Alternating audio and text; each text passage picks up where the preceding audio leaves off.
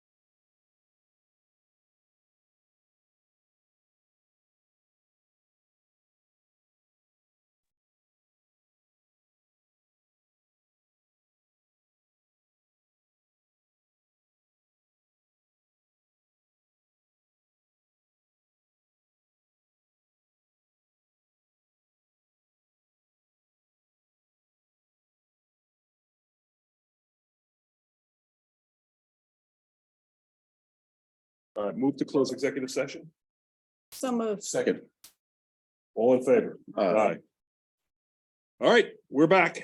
We took care of one item in executive session and we'll be voting on it in the regular agenda later on. Okay, so let's start with our work session agenda. So Lou, we'll do J first.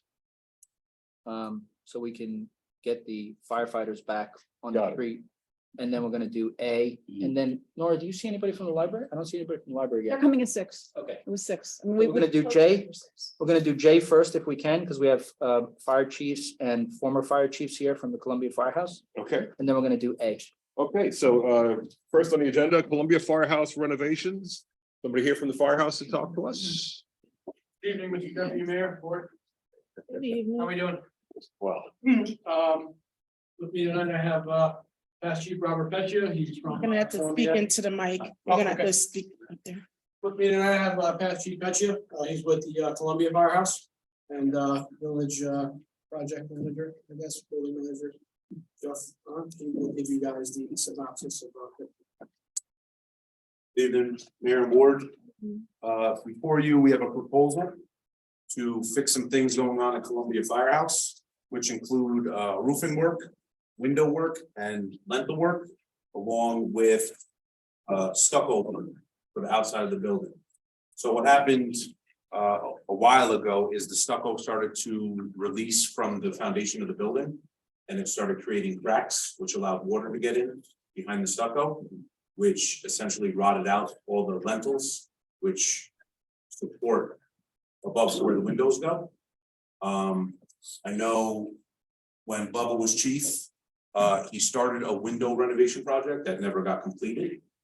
He could speak more on that, but basically we're at the point to the building where if we don't start closing it up and fixing issues that we have, we're gonna have another problematic building on our hands.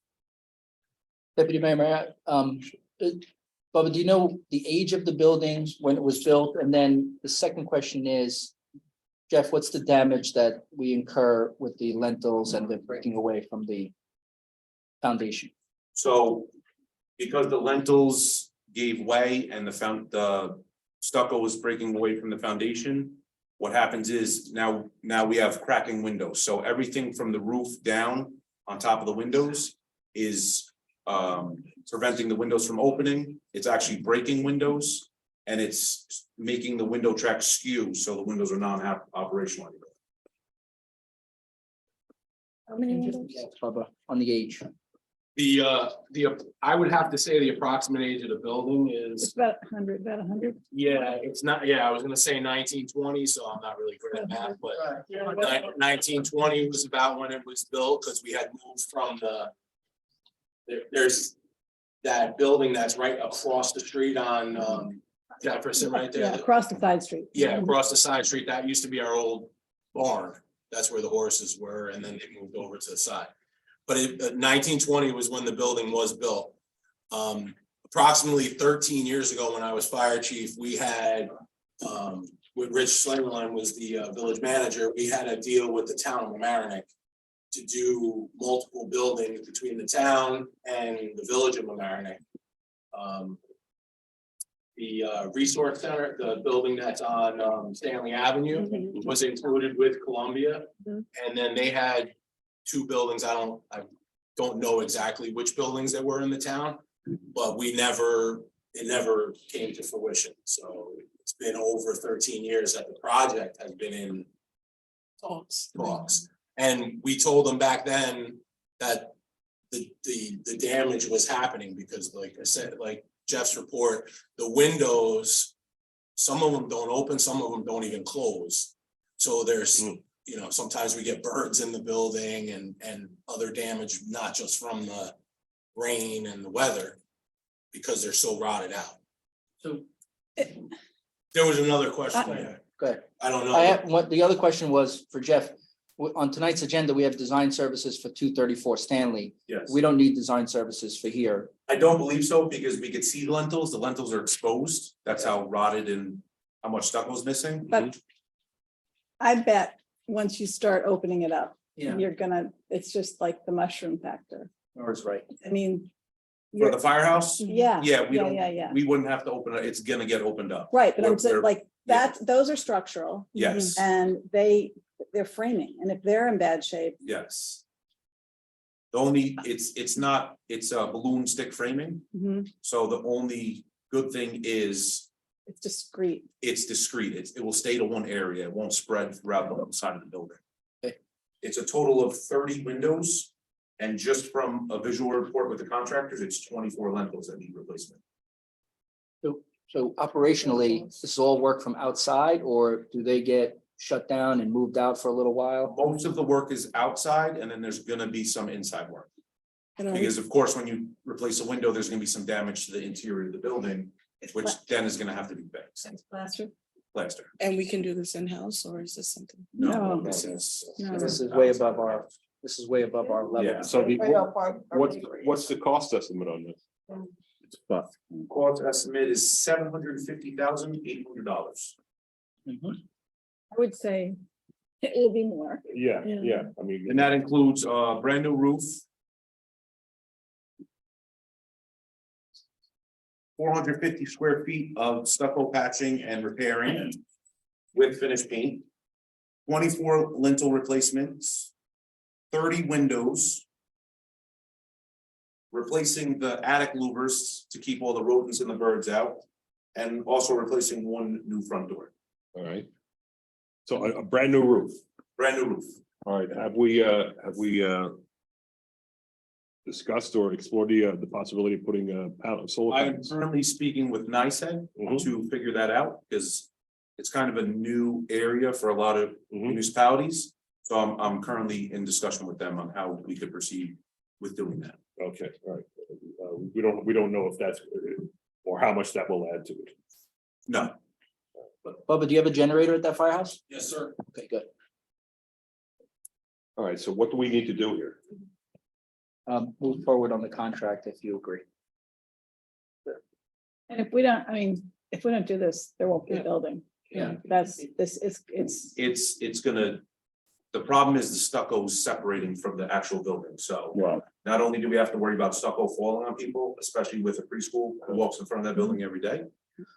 We also don't want to expose the guts of the building and create problems there. Right now, the guts seem to be okay. Except around the windows. Oh, so there's no possibility you're gonna open it up and say, oh, no, the building is got. I can't say that for sure, Mhm. but through the visual inspection that we did, it seems to just be above and around the windows. Right. But The if, stucco on the building. Not near windows is coming off. Okay. But as far as interior water damage, it looks to be just at the windows right now. all right, so you'll let us know if that is the case. Yes. And you'll get back to us on the solar panels and the ultimate cost. Yeah. So I guess we just, Yeah, so Jeff, if it's approved tonight or at the next meeting, I'm not sure. Dan, you have this on this meeting and on the regular? No, I've just had on the work session. So it'll be on the next regular meeting. If it's approved the next regular meeting, the H account will be for that amount that's on the agenda right now. Okay, All right? yes. it's off for 2 weeks. Yeah, because if we want to do solar panels, I believe it's a. The way NICEAG was explaining it to me, it could be like a whole system. So we don't have to just do one building at a time.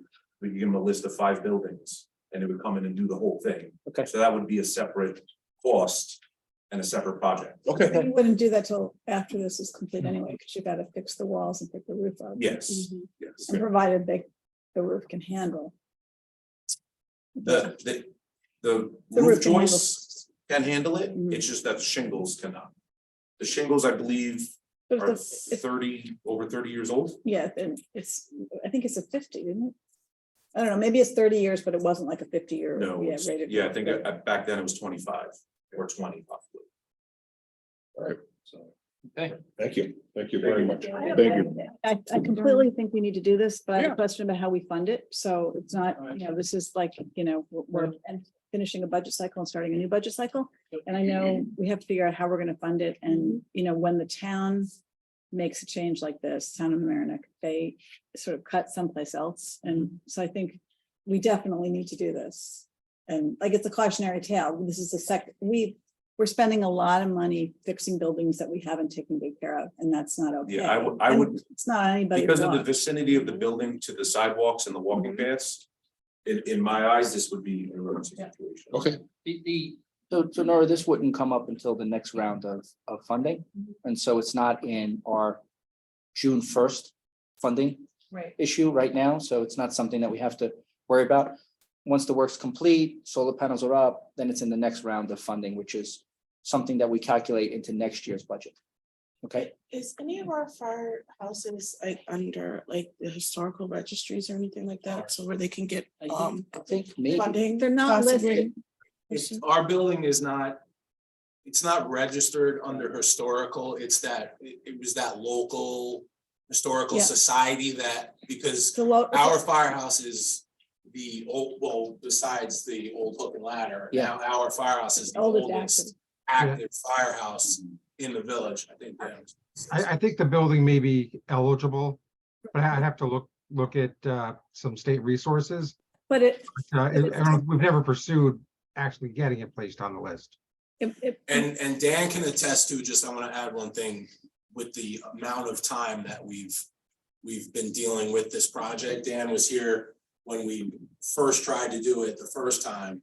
And there wasn't as much damage to the building back then. So you're talking over a 10-year span, how much digressed Mhm. because of the issues that keep adding up as far as the problems that are happening behind the scenes of just the windows being replaced. Now, the roof is the roof. that's, That You have to was be- gonna time out at some point, but but the the window, windows and the actual stucco has gotten so much worse over the last 5 to 6 years than it was the prior 5 years when we first went on to this project. I mean, you could just see it with your own eyes. and I don't anticipate that, but if money should become a prohibitive issue, is there an interim fix where we would do something? In other words, is there a priority that we got to take care of this, but this can wait? Unfortunately, the priority is stucco and windows go together, because it's a full stucco building.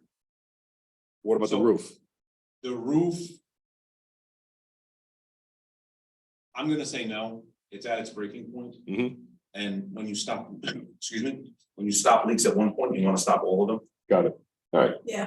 understood. I thought that, but I wanted to ask the question anyway. But I think that past chief is right. It's designated as a village landmark, and so BAR has to it has to go through the BAR. It's probably a big enough, well, I mean, we don't have to go through the BAR typically, a village, but I think it has to go through the BAR. Yeah, and I also, Jeff can answer it better. I don't think there's anything that's happening that's going to physically change the appearance of the building. Mhm. It's gonna look exactly the same, just. Better. Correct. Better. It's gonna be the historical replacements to keep the same look as the building. We're just bringing it up to 2023 standards. And it's gonna be re-stucco. We're not changing anything. Understood. We're just fixing.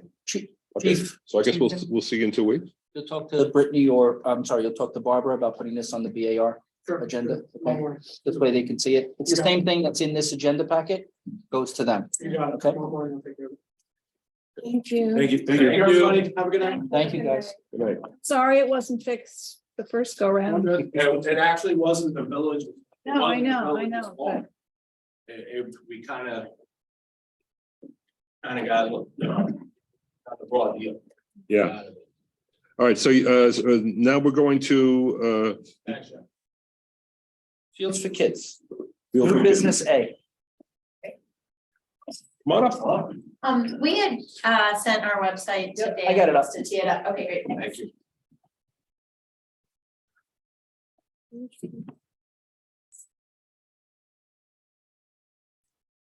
Good evening. This is your website? It is. And then we'll be able, you can scroll down. when Yeah, you- just let me know what to do. Okay, great. Yeah. Thank you so much for having us in. We met with the rec committee about a month ago and had a very exciting and productive meeting. And they suggested that we come in and talk to the village board and share with them sort of an education on what Fields for Kids is, some of the things that we've been involved in, and where we think we can partner with the Village of Mamaroneck. So I'm Heather Molland. I'm the president of Fields for Kids. I'm William Radovich, board member.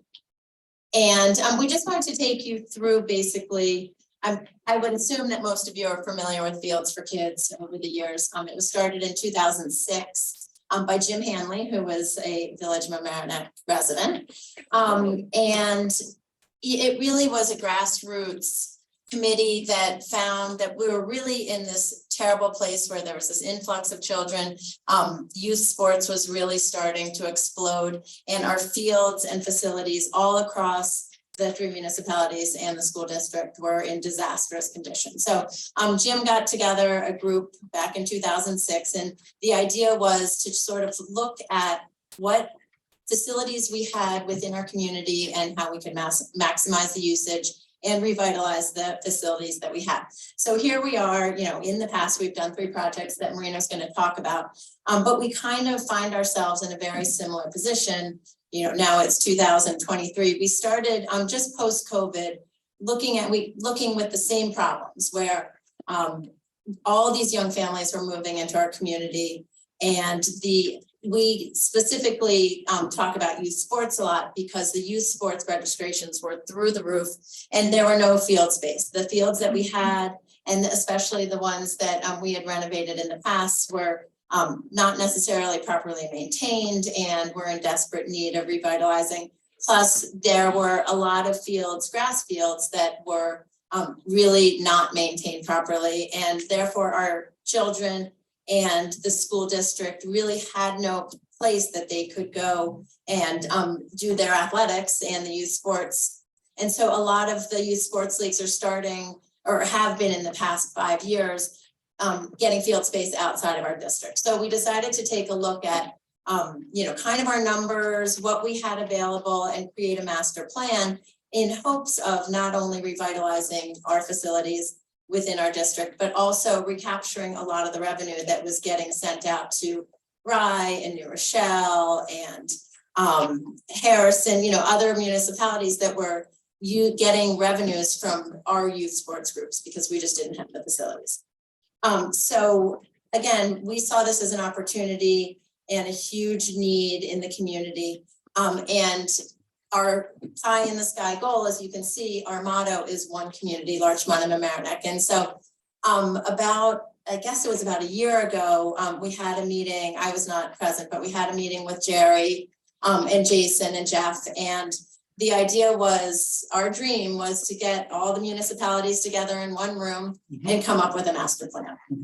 Well, it seems as if you guys were the only ones who are willing to get together in a room, and the other municipalities, are very excited about doing projects, really just wanted to talk about their project specifically. So we kind of scrapped that global dream and decided to really go municipality by municipality and talk to each one individually about how we could partner.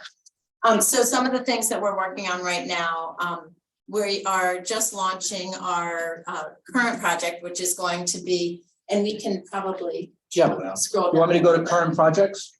Well, Scroll down? actually, yeah, if you just go right there, that's perfect. Right here, okay. So we're doing a 3-part project that we launched actually the fundraising for this week. So this is kind of perfect timing for us. It's a 3-part, and the reason it's sort of a master plan for this one area. The Hommocks Fields being the center, the Hommocks Outdoor Play Space, which I'm sure many of your kids went to Hommocks, and the 1,300 kids who play outdoors at recess have nothing to do but basically get hit by a random basketball. So we kind of had this opportunity where, not only was it something that we could do for the youth, but we have this mental health issue, and the kids were wanting to stay inside and not go outside during recess because there was just nothing to do. So we saw it as an opportunity, since we were working on the Hommocks Fields, and we were also working with the Flint Park Conservancy in the village of Larchmont on fundraising for their Alma project, that this was a perfect opportunity to marry the 3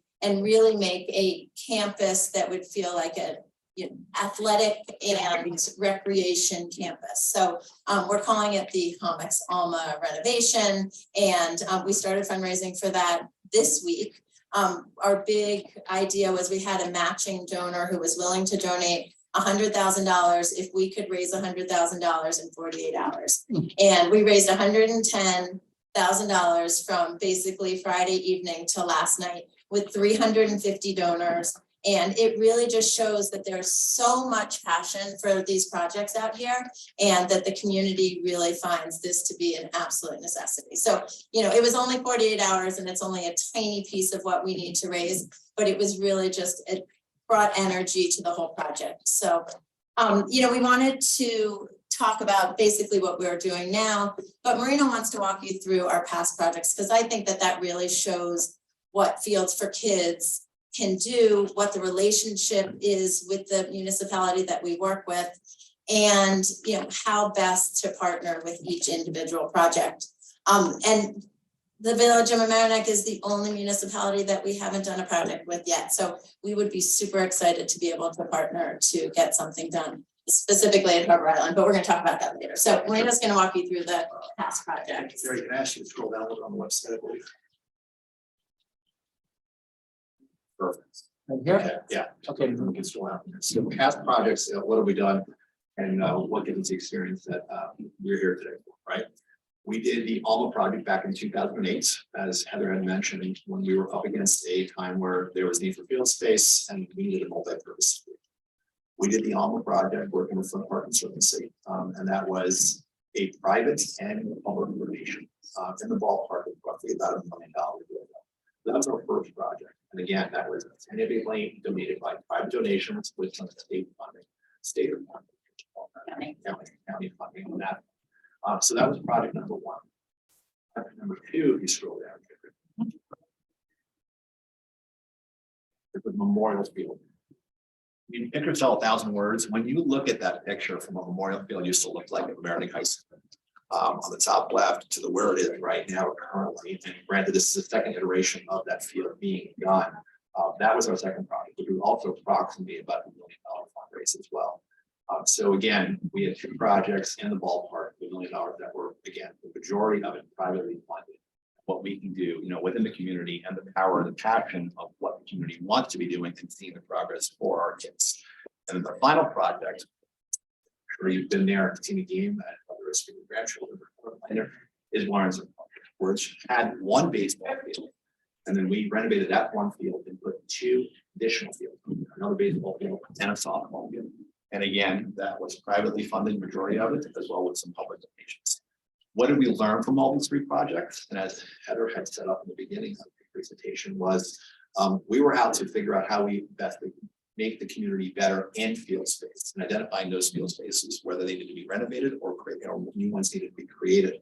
But we also knew that when we walked away from project 1 and 2 and 3, maintenance became a big component of that. And we learned from those projects as to now moving forward with the revitalized energy of the community with the board that we have in place now, how we put a business model, a maintenance model in place, working with the leagues. We've got leagues buy-in as well, and figuring out what that maintenance model is going to be.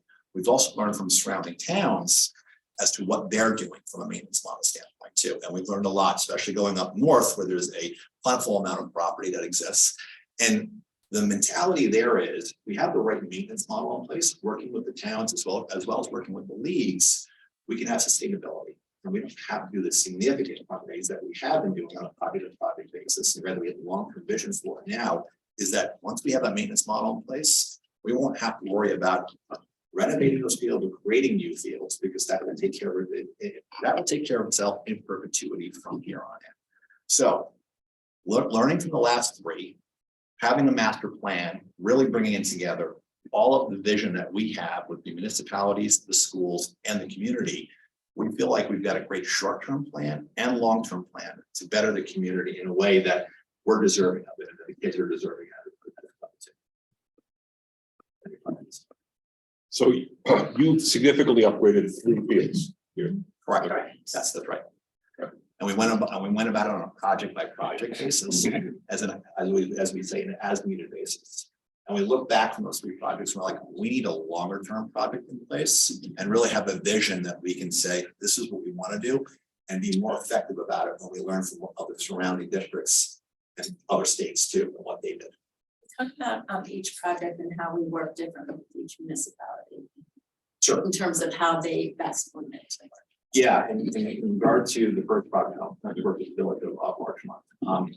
So we had to get alignment with the village of Larchmont to work with that particular space at Flint Park Conservancy and figure out, what were the right specs and what were the right ways to deal with them.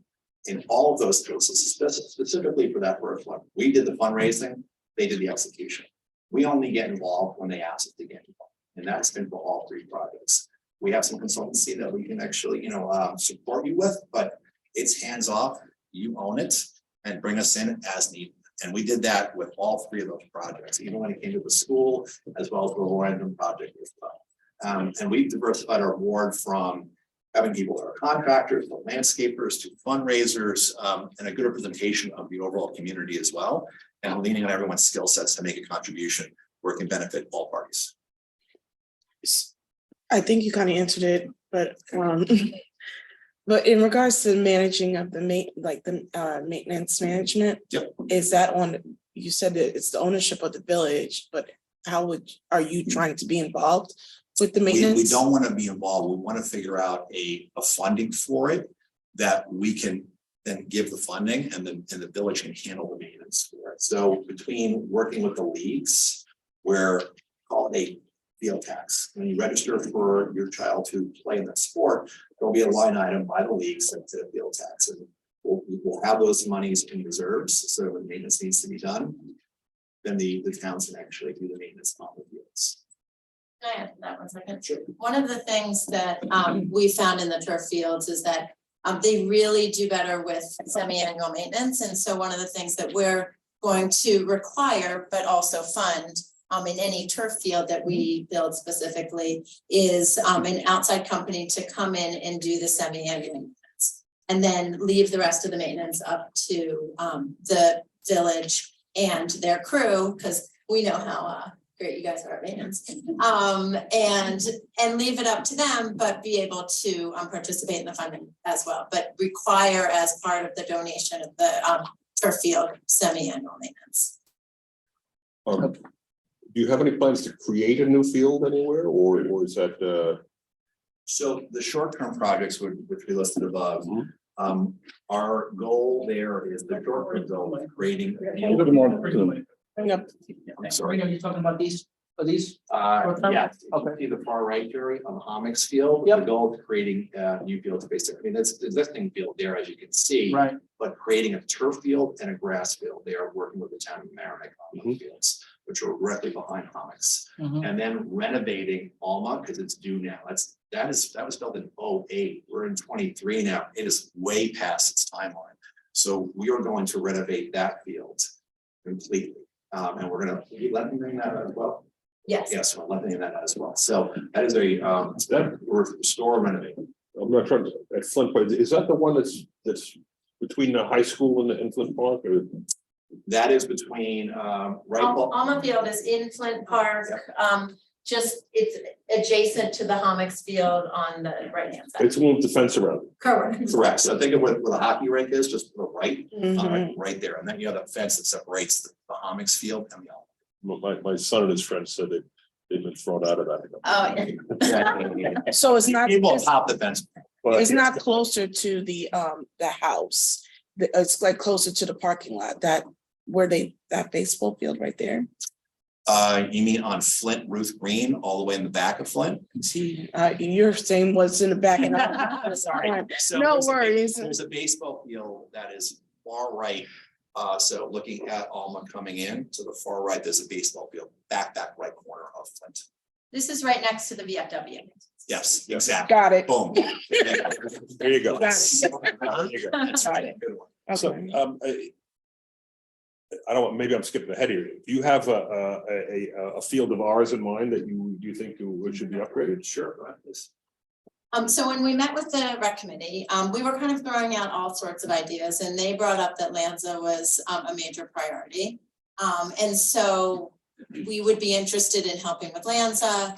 Another asset, when we look at the master plan of Larchmont and Mamaroneck, we say, you know, what other things are missing and what could be additive to the master plan, and a full-size regulation track is something that a Fields for Kids project, we would love to create a regulation track. Not only, and we think it's an incredible asset for the community, specifically for seniors. I was reading through your comprehensive plan, and it looked like that you were really looking to be additive to the senior population.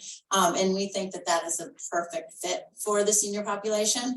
You go to any other municipality and towns around us, and you always see tons of people, not just athletes, walking around tracks. So we thought that that was an interesting project. And also, if you've ever been to the Mamaroneck High School track, it's square.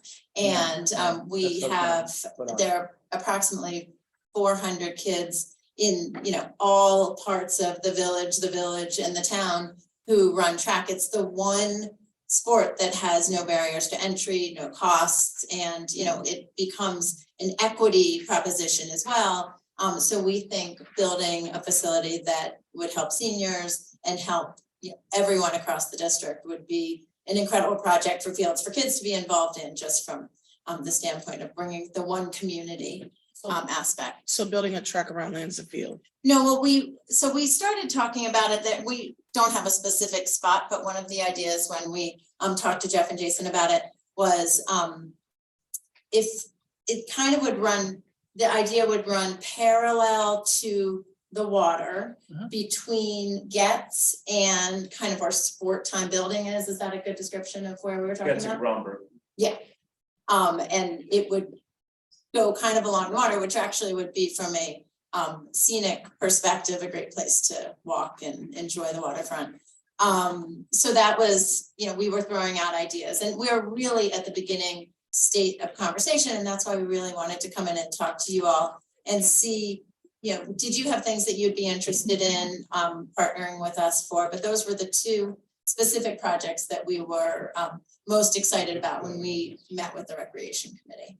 So while I understand Fields for Kids is for pretty much the 3 municipalities, which is, and really servicing the Mamaroneck School District, we also have the Rhinebeck School District. So how would those kids benefit from, that school district benefit from what you guys are proposing or want to propose?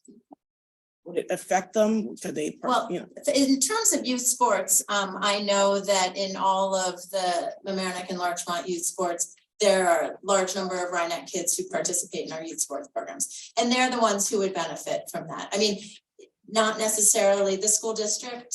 I mean, I don't know how much use the actual school district would get from a field that we would build at Harbor Island, because they have fields as well, but, you know, certainly they would love to use the track if possible. And, you know, I don't know if softball could play at Lanza or whatever, but, you know, in terms of Rhinebeck students and community members getting access, it would be mainly through youth sports.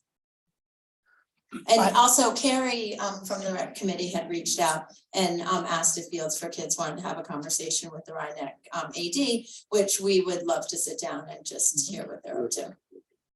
Do you have any potential targets or wish lists for a location for a new field? Since we appear to be, we're not adding fields here, we're just improving what we have, Well, and we're already short. interestingly, if you took inventory of every field that we currently had, if you can put down turf, that increases, you know, the usability because you're not closed for rain, or just renovating current grass fields. It's not that we don't have enough fields, it's that they're in terrible condition.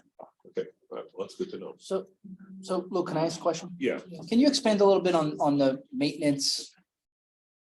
Your dedication to maintenance, ongoing maintenance? We have a pretty talented and fairly well-staffed parks department. Yes. So we don't necessarily need outside contractors, but can you tell me why you're getting involved in maintenance now so that I can understand it a little bit better? So one of the problems that we've had, and, you know, Fields for Kids makes this donation of a field to, you know, said municipality, and we say, okay, it's all yours. You know, we have nothing, there are no strings attached, there's nothing left to for us to do. And what we found is that not everybody has such a talented maintenance staff Okay, or they don't want to put in the money that it costs to maintain them. So if you don't need our funding for maintenance, then we would put aside funds for for future restoration down the road. so we wouldn't have the equipment to take care of a turf field because we don't have any turf field. Right.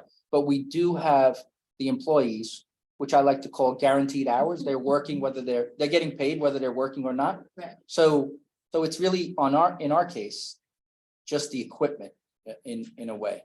So And then we could actually,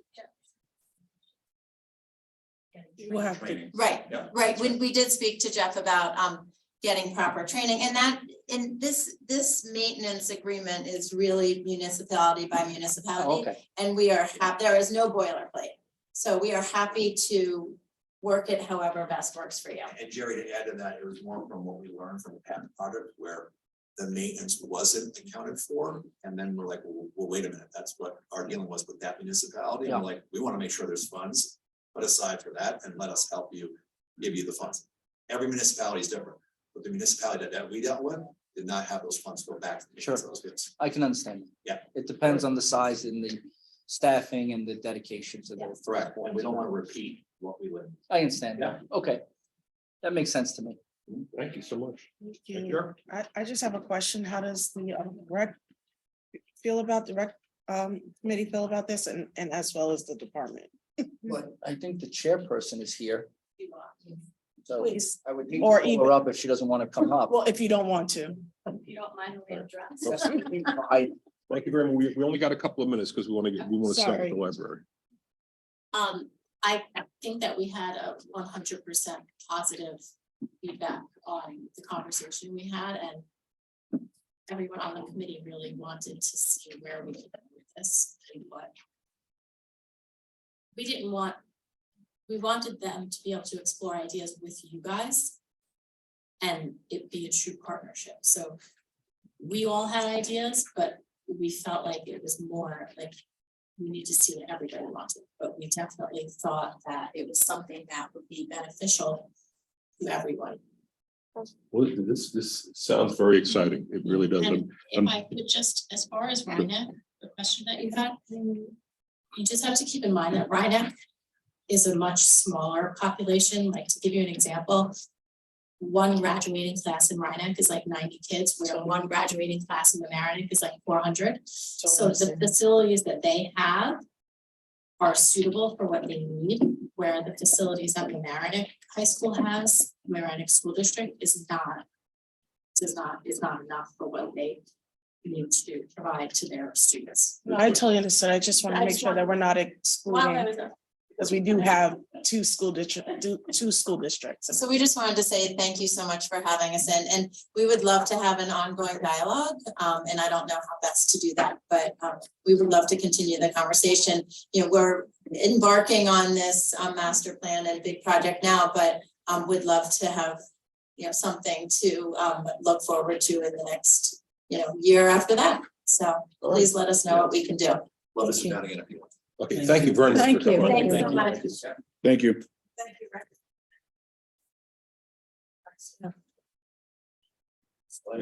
Well, the best news I heard tonight is that it's not about the number of fields, it's about the maintenance. So that's nice. Okay, so it's 6 o'clock and we're supposed to hear from the library. I think the library has arrived. The library has arrived. I saw them come in. Thank you, Tina.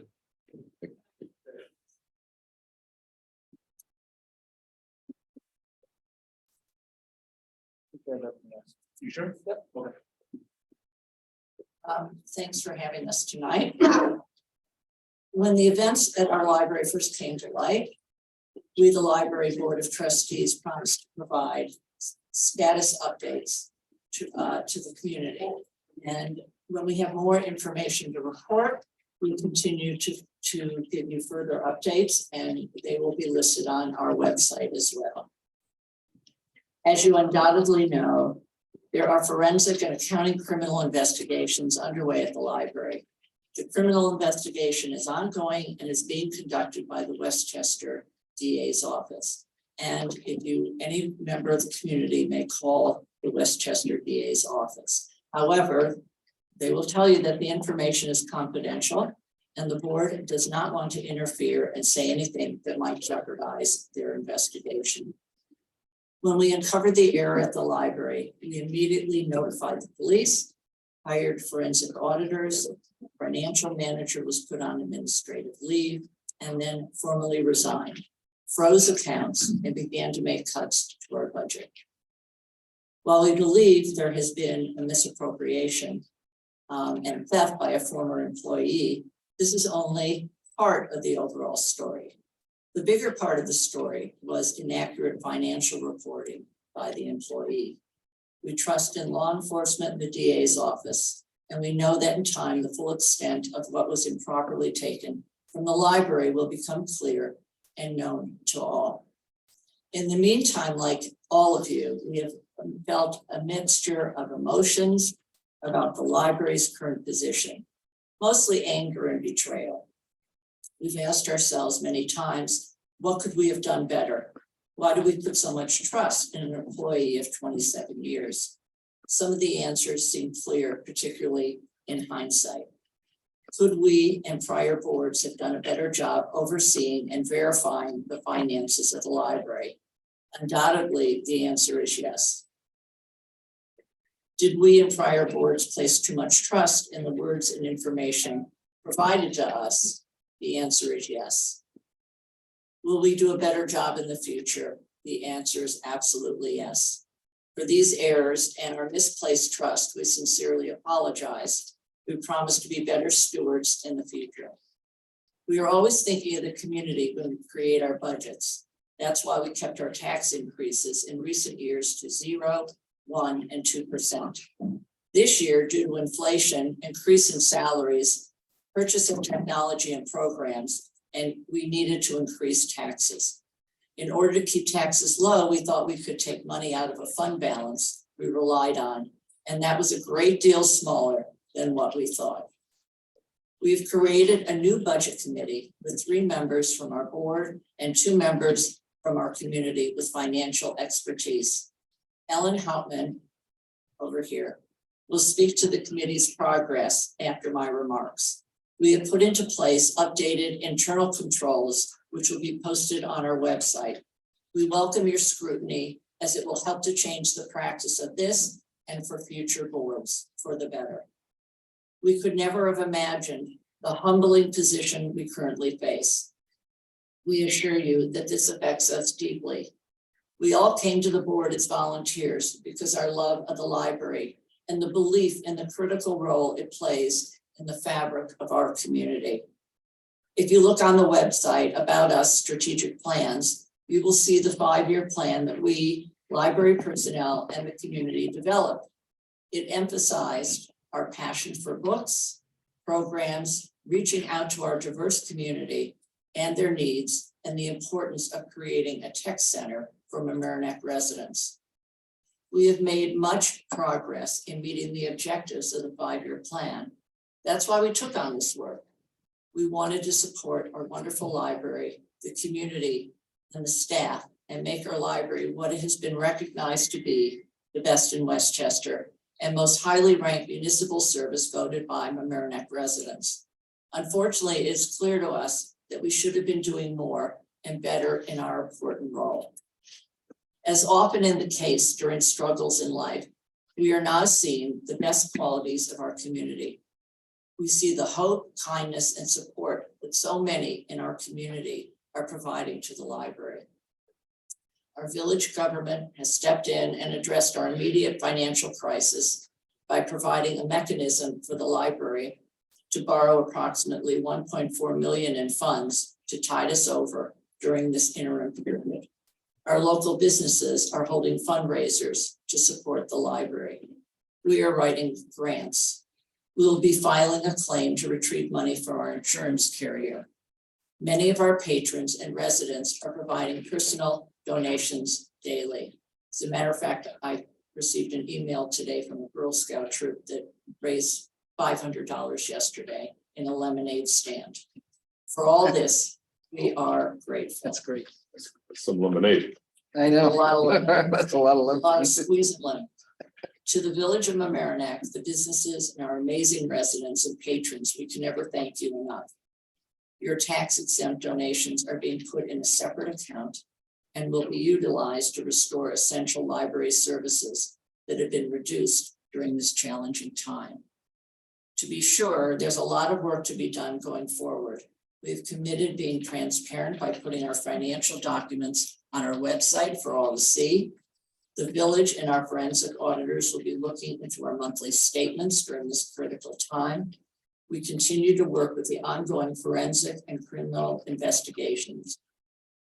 We will continue to consider every measure possible to help the library through this crisis in a way that is the least impactful to our taxpayers and the community. In addition, I'd like to correct a statement I made at the meeting about the Emlyn Theater. The Emlyn does not owe the library $40,000. The theater has paid on time its contractual obligations. Our current financial crisis does not impact the functioning of the Emlyn, as they are a separate entity. Both institutions are essential to Mamaroneck, and we both look forward to collaborating on programs in the future. We are moving with renewed passion for invigorating the library as the center of our community, and we hope you all will join us. Ellen. You want? The Ellens. Yep, the Ellen, yep, the Ellen and Ellen show. Okay, so as Ellen has just mentioned, we've been working hard to mend the shortfalls that we've had recently. I have an outline here of what we've accomplished so far and what's in progress. We want everyone to know that we've been working diligently and will continue to do so to regain your trust and reinstate confidence that we are taking our fiduciary responsibility very seriously.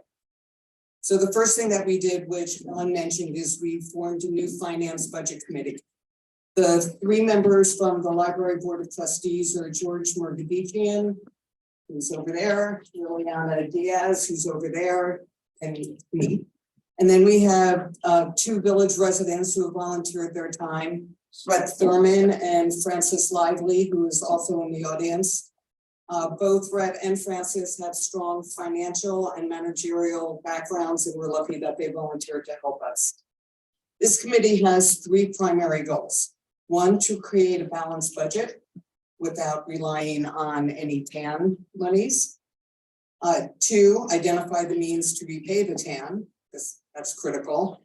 And 3, strive towards having at least 3 months of operating expenses in our bank accounts. This is very much a long-term goal to ensure financial health going forward. So that's key for us to exist. To date, the committee's met 3 times. We've reviewed the budget for fiscal year 23-24, which is starting on June 1st. And we'll be making recommendations to the Library Board of Trustees this coming Wednesday to adopt the new budget. So, or revised budget. This new budget includes a reduction of $243,000 in expenses that Ellen previously announced when we first met before the board, and an additional $286,800 in further reductions. It's a total of how much? Guess I could do the math. 500 and change. Okay. It still unfortunately leaves us with a deficit. If I look at total income coming in and expenses going out, which is fortunately for us, we have the TAN to help us over that. But we are in a deficit position, and that's one of the goals. We need to get balanced in our budget. The committee will be performing, we started doing some brainstorming, we'll be performing detailed analysis going further on any scenario that we can come up with to further reduce our expenses. Nothing's off the table. You know, if we do A, what does that mean? If we do B, what does that mean? We just need to run through a whole lot of scenarios, ideas people have. You know, I repeat, nothing is off the table. Ellen also mentioned that we've implemented financial controls. So with help from the library staff, we took a look at all financial touch points to make sure there were controls around those touch points. In many of the cases, we did have controls. What we did was we tightened them up. And in some of the cases, we did not have controls.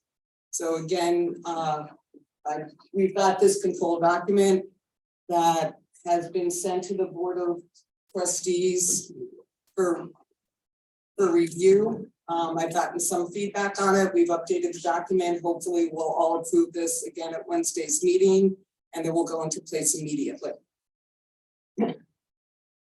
We got input from village staff, so thank you, Augie and Laura, Norwalkie Smith, as well as the New York State Controller's Office. The initial draft that we had was approved by Norwalkie Smith. I haven't put the final version in front of them. After it's approved, I'll ask them to take a look at it.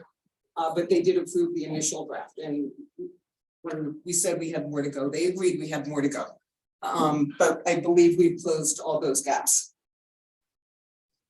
In each board meeting, we're gonna have a much more in-depth financial review than has been had in prior years. That went into effect at the last board meeting. It grew somewhat, and at this Wednesday's board meeting, it is going to grow some more. So what we will be reviewing at every board meeting going forward are the bank statements with current balances as well as the bank reconciliations. So we'll know what our net financial position is at all times. Income and expense versus what was budgeted. The balance sheet, that's going to be delayed because Norwalkie Smith is working on fixing all of our journal entries. So once that's up to date, we'll be reviewing the balance sheet. We're going to be doing a very detailed audit of bills, so we want all the documentation behind it. And it may be a case where two members of the board look at the bill documentation in advance of the meeting to make sure it looks good. And then just the list of bills given to the board, we haven't quite worked out how that's going to work yet, but the details will be available to the board. Credit card usage summaries, making sure anytime a credit card is used, it was approved in advance, and line item by line item, see the receipts, what it was for, the approval, so on and so forth. All overtime explanations, because we need to get that under control. We do have petty cash. We're going to limit the amount kept in petty cash, and we'll be reviewing the usage of that on a detailed basis. And then finally, we're going to take a look at all of the donations that are coming in. So who, the date, how much, if it was specified for specific use, make sure the funds are used appropriately. And as Ellen mentioned, all donations will go into a separate bank account.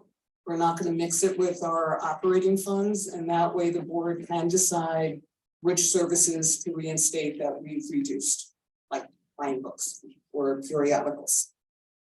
Just as a side note, I looked at the website for donations right before coming here. And so far we've raised $23,280. So for everyone who's donated, a huge thank you. Unfortunately, would like to get more. I don't mean to sound piggy, but the 500 from the lemonade sale is great. Okay, the library's financial health. At the end of the day, that's really the most important thing, is that we are healthy financially. So we're defining financial health as the TAN is fully repaid. We're not kicking the can down the road forever and ever and ever. It's got to be paid. Have at least 3 months of operating expenses in the bank at all times, which is approximately between $600,000 and $700,000. And having funds available for emergency purposes, so we don't have a crisis financial situation again. The finance committee did 3 different high-level scenarios. In all 3, we kept the tax increase at the same level that we did this past year, which was 6% a year, and changed the expense reductions. So from 2%, 3%, and 4%. Within all those scenarios, we're financially healthy by fiscal year 27-28, just varying points in that. So either sooner or later. We did do a quick look at what would happen if we raise the taxes significantly for our next fiscal year. Even though we believe most taxpayers would not be in favor of that. And that accelerates financial health by about 6-7 months. So it makes a difference, but not a huge difference. And the library website, Ellen spoke to this a little as well. We're going to create a separate menu item tab, whatever you want to call it, whether it's called our library's financial health, or we're going to have all the audit statements that are currently on our homepage, our monthly financials, any updates we're giving to the public, like the one, we're doing now. And we'll ensure that all meeting schedules are available, meeting agendas, any meeting documents, meeting minutes. And we'll make sure it's easy to find on the website. That's all I have. And one further thing, we do have a board meeting Wednesday night at 7:45, if the public would like to, and hopefully not beat us up. Yes, Lou. Who is the new business manager of finance, the staff person at the library who does that? Right now, we have 2 interim people. We have not replaced the position yet. So Linda Ben Barry, who's in the audience, and a woman by the name of Jessica Thorpe. Okay. And they're working with Milwaukee Smith and ensuring that what they're doing is accurate. Right. And so you said you were anticipating a 7% tax increase. 6. 6. And nothing set in stone. I So understand. I'm not saying that's what's going to happen. I get it. And financial health by 2028. Yeah, Okay. at the latest. We've you've received the first disbursement of $300,000 from the town, right? It's June 1st. No, June 1st. It's a sale, so we have to wait for the sale. Okay. I'd like to know from the staff if they're happy with this, with what they've heard. Well, Um, I'll go before Dan Sonoff. Well, But- Augie's not on, is he? I think he is, yeah. I think Augie's on as well. Augie, you there? He's there as well. Yeah, there he is. Yeah. Yes. Okay, So- what's your reaction to this? I feel very confident that Ellen's in control right now, but once again, I'm a little confused is who's the village treasurer, who's the village budget officer? Is that defined anywhere? The controls that are being put in place, do we have a requisition system in place now? What was that last question? about the control? Requisition system. Do you have a requisition? So you're doing POs, Ellen? Yes. Okay. Yes, and that's always been in place. My concern is you need a treasurer in the central place over there. To see the ins and outs of what's going on. We Somebody will, with an accounting or a strong bookkeeping background. we will be, You also need a cash receipts policy. I'm adverse to credit cards. I gave the village a very hard time getting them. We have strict controls on credit cards. They have to stay in the safe at all times. You need approval to use it, and it's only for emergency basis, or unless the manager authorizes it. those are in our controls as well. Credit cards stay locked. It needs to be pre-approved before use. Yeah, so the benefit of having you there at the library is that you're aware of work that we've done on our policies, our procedures, our strict controls, the fact that there's multiple layers for us when we approve things. Yep.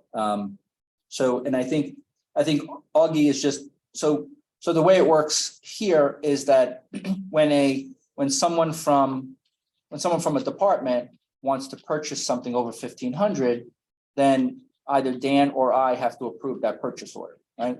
So I'm not sure if that kind of level is at the library yet. I understand the library is a much smaller organization than we are, but that's what I think Augie's trying to get at. When that person is there and they're aware that there's money available, they can approve that unless it's Jen, unless it's the director. Right, so Right. the controls that we put in place around purchasing will put over 6,000 aside for a moment. is that all purchase orders need to be approved in advance by the director. Okay, So I'm trying to keep it generic, but that would be by Jennifer, okay, in advance. Okay. And if the order is placed by somebody other than who requested it, based on what was approved on the purchase order. And the invoice is then compared against that purchase order. okay. And then as far as our purchase order system goes, there's a hard, what basically is we have a denial in there where if a department head in the past, it was open, before I got here, it was an open system, but now it's a closed system where if the department head is unable, doesn't have the money in that line through our KVS system, they won't be able to provide it. We have to do an override. So it's Augie, it's Laura who does an override. For instance, sometimes it comes up with our utility bills where we have to get them approved here and then we have to pay them after the meeting. Not one of our department heads can can request a purchase order that doesn't have enough money in the line item. We have a control in there as well Okay. around budgets by line item. And if any purchase is gonna put us over that budgeted amount, money needs to come from a different line item, so that would be reduced. You know, because we don't have a reserve fund to take money from. Sure, I understand. So it's gotta be a balancing act and that purchase order isn't entered until that's resolved. Okay, So we have to check the budget first. And in answer to Augie's other concern, we will be hiring a bookkeeper. You know when? No, we're gonna be searching, but hopefully very soon. But somebody with the right background, to get us through this. sure, right. Any other questions? Um, Other than Augie scares me to death saying, I'm glad Ellen's there and in control. I mean, thank you for the vote of confidence. No, but that helps because you're fully exposed to what we do as a budget committee member. You're fully exposed to what we do. Mhm.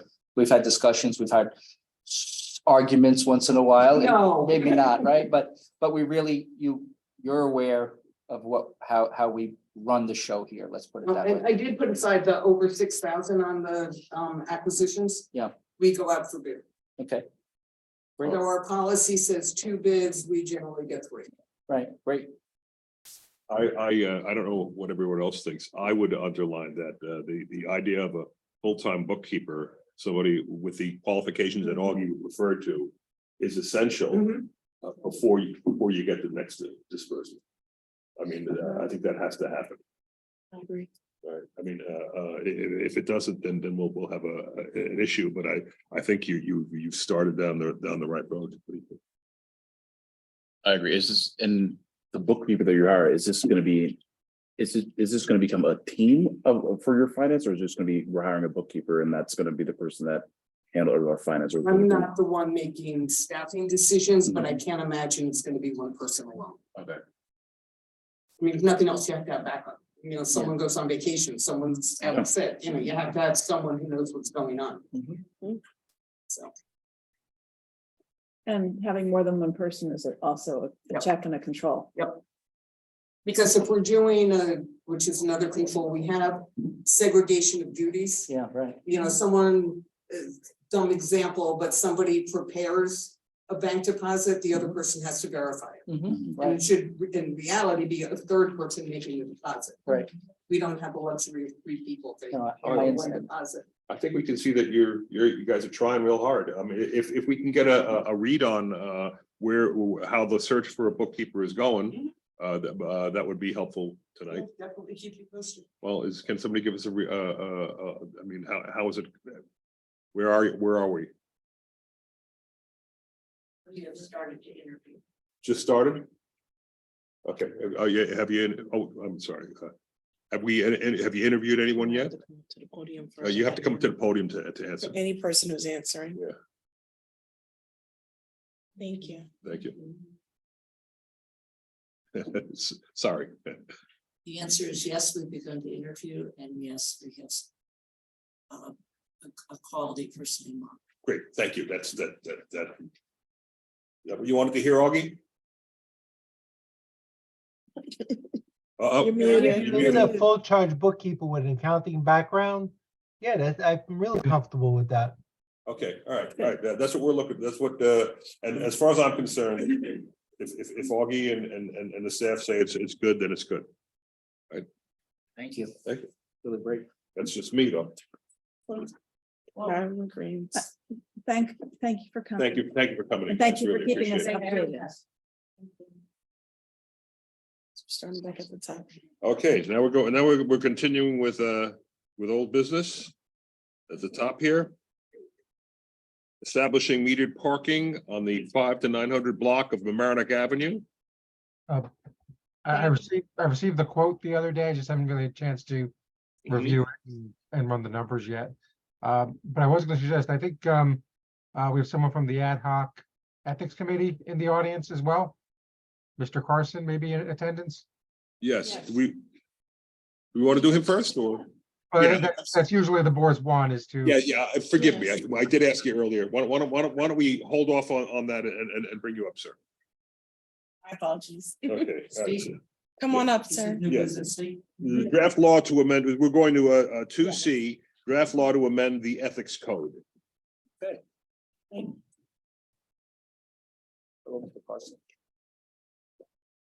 evening. Good evening. Good evening. How would you like me to proceed? Would you like me to discuss the background of the recommendations we sent to you, or would you like me to just respond to questions? If you can give the background. Yeah, just give us a quick background. That would be good. I think we First of all, my name is Daniel Carson.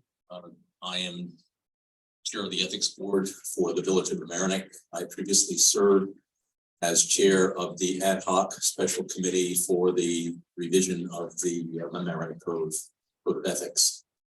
And served, by the way, with Ellen Helpman, who just preceded me at the podium at the microphone. In December of 2021, the ad hoc committee submitted a report to the Board of Trustees with certain recommendations regarding the revision of the code. Since that time, the next step, as I understand it, is that the Board of Trustees asked Mr. Robert Spolzino, who is seated here, who's counsel to the village, to look at the work, the report, and the recommendations made by the ad hoc committee. A few months ago, Mr. Spolzino provided to the ethics board. Oh, I should also add that after the work of the ad hoc committee was concluded, the work of the committee terminated. And in October, the board nominated me to fill a vacancy on the ethics board. And in January, I believe it was in January of this year, I was elected chair of the ethics board. So I've moved from one ad hoc committee to now the ethics board. And Mr. Spolzino submitted I guess you could call it an edit of the recommended code that the ad hoc committee submitted. The recommendations made by the ad hoc committee did not constitute a code in final form. It was a series of recommendations contained in a report. The committee did physically edit sections of the code and submitted that in Word form to the Board of Trustees. It was that edit that Mr. Spolzino worked on. Mr. Spolzino did a terrific job in providing building upon the recommendations that the ad hoc committee made, and he made it more concise, more specific, made excellent recommendations to the ethics board, for which we were very appreciative. The next step from my viewpoint as chair of the ethics board was to submit Mr. Spolzino's edits to the board for their consideration. And at the board's April meeting of this year, we had an extensive discussion. We invited members of the ad hoc committee, the former ad hoc committee, to attend. Ms. Hauptman came. And we then we had some discussions regarding the edits that Mr. Spolzino made, and that discussion is actually continuing. The next step would be, and I've proposed to Mr. Spolzino that we meet with him and go over the recommendations and come back to you with what I hope will be the final word of the ethics board. What you will get is not a finished product, a code in final form with all of the paragraphs and sentences completed. It will be, for the most part, 90% there, with the suggestions, recommendations in some language in final form. But it's at that point really a document for your consideration to determine what becomes the final code. We had minority views on the ad hoc committee, which we expressed in our final report, and there are minority views on the ethics board regarding what we believe should be the final form of the code of ethics. So you will see some of those views as well. And then I believe my view is that it is up to the Board of Trustees to look at the work that we have completed and perhaps create a subcommittee, but then put the code in final form. We have strongly recommended that the Board of Trustees but bring in a bill writer, an individual who writes legislation for a living, perhaps for the state legislature or for the county legislature, so that what you ultimately come out with is a clean code that takes into cognizance state law, federal law, and is written in a way that eliminates ambiguities and phrases which now occur or appear in the code of ethics, which we consider to be void for vagueness and will not pass judicial muster. So again, to sort of recap, we would like to have one more meeting with village council, get the benefit of his advice, have a final discussion with the sitting ethics board, and then present you what will be for us our final recommendations, and then leave it to you. We will, as an ethics board, be available to you going forward to meet with you as a board, to meet with any working committee that you compose, and hopefully get us to the finish line so that you have a final code of ethics. We greatly appreciate the amount of work going through this. I can see that the changes add to the clarity, and I see where you flagged ambiguity and vagueness, which to a layman might seem reasonable, but would be not pass judicial muster in a court of law. So I greatly appreciate that. The only question I had going through this dealt with comment on DK 13. Which page? It's on page 10. It's about timing. And I'm not sure what we're talking about here, and it may just be because I got lost. I was wondering if you could just clarify what that's about. Strong view expressed that the approval application and the probable waiting time for approval was unrealistic. What are we talking about there?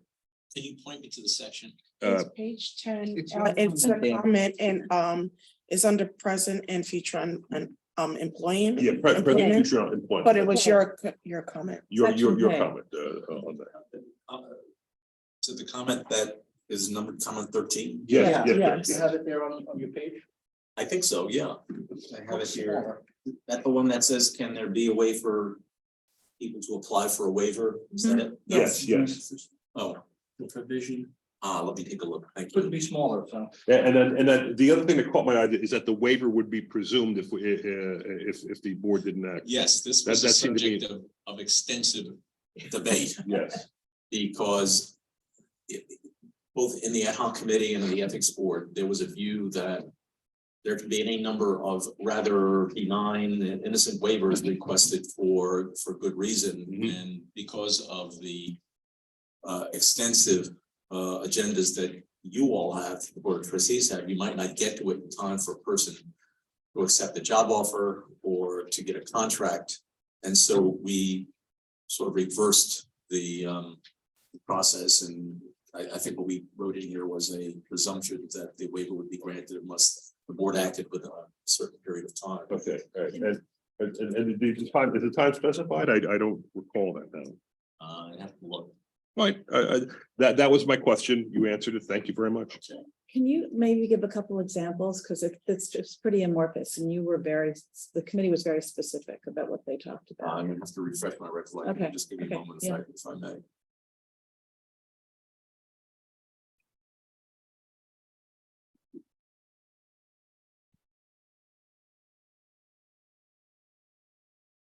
The, yeah, it was a situation where someone who might be leaving village employment could go into work for a company whose business was related to the responsibilities that the employee had while working for the village of Mamaroneck. And if it was such a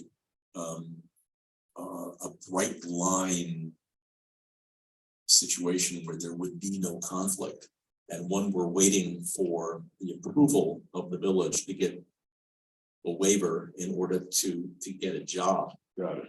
Then that would be a situation where we would be perhaps denying an employee and perhaps a village resident a reasonable response for an opportunity to advance themselves. All right. So that might be two ways to look at this. It would be a presumption of a waiver for employees, but maybe a mandatory waiver for policymakers, such as ourselves or the village manager. You could certainly parse that. Yeah. And again, we talked about this for a long time. Yeah. Okay. All right. And It makes it was sense. one of those issues where we would say, let's put both points of view to the Board of Trustees and see how they let them decide it. Oh, okay, understood. Thank you. We'll look for that when you come back to us. We appreciate it. Thank you. All those meetings are on Zoom, right? They're recorded somewhere, many of them. They are, but they're all there for, we didn't actually meet physically for at least a year. We got to know each other on Zoom. All right, thank you very much. And thank you for the hard work. I mean, this is deep in the weeds. Thank you. Yeah. And And it should be. I had the privilege of working with very fine people on both the ad hoc committee and the current ethics board. I think it's a outstanding group of people, and we had the benefit also of Nora and Sally supporting us all the way down with very important information and help along the way. We're very, very grateful for it. Thank you, sir. Thank you. Jerry, do you want this? Can you put it up there, Dan? Put it up on, yeah, right up there. I'll grab it now. Thank you, sir. Thank you very much. Thank you. Thank you. Where was that? That was That was Two C. you see, okay. Now we great. go back up to. All right, now, we'll go to all Monet. right, old business, now 1A, the meter parking 500-900 block of Mamaroneck Avenue. Dan, you were saying, I received the quotes, but I just haven't had a chance to really synthesize them and run the numbers yet, so I should have that for the 5th, 2 weeks. So okay, we're holding it for the next meeting. okay, holding that for the next meeting. Okay, B, the affordable housing placement process. Where are we with that? I can update you. Okay, yeah, please, yes. So based on the information that we received from the county and a couple of conversations that we've had, staff as well as Ms. Desmond, Mary Desmond, we're probably going to go out for RFP to have an entity provide us with quotes so that they can we can award a company, an entity, a nonprofit typically, to be able to interact and work with the developer. And this is for Hunter. This will be This is for, everything. this will be for everything but Hunter. This will be for all the private developers, affordable units that they comply with our code when they build their development. And it could be for Hunter. It This could could be, be. but Mhm. but- I'm focused on, What something we already else have. right now, yeah. Hunter hasn't happened yet, so. Yeah. I'm focused on the existing Vacancies that we can't fill. and the ones that are coming up, so. If it was a number a little bit lower than what seems to be the going rate for these entities to provide these services. And the way it works is the village would designate the entity and then the entity would work with the developer. And the developer would pay the entity for handling the placement of those individuals in their apartments. Right. Yep. That's how it And we works. have oversight of this entity or, We're the ones who are hiring them okay, and then they'll report back to us. We're basically selecting them. Yep, we're selecting them. Alright. And we're approving the process that they're presenting to us. okay, That's great. kind of why it's kind of an RFQ, RFP kind of hybrid. But there's a very specific methodology that has to be used, and so we really need to be working with someone who Yeah. understands that methodology and can implement it for us. Correct. And when I spoke with the county, they have a sample RFP that they can provide us that they used. Of course, we'll change that a little bit, but anyone that's working with the county potentially would be applicable to work for us. And when do you think we'll have an RFP? I'll do that. So by let's shoot for the second meeting in June for us to have all that back and in front of you. All right, Just to let you know, I'm gonna go out for the RFP and the RFQ anyway. Mhm. And then once I get that stuff back, I'll put it on one of the agendas. okay, great. I've lost track of meetings now. I don't know when the meetings are anymore. They're every month, they're, Yeah, I know. yeah, haven't done it well, yet. We haven't done it yet. right, well, right, There's the okay. set. And typically I dial 8124 to find out. Okay, and just for anybody who's listening, this is about open units, affordable units that we have not been able to put people in because the people who used to do that for us stopped doing it. Correct. Okay, And there's a very specific way they need to be marketed. Sure. That's not something that we can do internally. No, it's a lot of regs. all right, let's move on here now to the next thing. We're going to a new business. No, 1C. We got 1C. 1C, establishing affordable housing task force. Okay, yes. So, that's me, and, it, it sort of ties into this. We have, a couple of nonprofits in the village that, manage affordable housing, that are trying to, create awareness for and promote affordable housing, but I think, that it's something that we should be, working on locally, and it's, there was a big conversation in this budget cycle about the governor's plan for housing in New York State, and her plan, In the possibility of it. yeah, 'cause well, that's a good- and her plan did not pass. But I was at NICOM last week, and which is the New York Conference of Mayors, and I did a lot of the tracks that were about housing. And even though the governor's plan did not pass, the governor's really, really interested in creating more housing opportunities throughout the state.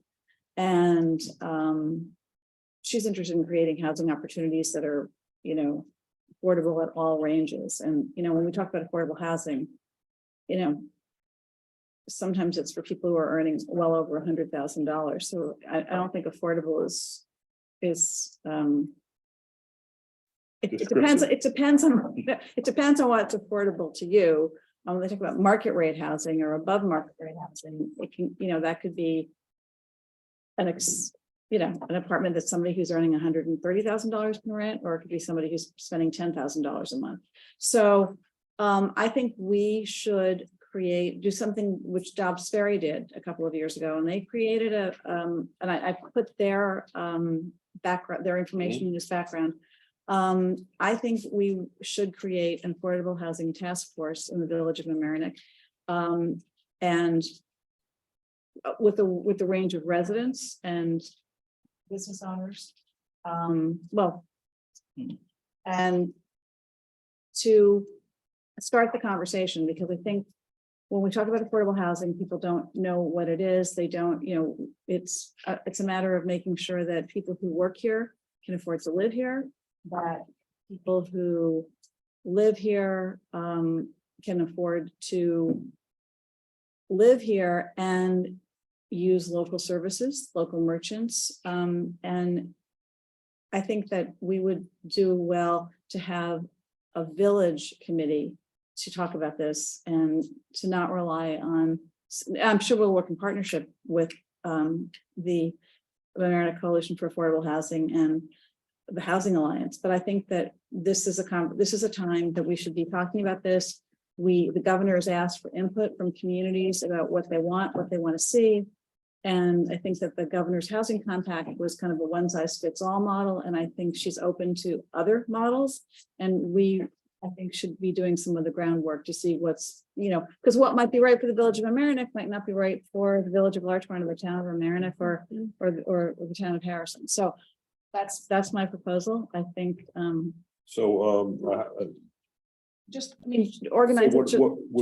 we would need to, Put it out to the community. and see who draft a would- resolution, do what we're doing for the industrial area. And is this would this be like an ad hoc committee or this would be? I mean, there's this ad hoc committee, What would be their- meeting, what would be their- I just want to know, like, what would be their overarching goal? They're gonna come and present to, is the goal to kind of collect the data and see what more we can do for affordable housing Yeah, I villages. mean, this group did, they worked with Lula, they worked with the Westchester, with the Paces Land Use Center, and actually the Paces Land Use Center. And they did this during the height of the pandemic, so they did it all on Zoom. Which we could actually still take advantage of Zoom, and but they worked with Tiffany Zazula and other people from Lula to create, they did like a forum within the community and got input, and they're still working on it to try and create, think about sites, how you implement housing for all ranges in the community. And I just think that we're, this is very positive. I mean, I see I like what the Dobbs Ferry folks did. I think it will explain what affordable housing is. I like calling it, workforce housing or some, there's a lot of different names, but essentially it's the people who have regular jobs can live in a decent place that they can afford. That's basically what we're talking about. And I don't think it's anything we need to wait for. I think we can start doing what we're doing and let them catch up and help influence as we go along. so if we're interested in doing this, we could, I do have the resolution from Dobbs Ferry. I didn't put it in the backup. I forgot to do that, but we could create a resolution, and we could, if we want to do it, we can make the decision to form a committee and then, do it the way we normally do it. We advertise it and we look for a range of people to be on the committee. I mean, Dan Carson and the ad hoc ethics review committee is a great example. There were, I think, 6 people on the committee who met for more than a year. So Sally and I going Zoom, we only knocked one person off by mistake. And they did a deep dive into the code. God bless them. Yeah, no, and they were thoughtful. They talked with lots of people. They talked with anybody who wanted input. Okay, so And I just think this is the time to engage the community. sure, and it's probably a good 60% public relations. So we have a consensus on the board that we should pursue this, and you want to send the resolution I'll send a draft resolution to Dan. That's It'll be on the okay. next work. and Dan's delighted, right? Absolutely. Okay, thank you, Dan. All right, so okay, we're moving on now. Thank you. Thanks. We did Fields for Kids, Mamaroneck Public Library is done, land use process improvements, manager's office. We have Greg Cutler on in the meeting here. He prepared a memo summarizing some suggestions he had, and also some other items that have come up over the past few years. So I think you have that memo. Hopefully you've had a chance to digest it. Yes, it's terrific.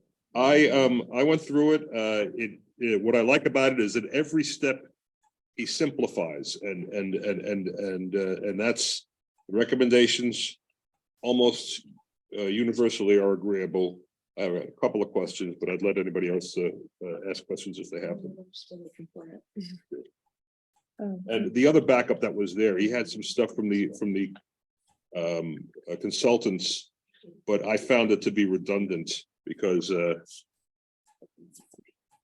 he got to the point a lot quicker. Yeah, I mean, a lot of the stuff is not new.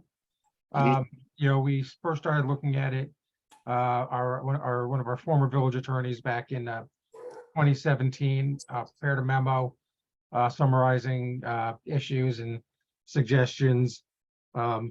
Interestingly enough, one of which was eliminating the note 4, which the board did a few meetings ago. But you know, I don't want to steal Greg's thunder. He lives and breathes this stuff. So I don't know if he has anything specific to add about the memo, either his memo, the HRF memo, or the attorney memo from 2017.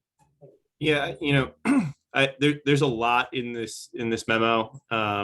There's a lot to digest, and so you know, I think from a staff perspective, one of the things I think that would be helpful from us is to just understand what your priorities are, which ones you see moving forward, and actually moving forward and making some changes to local laws.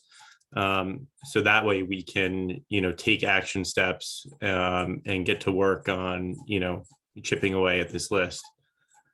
All right. I have, can I say something? Sure. Yeah. So, thanks. I think that before the pandemic, the first time Greg was here, we had gotten pretty far along in a draft law that kind of harmonized the notice requirements. So that might be something to dust off because it's sort of started. Oh, and Bob drafted it, so. Yeah. Yep, Yeah. I reviewed that in preparation of this memorandum. So yeah, we have that readily available. And That we might can, be close to start with something that we've made some progress on and we might be able to accomplish quickly. yeah, so if that's something the board would like to review, then we can advance that to an upcoming work session, clean it up a little bit, and get your input.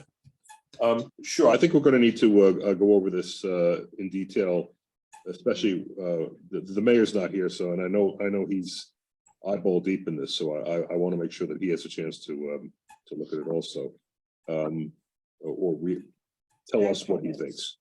Lou, can I ask? Yeah. Bob, is it better to segment? There's a lot here, so I don't know how to, I'm asking that question. I mean, a ton. Thank you. We can. Zone.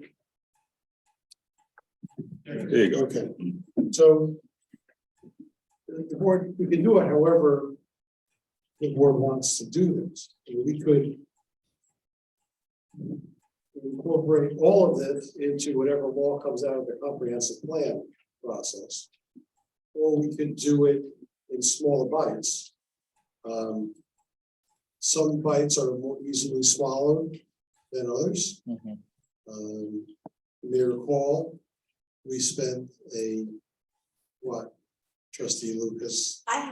I know what you're gonna say, and I have 2 binders. Yeah, 2.5 years. Wow. Talking about restaurants. Part of the discussion of which was to recognize the existing reality that the current code requirement of 200 feet between restaurants on Mamaroneck Avenue is absurd, given the reality on Mamaroneck Avenue.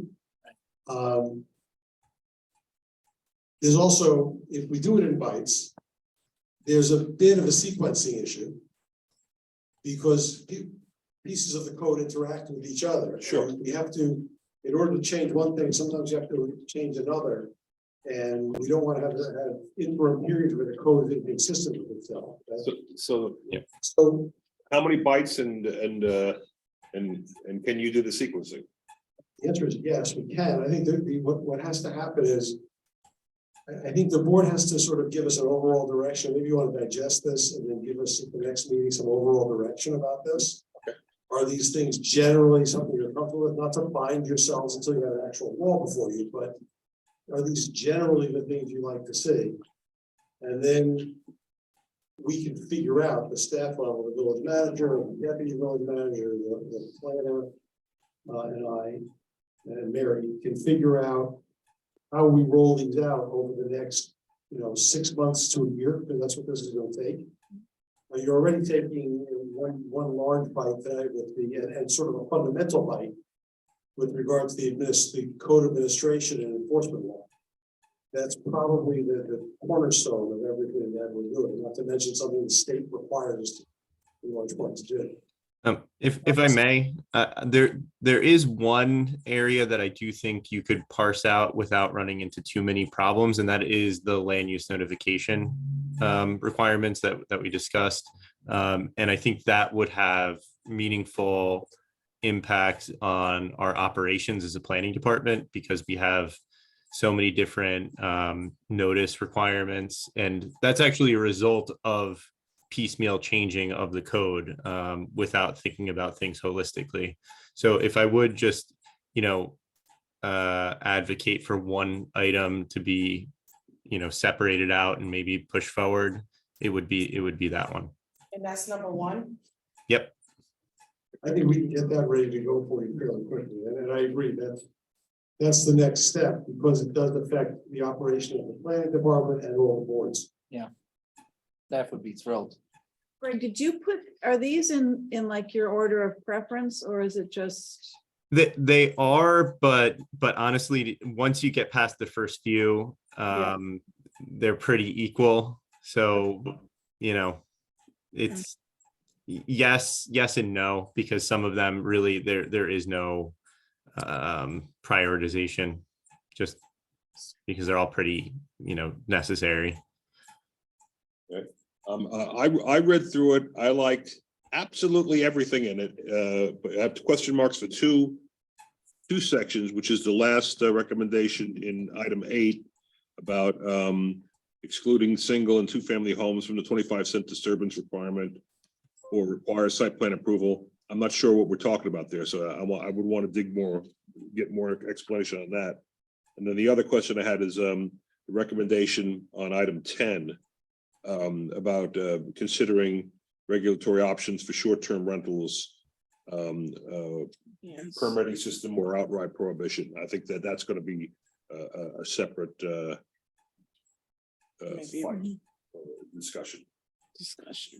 Yeah, so with item 8, just to be clear, so the site plan triggers, they exempt 1 and 2 family homes from being required to have a site plan.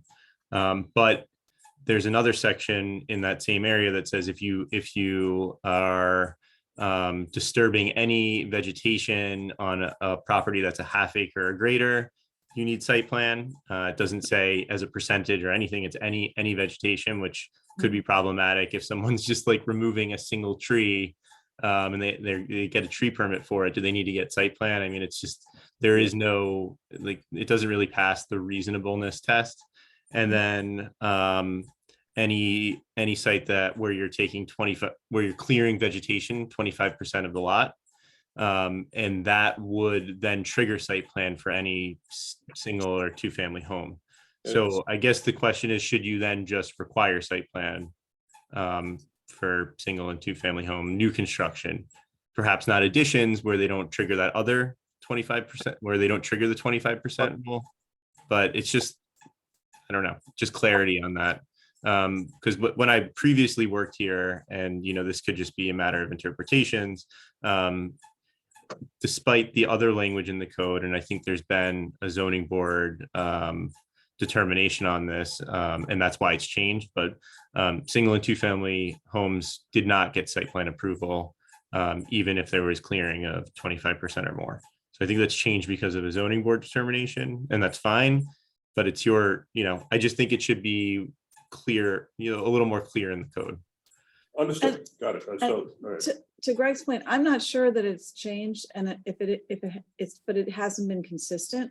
And I can think of an example where that would have been really beneficial and probably saved the village a lot of agita. And I've been walking in the village a lot lately, and we've talked to several people who've been really, really inconvenienced by, if not a tear down, you know, like a house that either it's torn down and a much bigger house is built, or a substantial renovation has been done, and there's blasting and there's massive trucks, and the trucks, you know, like impact somebody else's driveway. In one case, the village had to repair a driveway. So, you know, maybe site plan review for single family and two family houses would, you know, it might be a simple review, but that might be more equitable. Right, we can discuss that. And the short-term rental thing is a whole different conversation. So Yeah. we're to go, what you're asking us is to really look into number one, and everything else we can come back to, correct? Yeah, I think we'd want direction on how you want to handle everything else. If you want to kind of like an omnibus, and Bob was touching on this, or kind of incorporate, a lot of these suggestions are within the comprehensive plan. And I ran everything in this memo by Neil before sending it out to you. So nothing is inconsistent with the comprehensive plan. So it's really just how you want to, thinking about what strategies you want staff to take, or you to take, really, in adopting these changes. All right, so Yeah. What we suggested is that we finalize the law on the notice law and harmonize that, because that will affect operations significantly. Most of, if not everything else, is substantive. And you could probably think about it in terms of comprehensive plan, et cetera, that we can start putting pieces together. But I think we're close enough that we could have the notice law for you either at the next work session or one after that. okay, all right, so let's get the notice law before us, and then we can, in the meantime, we can all go through this, and if you want to suggest how we split it up, when you bring the notice law to us, we could do that too, all right? That works? Mr. Cumberland, you need to talk about that. And some of the items really are very zoning board related. Is it worth getting the zoning board's input, because they are the people who might, you know, see, they know what they have in the past asked us to make some changes, so they might have some input that might be practical and useful. Sure, your normal process would include asking them their thoughts. Right, I'm just saying that why not do it earlier than later and save a couple versions? That's something to do.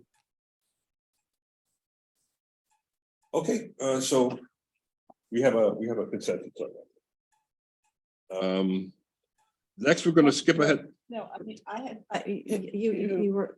had also recommended that we send this to the zoning board, because sometimes they have made some suggestions to us. In fact, that's how we got the memo in 2017 from the attorney, because she was a previous village attorney had worked with some of the land use boards and come up with some suggestions for us. So I was just wondering whether, to the extent that some of this affects the zoning board, we ask them for their input, because they're the people that review these applications, and they may have some practical advice about how things could be improved or I streamlined. think we can send them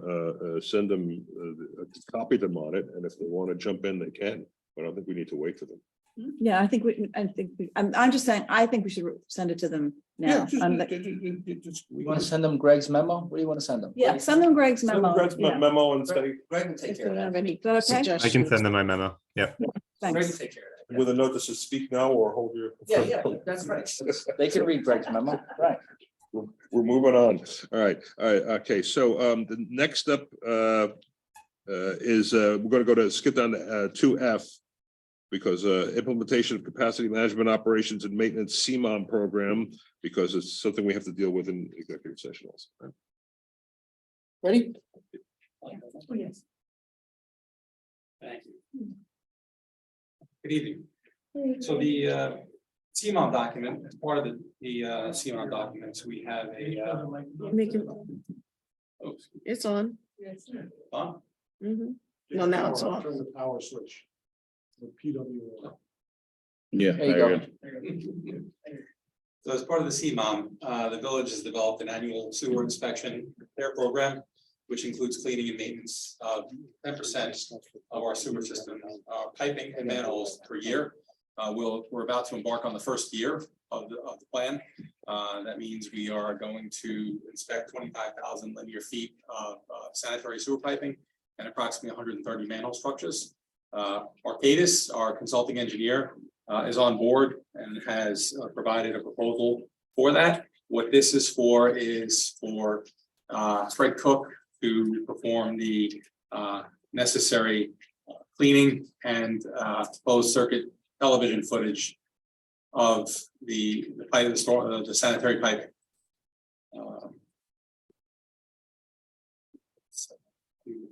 So discuss with the board how we work away from this in the future with your office. Thank you. So again, this is a cyclical, an ongoing process, 10% per year. So every 10 years, we'll have to re-establish this. First year, this is going to be done by Arcadis under our supervision. Second year, within the next 6 months, I'm hoping to hire an assistant village engineer. Next year, we'll be doing the second segment. We'll be doing full-time maintenance with Arcadis. The third year, my plan is to completely cut Arcadis out and just have the CCTV footage ironed out, and we'll maintain this work in our in-house. That was, how much would I say? That was. So right now, Arcadis's proposal, which has already been approved, is approximately $100,000.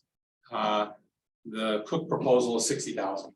That we really can't get away from. We do have a closed circuit camera that we co-own with the town of Mamaroneck, but we're limited to 10,000 linear feet.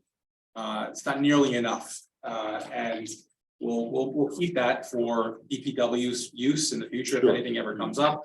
So this is a necessary item, but we can save at least $100,000 per year, looking at $1 million plus, maybe as things go up in price over the 10-year cycle. Awesome. This is required as part of the consent order, right? That's correct. That's correct. So this is the maintenance plan. This is us paying the wages of our past sins. Got it. But what's key about Gino's presentation is that while we're not equipped or we're not staffed up right now, when we are staffed up and that's in the budget, then this will become part of his office and his process that he has to do. So that's what's good about it. I have one question, and it's really has nothing to do with this proposal. It has to do with, in our cover sheets, we always have fiscal impact and we don't always fill them in.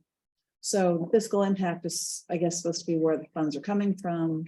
And I'm just curious as to globally, maybe we should be filling in fiscal impact, and more specifically, this, how are we funding this? Sure. And it's part of the increase that we regulated it. Because we were aware of it because the CMOM, you guys approved the CMOM a while ago, maybe a year ago now. So it's in the sewer budget to be able to do that. So that's one of those things. In the future, can we put sort of fiscal impact? Oh, yeah. Where things are funded? Sure. That might be like a Yeah. transparent way of. Yeah, and you know why? Because it's kind of like, we know it, so we do it, and then, right, we want to share it. Okay. Thank you. Dan, on CDBG, is that something for tonight, or can we push that off? Mr. Song, I just wanted the board to be aware that we have gone out to bid on our CDBG project for the summer, which is the work around Mamaroneck Avenue School. We're also incorporating drainage improvements as part of that, repairing the system on Ralph Avenue. Now, as part of the, in order to get this done in a timely fashion, the bids are coming back on, I believe, June 6th. So I don't have bids right now. The estimated cost of the project is about $1.4 million. We're getting $275,000 from CDBG. We have to match that And we're also seeking to get reimbursement from FEMA because it is our belief that the repairs that we are the damages we are repairing were caused by Hurricane Ida because we didn't have the issues we have now before that. And- During and minor they've rainstorms. And Dan, they've been aware of it since day Yeah. one. Yeah. So it's on our list. It's on the list that I've shared with Yeah. the board. I want, given that, Informational, Okay, thank you. yeah. given its work around the school, we have to get it done in a very tight time frame. Yep. So I just wanted to, I'm probably gonna have, I don't have, not done the bid opening yet, but I will probably have a recommendation for award at the next board meeting. So except, like, your request is that it be on the June 12th work session, but if we go ahead with the plan of having work sessions the 1st and 3rd. Yeah, so it'll be June 5th. Well, the Yes. problem is the bid opening's on June 6th. The work Right. session's on June 5th, so I Right. won't have any numbers by that point. So if we do make this change, do you want to have a special dispensation for, because it's you're in a hurry and add it to the June 12th meeting for both Yeah. a work session and a regular session item? That would help us. All right, Thank you. That would help us. okay. Speaking of which, items for tonight's regular meeting. Perfect segue. Daniel has 3A, Lou. Okay, 3A, then amendment to intermunicipal agreement with Westchester County to increase maximum grant funding for Hillside Avenue over Mamaroneck River Bridge replacement. Yep, this is just, we finally got the IMA from the county, which would allow us to get additional grant funding. So I'm asking for the board's grace and hopefully get this approved tonight. So we can start processing the second reimbursement. And this is, Thank you. the history of this is fascinating. In 2016, it was going to cost us $50,000 because it was a tri-municipal deal and the price went up dramatically. And after all the shuffling, it's going to cost us $20,000. So great work, Dan. Hopefully. Keep coming back and keep decreasing it. Yeah, I mean, how the price went up and our share went down. That's wonderful. Okay, so that's County, right? yeah. Thank you.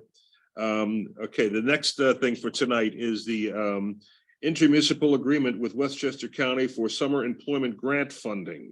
It's from the rec department. Yes. It's something we do annually. Yeah, and they sent it to us last week and asked that it be returned by this Wednesday, so we'd like the board's authorization to have the manager be able to sign this.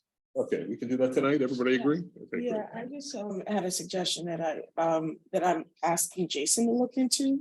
Is that if we can benefit, because all this money is coming from the county, if as an entity and municipality, if we can benefit from having our own youth bureau in the village. There are benefits to it, just benefits in terms of youth programming, and then well, everything's obviously about youth, but also employment for any person who wants to man that department, but it's just a lot of benefits. So he said he'll look into it. Okay. And that does kind of coincide with that, but. That's probably a discussion for early fall, Okay. because Jason's running hard right now. No, I Yeah, understand. yeah. There's no timeline, Okay, good. no timeline. Okay, C, design services. So we're good with putting this on for tonight. Okay, design services for 234 Stanley Avenue window replacement project. Yeah, that's true. Okay, we're good with that, putting that on tonight. We'll just explain it later. I mean, I think we all know what it is. Yeah, we all know what it is. Yeah, we It's something that we can't approve the windows, the purchase for the windows. We have to get this done first, so we. Right. There's, It's more deferred maintenance. yeah, but there's factors with the building being on the register in 2021 that we want to make sure that we're addressing and not, missing, let's put it that way. Declaration of surplus property and sale by auction is a bunch of an eclectic group of stuff that we're putting up for auction, including a fire truck. Yeah. So we'll inform everybody about what that is later. We can pass it on tonight. Everybody? Okay. Funding for 2023 paving program. Gino's here for that, Lou. Okay.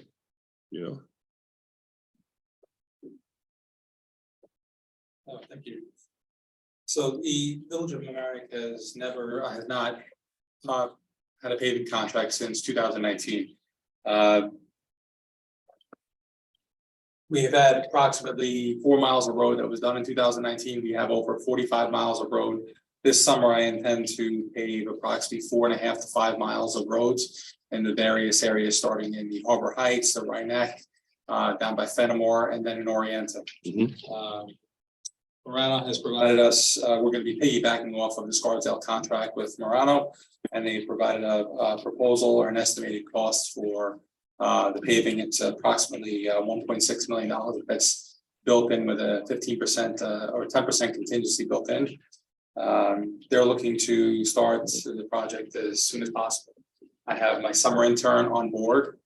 He's been working with one of Marano's foremans last week and this week, going out measuring, confirming quantities, and just checking out the areas.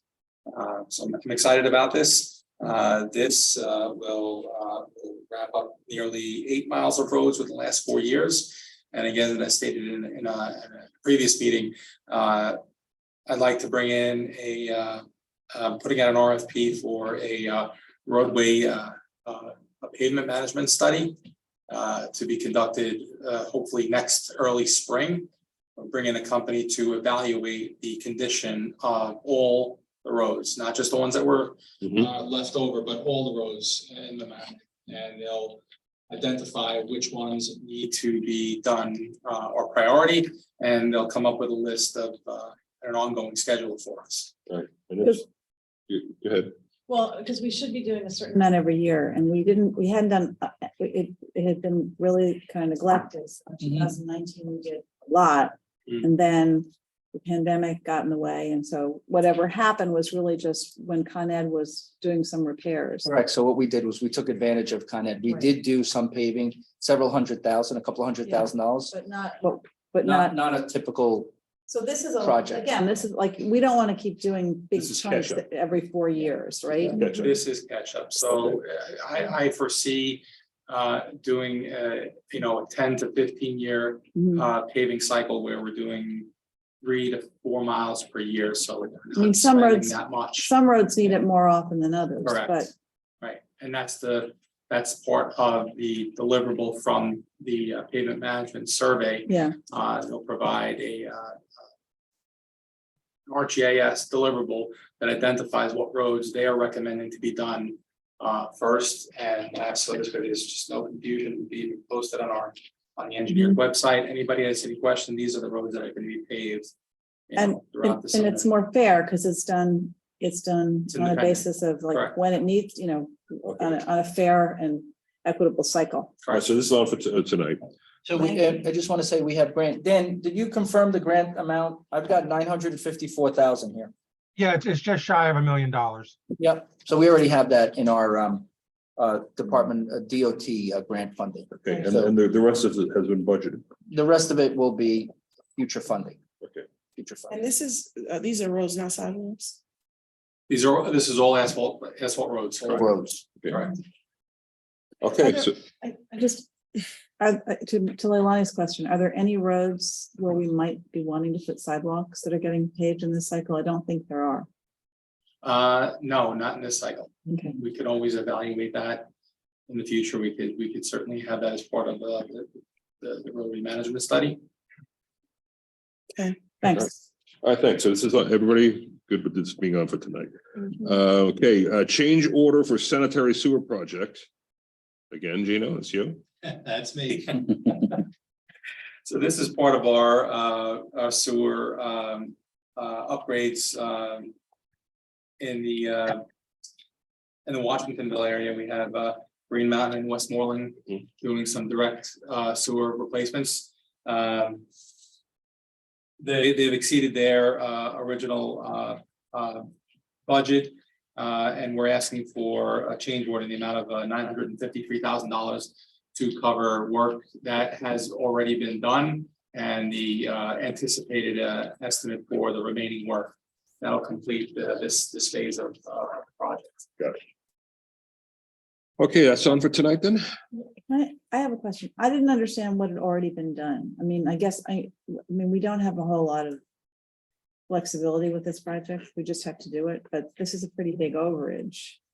And again, This is related to items that were already established. They just had additional, like, for example, there was a very large amount of poor soils that could not be reused for backfill, specifically in the Washingtonville area. Yeah. Center Madison, Washington, and Gertrude. So that led to additional costs. We were K-treating the pipes, the direct replace pipes, so that was an additional cost. So there were items that were included. It's just there were additional quantities that were coming up. and aren't we, aren't we supposed to get I mean, we don't have a lot of choice, but get notification ahead of time so that if they're gonna have to spend more money, they let us know, so. Not, And that's kind of what we're doing, but to a certain extent, when you're in the middle of a sanitary sewer project, yeah, I it's mean, a public health issue. You can't stop. especially because we haven't done this in a timely fashion. No, yeah. Yeah.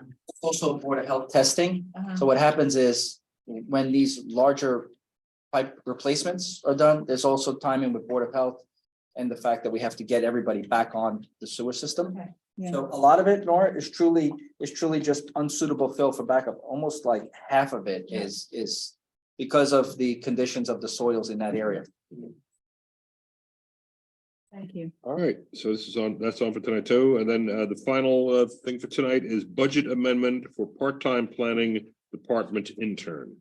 Mr. Cutler is following up on a request from the Board of Trustees. Yes. So fill us in, Greg. So this person, if this is approved, would be working with me in the planning department to update the commercial area business recruitment, retention, and strategic planning document from 2015, as well as any other support that I might need during the time that they're employed. And what was the cost on this? So the cost for the update we estimated to be around $5,000. We put in a little bit, well, we actually not a little bit, but about double in this request just for continuing support services for planning efforts.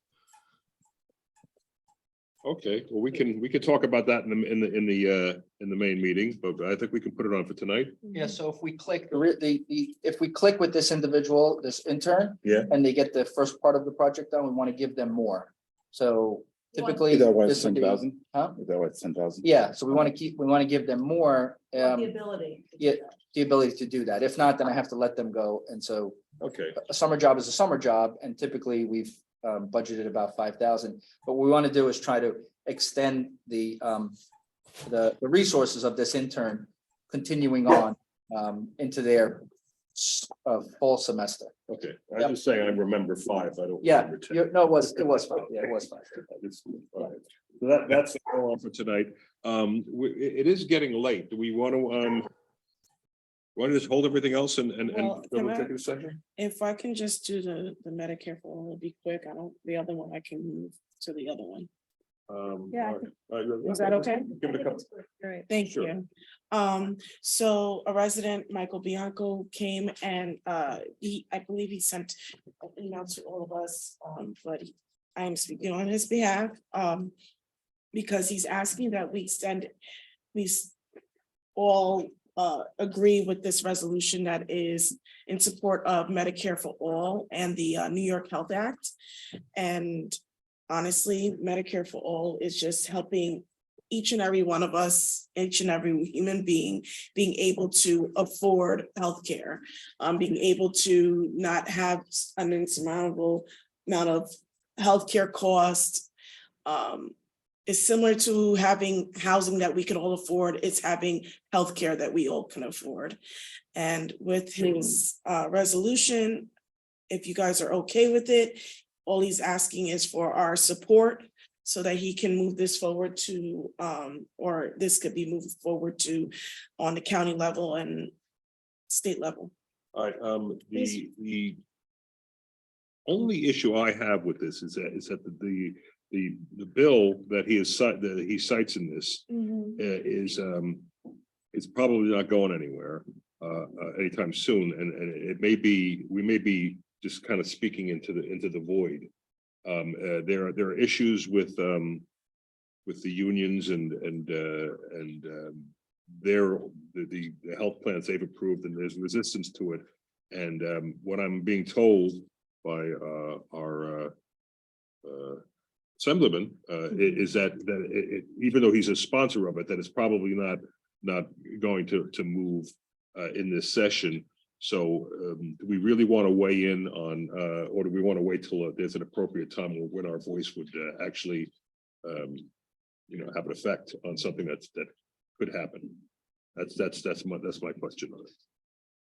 Well, Michael's on right now. He's on the session. If you want to raise your hand, Michael, you can raise your hand and speak if you would like. Go ahead. Would you like? Yeah, he said I could do anything to address any questions. So go ahead. Michael, I just, Yeah, he raises his hand. there you go. Go ahead. Hi, Michael. Hi, are you able to hear me now? Yes, I can, sir. Oh, okay. Yeah, so I definitely, I'm willing to do anything to answer any questions and to help this move forward. To address your concerns, I mean, I agree that it's certainly hard to get anything passed in Congress at any point in time, really. But I do think that it's in line with, I can't speak for everyone on the board, but I believe that the majority of trustees and the mayor have all said that they support Medicare for all. And so I think that regardless of if it may or may not pass the most recent initiative that was put forth this month, I think it would still be very useful to weigh in and could always sway if you get enough towns sway the national politics. And there's definitely many towns that have passed similar resolutions. I think that's the best way to, possibly get things moving on a state level, is if every town or not every town, but at least majority of them are saying this is what our community wants, then how are they to say no? Yeah. Well, they might still say no, but we Well, should still say we want it, I mean, Yeah, they might say no, but then that's really kind of going against the people who are saying yes. So how at the end of the day are we working I for the mean, people? I think we should advocate for things we think are important. Obviously, And even if it's a long shot, there's a benefit to making our voices heard. Always. Again, and I support Medicare for all. It's a national issue, but there are people with different opinions in this community. Sure. And I don't see a need for us to interject ourselves into a national debate if it's not going to forward what we're trying to do. In other words, it may alienate some folks who don't agree with that. So that's in other words, why pick the fight? So what are you suggesting? I suggested that we hold it until it's a time when there's a piece of legislation that's on the edge that needs our push. I don't think our just opining on it now necessarily moves the ball the ball forward. If you brought it to a vote, I'd vote yes, but I don't think it's something we need to weigh in on. Because there's enough divisive stuff in the community without our annoying people who think this is socialized medicine and don't like it, and it's not going to happen anyway. And why are we weighing in on it? So that's my opinion. If you want to go there, I'll be happy to vote on it. It's my opinion, but it's not everyone's opinion, and we have to be sensitive to that different views in the community. Yeah, I mean, I would love to see this brought to a vote, especially since we're in the right position in terms of, I think, the way that trustees feel about it and the mayor. But I mean, if you let me know if you think I need more endorsements, I can definitely get out there and get some. But I was hoping that this would suffice. Well, and the mayor isn't here also, so that's another reason. Manny, what do you think? I mean, I just agree that we're just not throwing ourselves, but putting ourselves out there to kind of push or support a resolution that doesn't seem to likely to happen across our state, but like it's like you said, if we were to put it up to a vote, I'd vote yes, because I am in support of it, but I don't see the need to kind of go and vote on this at this moment. I think it's, I think it's an arrow we don't need to fire now. We don't have a target. No, I get it, but when are we gonna have a target? Well, That's how, that's I how, think you Michael know, would everything. tell us that it's going to No, happen. I get it. There's no- I mean, I don't really know of a better time for a vote on it when we have St. Rita's Medical Clinic that provides free healthcare to people out of the graciousness of Dr. Kevin Maloney. And 9% of our residents are uninsured. Okay, all right, thank you. What do you guys want to do? I think we should just sit on it. Two of us are interested in, I think we're at a stalemate. So But then we also have to wait for, well, Then we just wait for time. We can hold fire. We'll do it. Do you want to adjourn it to the next meeting when there's? Let's do that. Let's adjourn this to the next meeting. Okay. Thanks. All right. Thank you. Have a good day. Thank you, Michael. Thank you very much.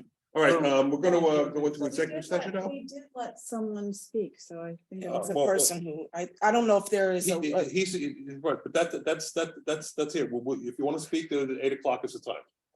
Can you give me 1 minute? No, we have to move on, Robert. This is not the time. We've already decided. No.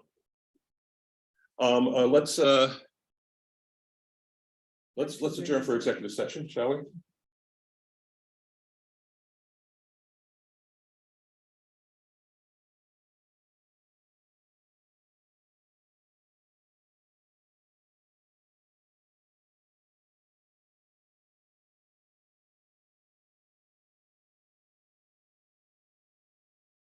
This one. Yes. Yeah. it was Okay, so this three. is, let me do this. Okay, so this is, B through E. okay, pursuant to 105(1)(d) of the New York State Public Officers Law, we're discussing matters of proposed or pending current litigation involving Connecticut Fund for the Environment versus the Village of Mamaroneck, Village of Mamaroneck versus AVC Properties, Tobias versus Village of Mamaroneck Building Department, and Village of Mamaroneck Planning Board. A motion to go into executive session. Wait, one more. And the industrial area. No. And he does, That's what they already that's separate. That's a separate, Well, no, they're all. a part of it. okay, and then in addition, pursuant to 105(1)(f) of the New York State Public Officers Law, to discuss the medical, financial, credit, or employment history of a particular person or corporation, or matters leading to the appointment, employment, promotion, demotion, discipline, suspension, dismissal, or removal of a particular person or corporation. So moved. Second. Okay, all in favor? Aye.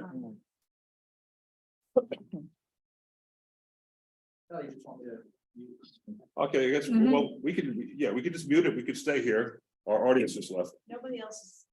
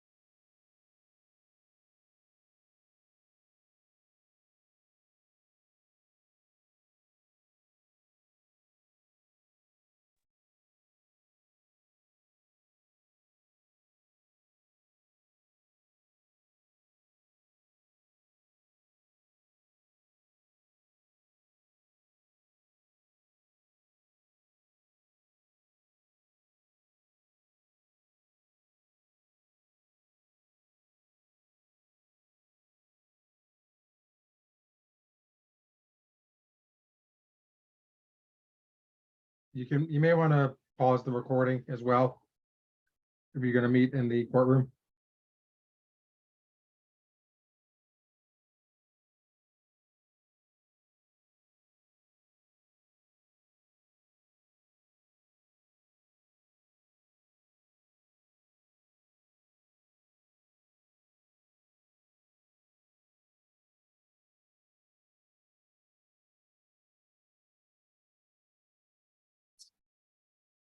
All right. All right.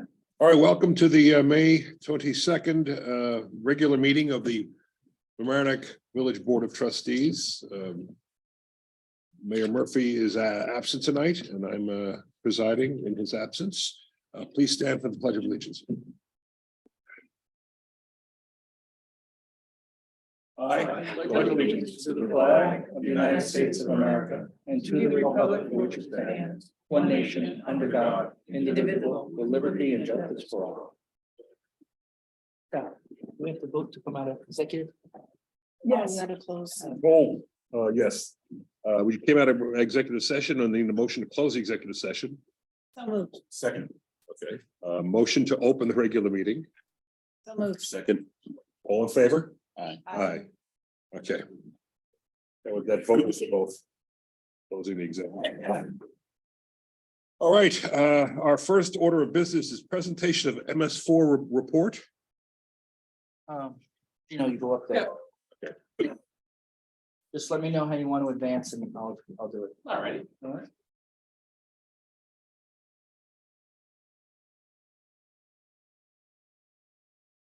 Good evening. So MS4 stands for Municipal Separate Storm and Sewer System. We have two types of sewers in the village. We have a sanitary sewer system, which collects sanitary wastewater, and that flows into a treatment facility before the effluent then is discharged into the river. We have a stormwater system that collects mostly rainwater flowing over impervious areas, catch basins, and then it's discharged throughout, flows into our rivers and streams. While the stormwater runoff flows over the streets into impervious areas, it sweeps up pollutants, sediment, silts, oils, and while the catch basins are there to provide us some to catch some of these things, sometimes some of that can make it into our waterways. So why is that important? In an effort to comply with the Federal Clean Water Act, the New York State monitors discharges to waterways through a state pollutant discharge elimination system permit program. The program requires certain entities that have specific permits with specific requirements, while other entities covered under the general permits set requirements. In our case, in the village, because of our population and the fact that we have a separate stormwater system, we fall under the MS4, and hence we have to annually provide an MS4 report. The DEC requires us to report on 6 topics. Next slide, Mary. First is public education and outreach, and that's mainly the distribution of materials, outreach activities. For example, posting events, cleanup events on social media, and through our village newsletter. Second is public participation involvement, and that's basically trying to get citizens involved with cleanups and the review of our stormwater management program. Next slide. Third is illicit discharge and detection and elimination, and that focuses on identifying some of the illicit discharges that gets into our stormwater system. Number 4 is construction site runoff control, and that's basically to develop and implement and enforce soil erosion and sediment control activities for sites greater than 1 acre. While we have a few of those in Mamaroneck, we don't. Our building department is always out and looking to enforce our soil erosion and sediment control plans and SWIPs. Fifth, next slide, is post-construction runoff control. The MS4 reports about stormwater controls and preventative actions affecting sensitive areas and the use of structural controls such as grass swales and porous pavement. And the last is pollution prevention and good housekeeping. Pollutant runoffs from village municipal operations, and that includes training municipal staff on pollution prevention measures and activities. And that also make sure that they're aware of certain activities that as they go about their daily tasks, their responsibilities, they're looking out for specific items. Next slide. Oh. So the basic structure of the report covers all 6 topics in 3 ways. First, we're looking at the goals that were set in the previous year.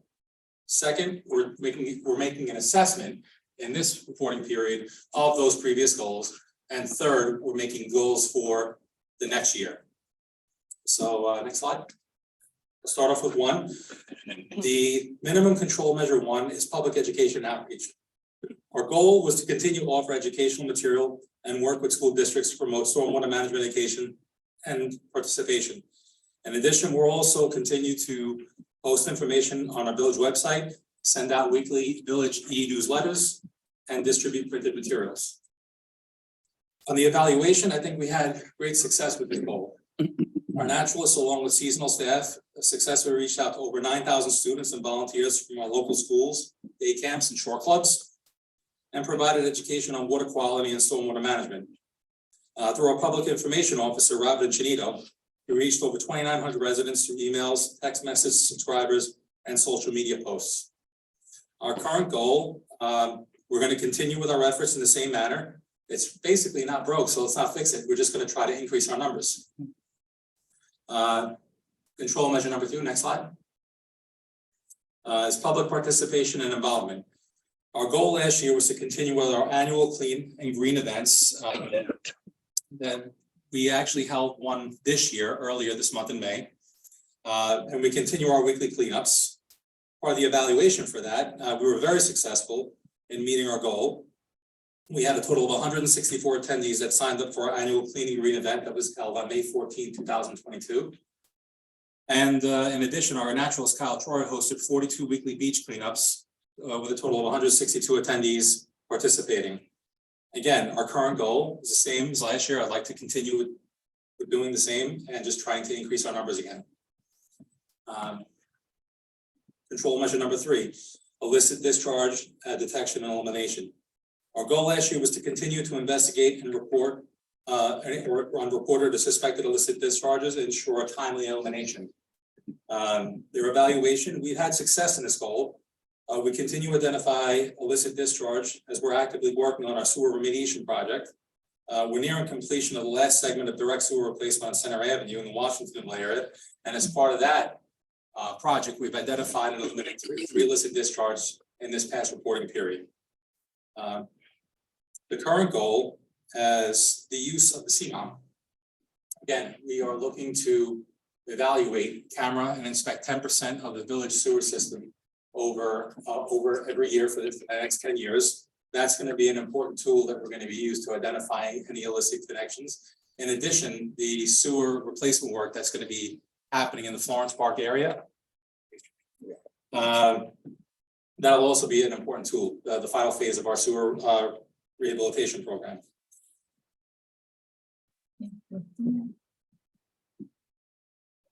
Control measure number 4 is construction site runoff control. Again, while this control measure deals primarily with sites that are greater than an acre in size, our building inspectors are continuously inspecting construction sites to ensure they're compliant with the approved soil erosion and sediment control plan and SWIP. In so much that we had 6 violations that were issued on construction sites with that had deficiencies related to sediment control. The goal for last year was to upgrade the Municity 5 software to track stormwater inspections and information, and specifically track the frequency of inspections. Since Municity 5 was just updated, we really haven't had a chance to really measure that goal. So for next year, we're going to continue with that same process. We're going to try to work with, I'll try to work with the building department to enhance the Municity 5 program and use that to track our stormwater inspections. Next slide. Post-construction stormwater runoff. The goal last year was for both the village engineer's office and the building department to continue inspections of post-construction stormwater management and utilize the new Municity 5 software to track that. Again, Municity 5 just went online, so that's another goal that we're going to try to push forth for next year and utilize the Municity 5 software to track some of these post-construction stormwater runoff control. And our final control measure number 6 is pollution prevention and good housekeeping.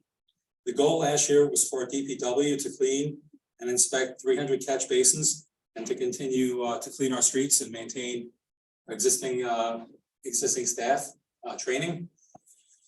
The evaluation, while we didn't meet the number of cleaning 300 catch basins, we did clean 66 more than we did last year for a total of 197. We also swept 422 miles of streets and swept approximately 13 acres of parking lots and maintained all our employees up to date in their training. The current goal for this will be to continue to train all DPW staff regarding the display operations, good housekeeping initiatives, and try to significantly increase the number of catch basins that we are cleaning. Next slide, Jerry. Oh, not one more. This is 6. Yeah, that was 6. I just went through it. No more. That's it. Thank you. So a summary.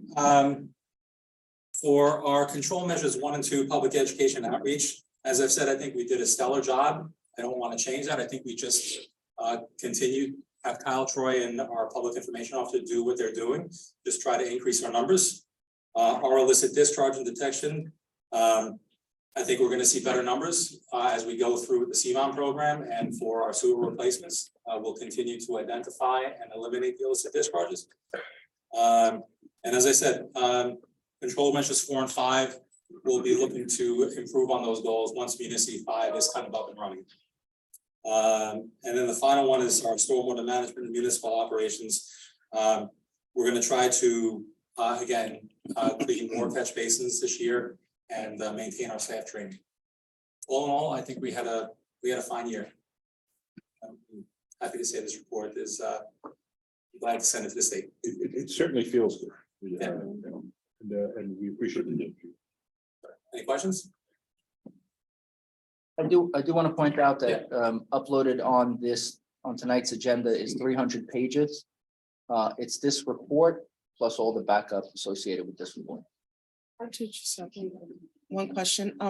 The education part in the schools, is it elementary or middle, high school, or just one, one grade levels? No, it's all schools, all local schools to the area. Kyle Troy does a great job. Jerry, can you speak to what Kyle's done in the past? So in the past, during the pandemic, she did a lot of videos and pushed that out to the educators, teachers.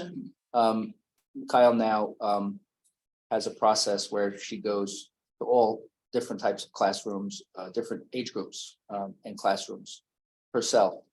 She's got like a traveling show. That's why she has a vehicle for her Marine Education Center. She'll be getting a pickup truck soon, which will mean that it doesn't smell like fish in the back of the SUV. But she has a very active, sometimes 7-day a week schedule that she has to deal with. So I just wonder, you have something to say, Dan? No, I was saying it's schools, community groups, and I think it's not just schools in Mamaroneck that she talks to about the Long Island Sound. It's other municipalities that surround us as well. Right. and it's all fee-based, Leilani.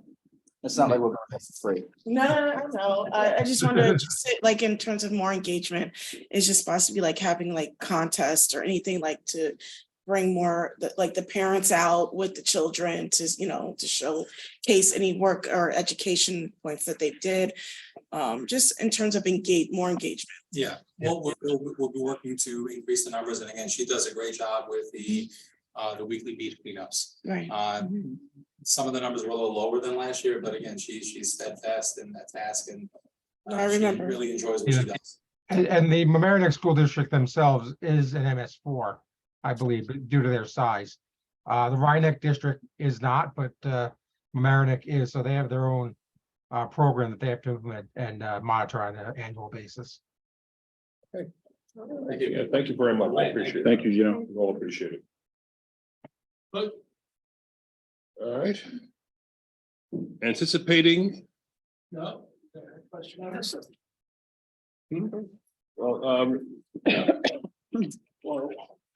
that was just a presentation, so let's start. I know, but there's just a question on the presentation. one of the things that all our boards have been doing is they've been very active with making sure that we have both water retention and discharge systems to better handle water on each property. As part of MUNI, have we developed a complete list of those who, as part of the covenant of getting the application for their building through, they have to maintain their property? Do we have a list of what properties have systems that need to be maintained and a system of checking to make sure that the maintenance done on a regular basis and they don't simply stop maintaining, therefore losing the advantage of what was originally ordered? That I'm gonna be working with the building Microphone, department. Oh, microphone. sorry. Thank you for your question. That I will be working with the building department to provide all the systems, all construction projects that do have stormwater management systems in place to track that. And again, I want to remind you, the DEC is looking for sites that are larger than 1 acre. I want to try to enhance that and see if we can get every site that has a stormwater management system and a soil erosion and sediment control plan in our system, and so we have a record of it. Thank you. Okay, thank you. All right, so next is communications to the boards. You have members of the public have 3 minutes to, Somebody else has a question. well, Well, people, we let people speak on topics on our agenda items. I'm happy to speak okay, okay, go ahead. comment to the board. I understand there are 300 pages of backup put up. I think 260 of those were the sheets from the street sweeping each day. The other issue is that the MS4 program is based on public participation. One of the requirements of it is the records that support the annual report are required to be available to the public during regular business hours at all times during the year. I asked for them March 9th. I got them at 2 o'clock today. The other thing I would note is this was already signed, and the report says it's on the website as the final report. So is this the report that's going to be going into the DEC?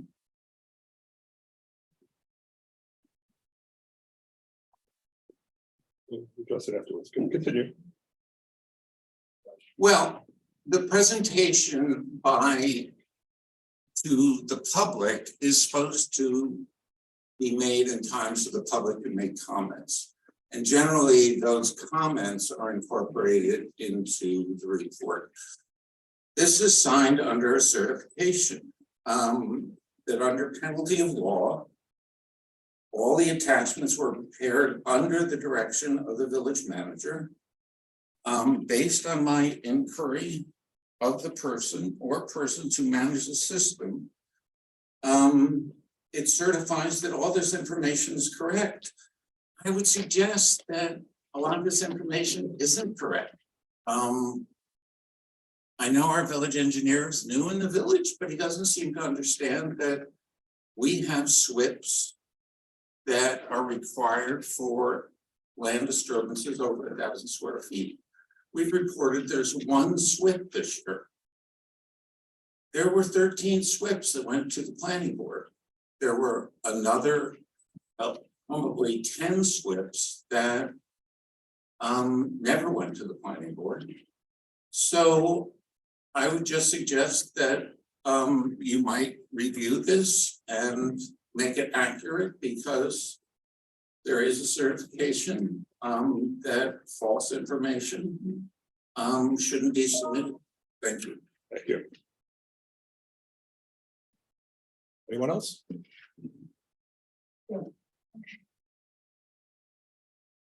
Comments are not about this. No, that's all right. You can speak about anything, but please state your name. Thank you.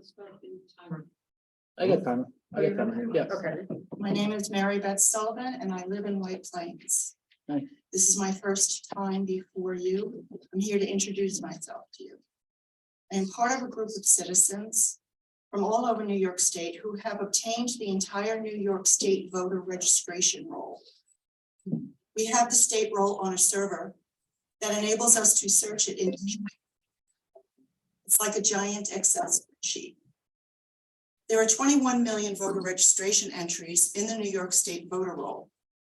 We first obtained the voter roll from the state about 18 months ago. Through the Freedom of Information Law, we have further updated the roll every few months. So we have different but recent versions of it. Our group has searched the voter roll in many different ways. To our surprise, we've discovered some elements of the roll we believe to be outside of New York State election law. I will tell you in weeks upcoming from this forum about voter records which have empty addresses. I will tell you how many of these records voted. I will tell you about voters registering after the registration cutoff date and yet were allowed to vote. I will describe how we found voter records which have been purged and yet are actively voting. Let me warn you, when I return and you hear the numbers we have discovered, you will be alarmed. As a quick preview, there are 900,000 voter records in our roll which were never active. They entered the roll as purged. Thank you very much. I look forward to my next time before you. Thank you. Thank you. Anybody else?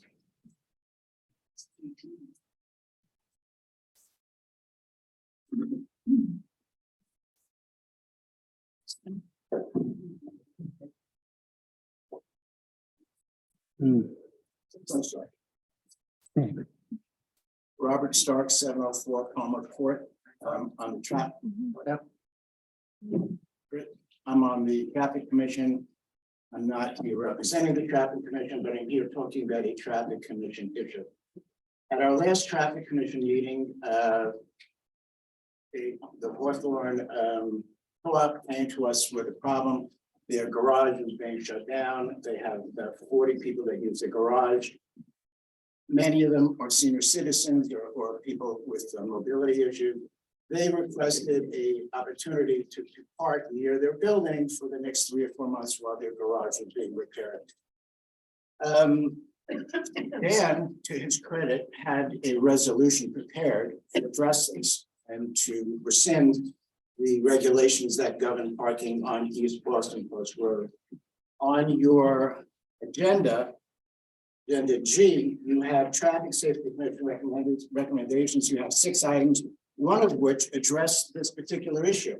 I came to the podium at the end of your work session to ask why you didn't address their emergency issue when a resolution had already been written and prepared, and it's on your agenda. I still don't have an explanation. I'm not going to waste my time by having somebody explain. The other issue is when I came to the podium, I followed another resident who had addressed the board. You allowed that person to speak because Trustee Reed requested that that person speak, and Lou, you allowed that person to speak. When I came to the podium, Trustee Lucas requested that I have a similar opportunity to speak, the same opportunity that you gave the other gentleman. You denied my opportunity to speak. That's not right. You know, you have to treat everybody the same. If you allow somebody to speak when they're not ordinarily allowed, you have to give that courtesy to me. And so I'm concerned that there's a kind of an unequal treatment based on who you are, whether you're a popular person, whether you're a favorite person, and that's just not right. And if there is time, I'd like to hear an explanation of why you haven't addressed the emergency parking issue at that cooperative when a resolution was created, it was presented to you, it's on your backup, and it's on your agenda. You can address that or not. Up to you. Thank you. We didn't get into any of the traffic commission issues And we didn't get to other stuff. And we that didn't get to a number of other things, we just didn't get to it. So we ran out of time, and that's what, and the You didn't, but I will say that it's a time sensitive issue, and we probably should have thought about that. we probably should have, but that ship is sailed. And the gentleman who commented had written the resolution and submitted it to us. So he was directly involved with the presentation on an item we decided to table. So that way we weren't taking public comments. We don't take public comments normally on our work session. So that's Okay. why. And what I routinely prepare draft resolutions to attach to work session items, not necessarily for consideration that evening, but just so you see it and it saves me time. So I take care of it 2 weeks ahead of time instead of rushing to get it done the week of agenda preparation. Okay, so it's pending. We didn't get to it. There's that. That's it. But I do think if we're gonna let somebody speak at a work session, we have to be fair. I mean. Well, we even- let the library board speak Well, too. the library board was here to make a presentation to us. Okay, which all right. we'd asked I'm not gonna them- argue we about asked it. them to Can do. I ask a question? Because even though it was my name who, when I put it on the agenda, but it was Michael's presentation.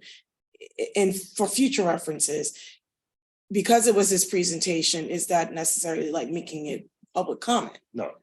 It's his resolution. So I'm just asking for clarification for future. That's why I let him speak, is because it was his resolution. Good. All right, go ahead. Glenn Tippett, 506 Hill Street. I am a member of the budget committee, but I'm here only as the czar of Hill Street. A dead end street, by the way. Issue that I keep bringing up, and I will bring it up meeting after meeting after meeting. As part of flood mitigation, we should allow the residents and the property owners in Washingtonville or wherever the flood area is to have a variance that allows them to raise their house up to 15 feet if they so choose. In some cases, with the amount of money they're starting to pay with the insurance, it is virtually feasible for them to actually spend the money and raise their homes.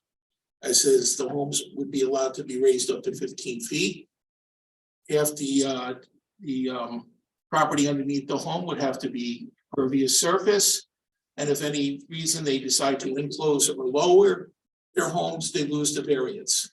And this should be something that the owners themselves can take the fate into their own hands if they so choose to, and try to help with the mitigating of the flood. In the work session, we did have a couple of items come up. Emergency repair of the firehouse. We're gonna have a presentation today about the sanitary sewer systems. I don't know if you actually got to it, but you need the sweeper for the infields at the ball fields at Lanza. Well, these are all things that the firehouse isn't anywhere on the capital budget for the entire 5 years. The sweeper is on for 2 years from now. And another $950,000 that is going to be tied up until we can get to a bond in November is substantial. You have $20 million right now for this year that you passed in the capital budget. At some point, you're gonna have to look at your capital budget and decide, this is how much we can afford this year. These are the projects we can do. And if a project like the firehouse comes up, you're going to either have to make a substitution or decide you're gonna take it out of reserve funds. But you just can't keep adding projects. Because eventually, even though we had $280 million to spend bonding, you're gonna run out of money. You got 70 million for the village hall, you got 100 million or $60 million for the water. That's 130 right there, and you already got 100.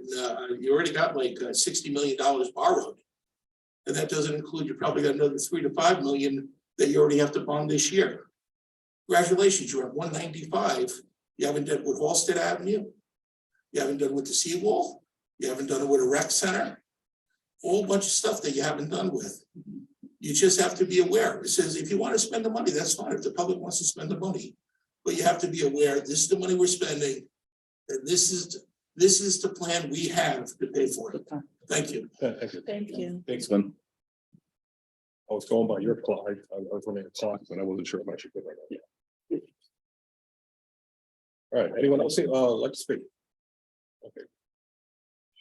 All right, first on the public hearings, a public hearing, PPI 2023 to amend village code to include requirements for fair and affordable housing for all zones in the village. This is closed, sent to county planning. Have we heard back from county planning? Yeah, we received notice today. We actually attached it to the agenda. County planning is on board with us moving forward with this, or moving the lead agency on this law. All And right, they're supportive of the language in the law. all right, so I guess I'll entertain a motion to pass the law then, right? Well, we didn't prepare we only received the notice today, so I mean, if you want to adopt the law, you can, but Thank you, thank you. Yeah. Let's wait on the resolution. Yeah. Yep.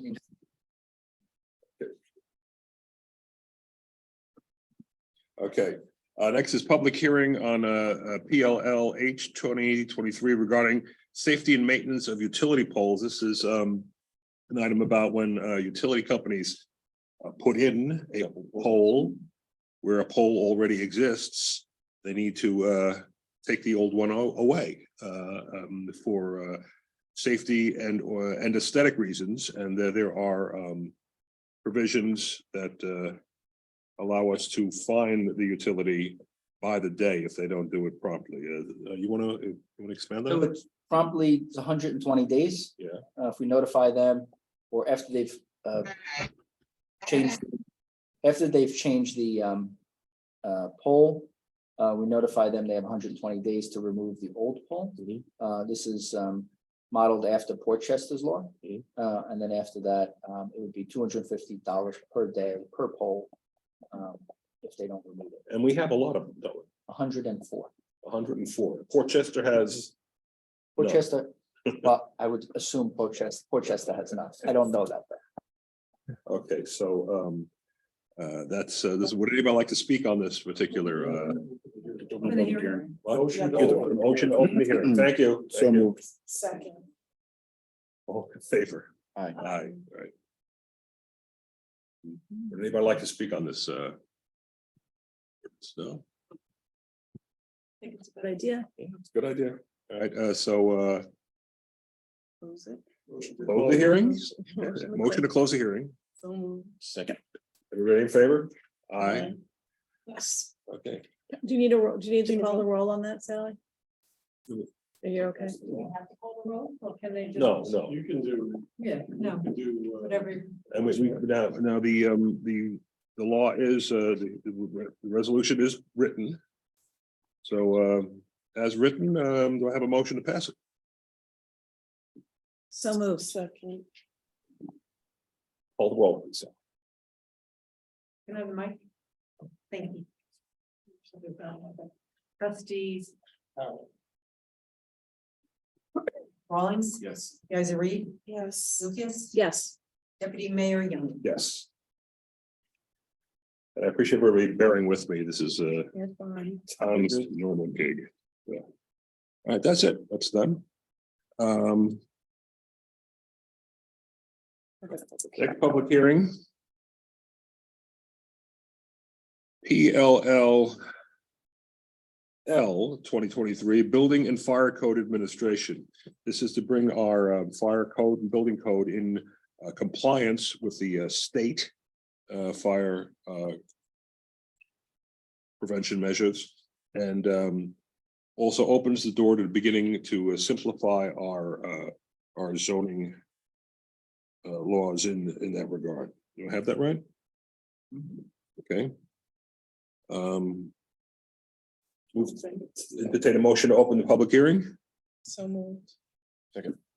All in favor? Aye. Anybody like to speak about updating our fire codes and building codes?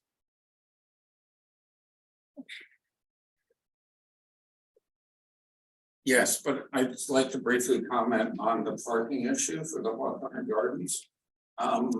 Two things, I did not realize that residents could submit resolutions to the board. Is that just a matter of sending it to the mayor and board and will get taken up in the meeting, or does that work? It didn't come to us, so I think they went directly to the traffic. The Hawthorne items came to the traffic commission. No, I was asking about the Medicare for all Okay. solution. That was a suggested wording that the trustee. Right, but- put forth. I thought trustee Iser Reed said that it was the residents' resolution. It was a resident suggestion to see if we would be in support Okay. of Medicare for all. Okay, and that's why he was allowed to speak where Robert wasn't. That's the reason why he was able to speak, because it was his, Okay, something that he put forth to the. I was the chair. I made that decision. All right. Is there anything else? Yeah. Can we talk about this now? Where this is a public hearing? yeah, I understand, and I'll get to that. The other issue I would say is this parking issue. There, June 1st, there are going to be 40 residents, including a lot of seniors, that are going to have no place to park. If this board is interested in doing it, all somebody has to do is make a motion to add it to the agenda. You can add it to the agenda, you can vote on it tonight, and you can give some relief to these residents. Thank you. Thank you. Okay,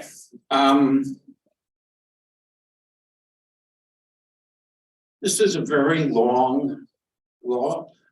I must say, in reading it, I got flashbacks to our parks law. So I'm gonna start on page 2. There is a definition for certificate of compliance. There is a definition for certificate of occupancy. I recently got dragged through a plumbing repair, where at the end of it, I was given a certificate of completion. I'm not sure what that means. Does anybody know?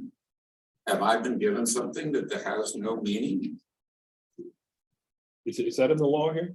No. No. Okay. Let's Well, that's stick the point. Let's stick to what's in it. No, I understand, but Okay, please thank you. don't force me to move along. It's a public hearing.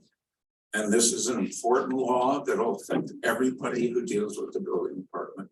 All right. Let's. So my question is, I've been given a certificate of completion. Is that meaningful? Or should there be a definition of it in the law? That's all I'm asking.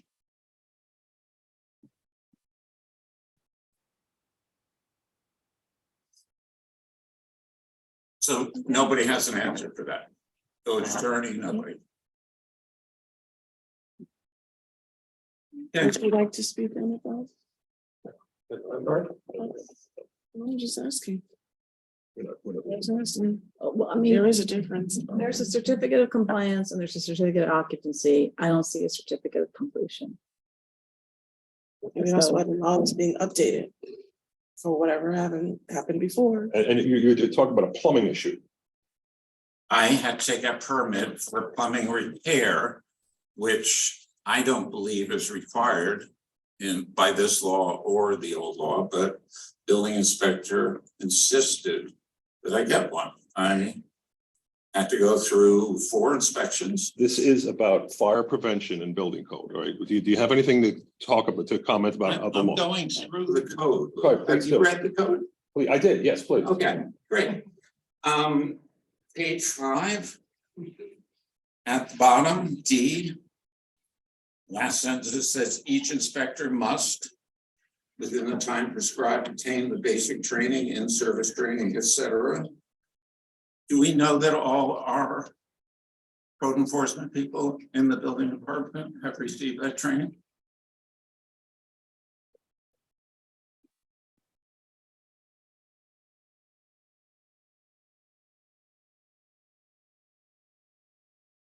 Okay, it's more silence.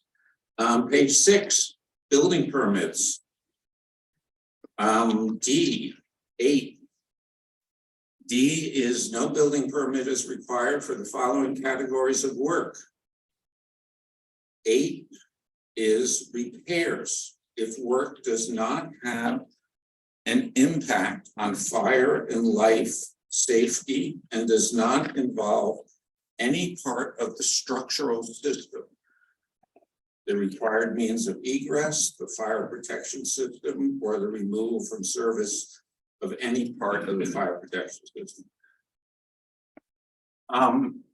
My question is, should structural system be defined? I have no idea what that means. And again, going back to my having to get a, So you think that structural system needs to be defined? Is there anything else? yeah, oh, I go Okay, absolutely. please, well, please, let's keep moving. Okay, I,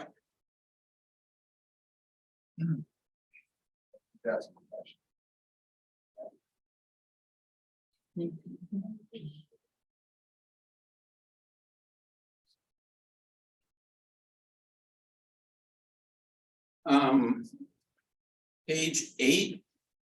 Again, under permits. Construction documents. Requires that construction documents which are accepted as part of the application for a building permit must be marked as accepted by the code enforcement officer in writing or by stamp.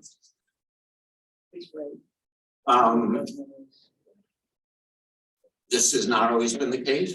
I hope going forward that this will be the case. Some of the most problematic developments in the village, including 209 Grand, 886 Orienta, 420 Melbourne, 1025 Orienta.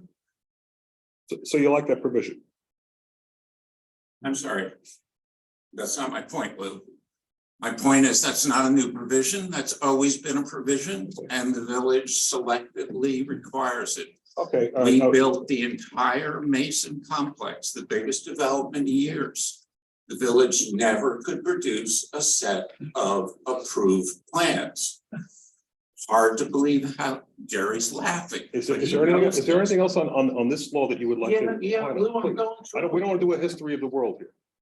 Right, Lou, this is a public hearing. It's inappropriate for you to hector me. yeah.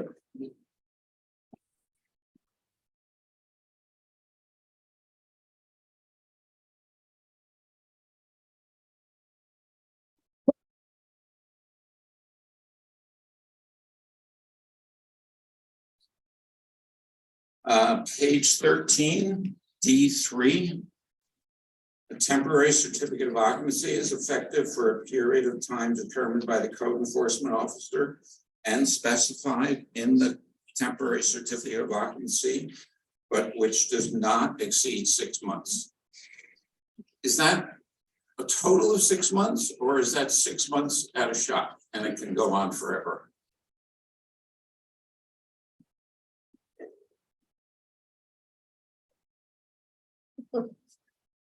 Seems pretty clear to me.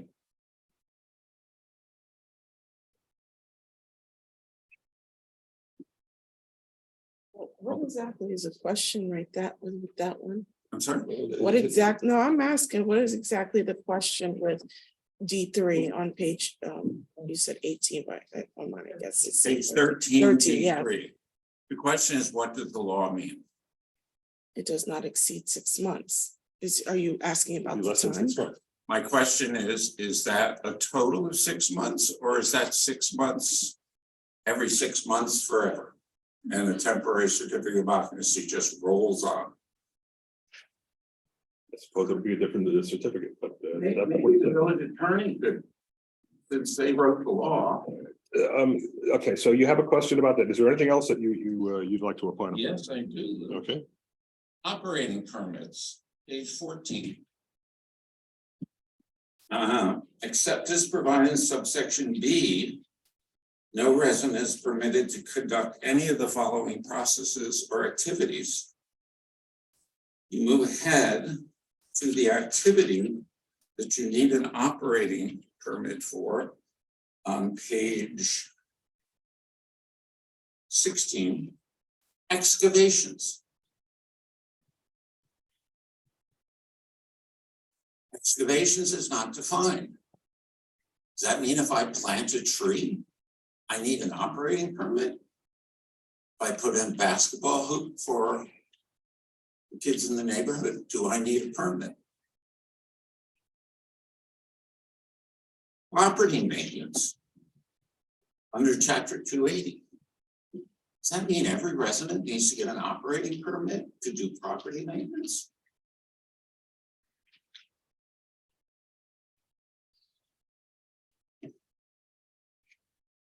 Swimming pool.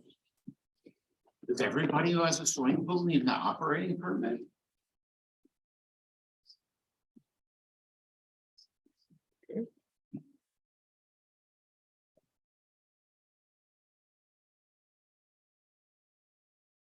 Current safety and property maintenance inspections.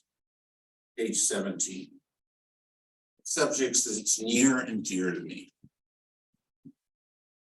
New board members probably don't know. But 4 years ago next month, I received a notice from the fire inspector for a fire and safety inspection. Being the inquisitive person I am, I looked up the code. I learned that the fire safety inspections were only required for multiple dwellings. If the board doesn't know, multiple dwellings are 3 or more units in a single structure. We have a lot of those in the village. We have apartment buildings.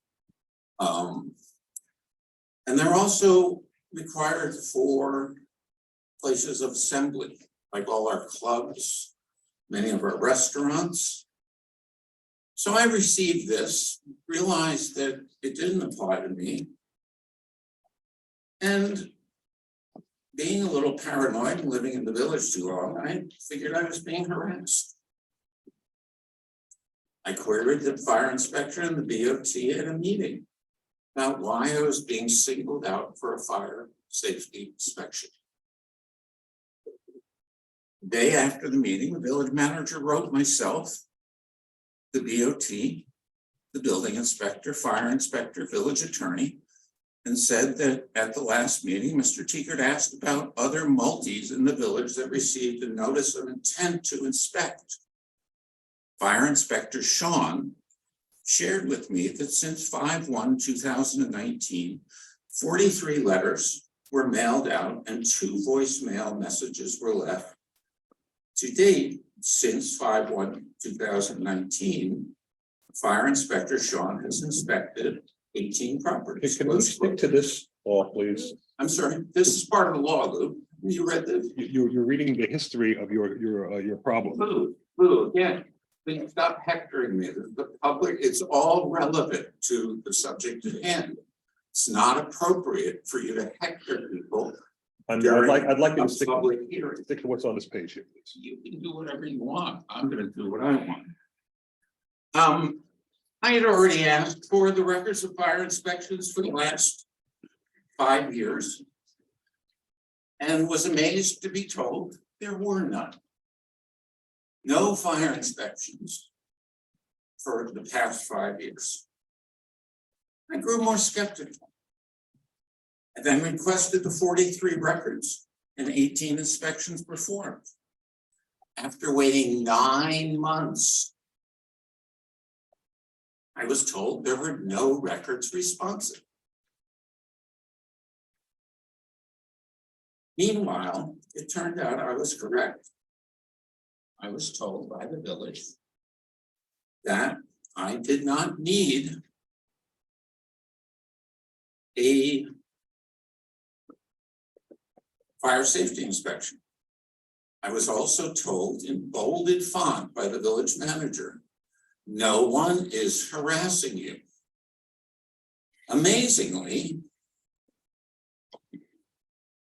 a week later, the village obtained a criminal search warrant to search my home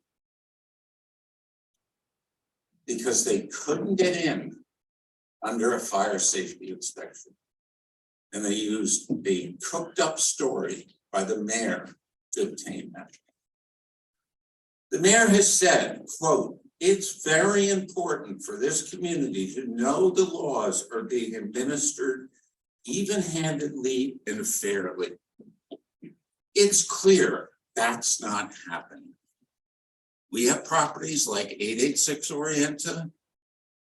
We have properties like 209 that are clearly being given freebies, I would say. And there are other people like myself who the building department is being used to punish.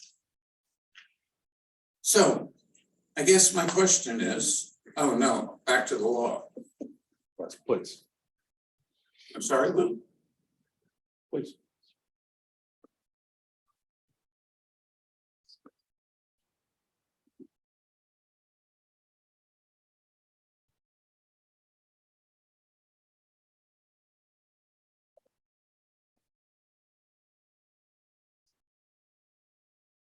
The law doesn't reflect what the regulations for this reflect. But I think the bigger point is, why aren't we doing fire safety inspections on the large inventory of pre-war residential multi-family dwellings? Why aren't we doing fire inspections of our clubs where we have large gatherings? So I hope that that will be dealt with.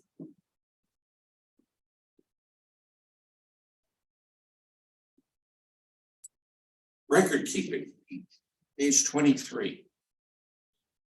I hope everybody knows on this board knows what a disaster the building department is for record keeping. That it takes months if they can find a record. There are strict rules and regulations about record keeping. They're all laid out here.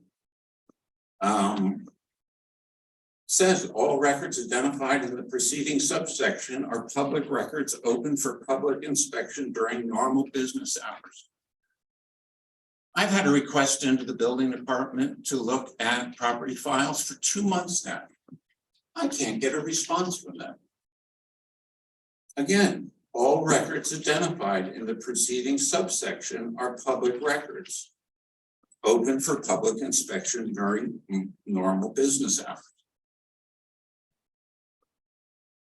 Getting late, Lou?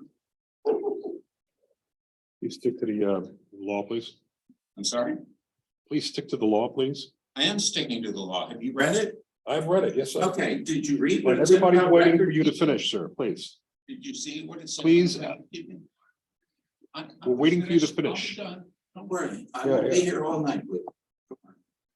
2 months ago, Mr. Barbaria said Municipal 5 would be up by April 20th. Any update on that? Is this gonna be another sell-up that's gonna crash and burn for the second time? This is about this law. Do you have any more comments on the law that it's a public hearing on the law, not a question and answer period? Well, I'm certainly not getting any answers. No, you're not, because your questions don't make sense, please. Yeah, I just want to go to the complaint section. Hey, you know, I've been told that this board is just probably going to pass this law as is. I hope from my comments, you understand that there's some serious problems. People shouldn't be open to getting violations for digging a hole to plant a tree. I mean, a simple definition of excavation would do it. Simple definition of a certificate of completion would make whatever I got meaningful. At this point, it's not. Complaints. Code enforcement officer is required to review and investigate complaints which allege or assert the existence of conditions or activities that fail to comply with the Uniform Code. They're required to. I have put in complaints. I believe the board's been copied on them for a property on North Barry that is clearly operating as a 3-family property when it's only 2 families. I've been told, and I've reported to the building department, that the building there does not have 2 fire egresses for at least one of the units. A direct violation and a dangerous condition for tenants.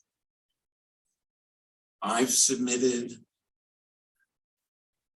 a complaint about the mason, that they've illegally constructed a barrier in the floodway that will exacerbate flooding for everybody upstream.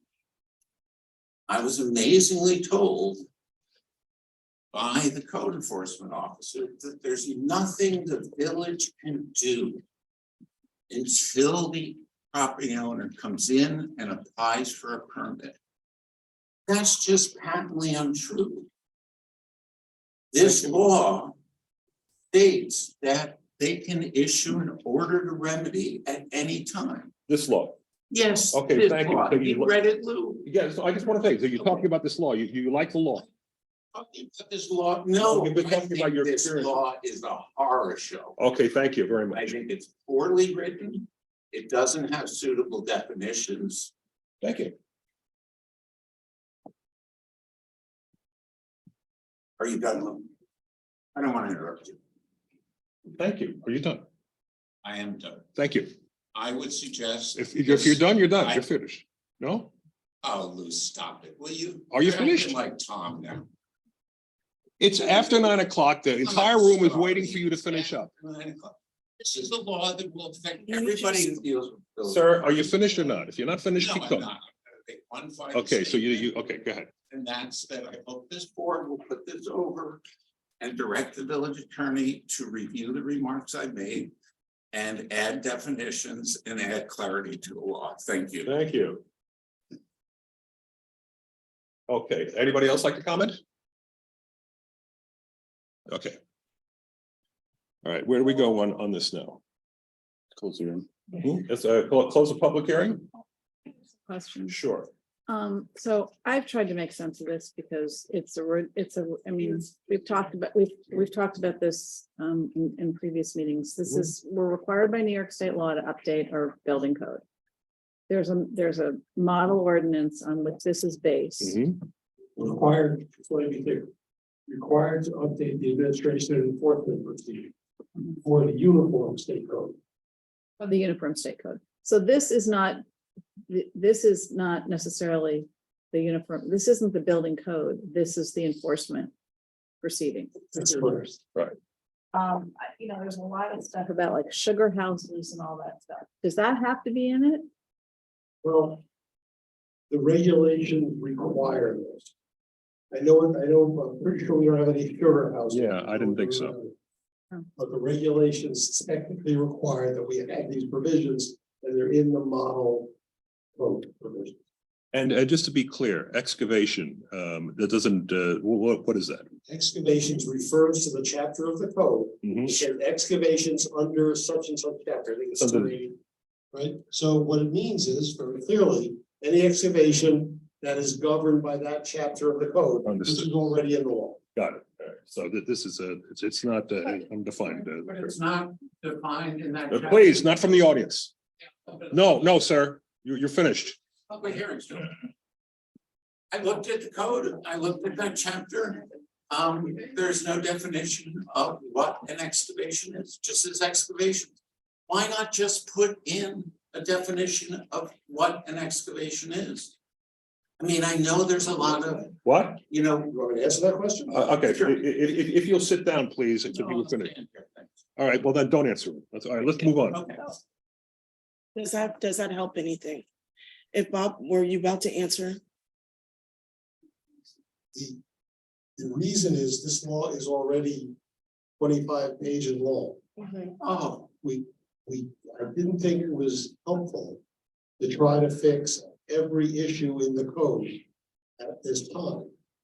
My plan is to get to every one of these chapters in succession. Similar to how we were just talking So- about with, hold on, similar to how we were just talking about with Greg, with the land use policies, right? That's correct. We discussed this. So till then, residents will need an operating permit to do an excavation, to operate a pool, amongst other things.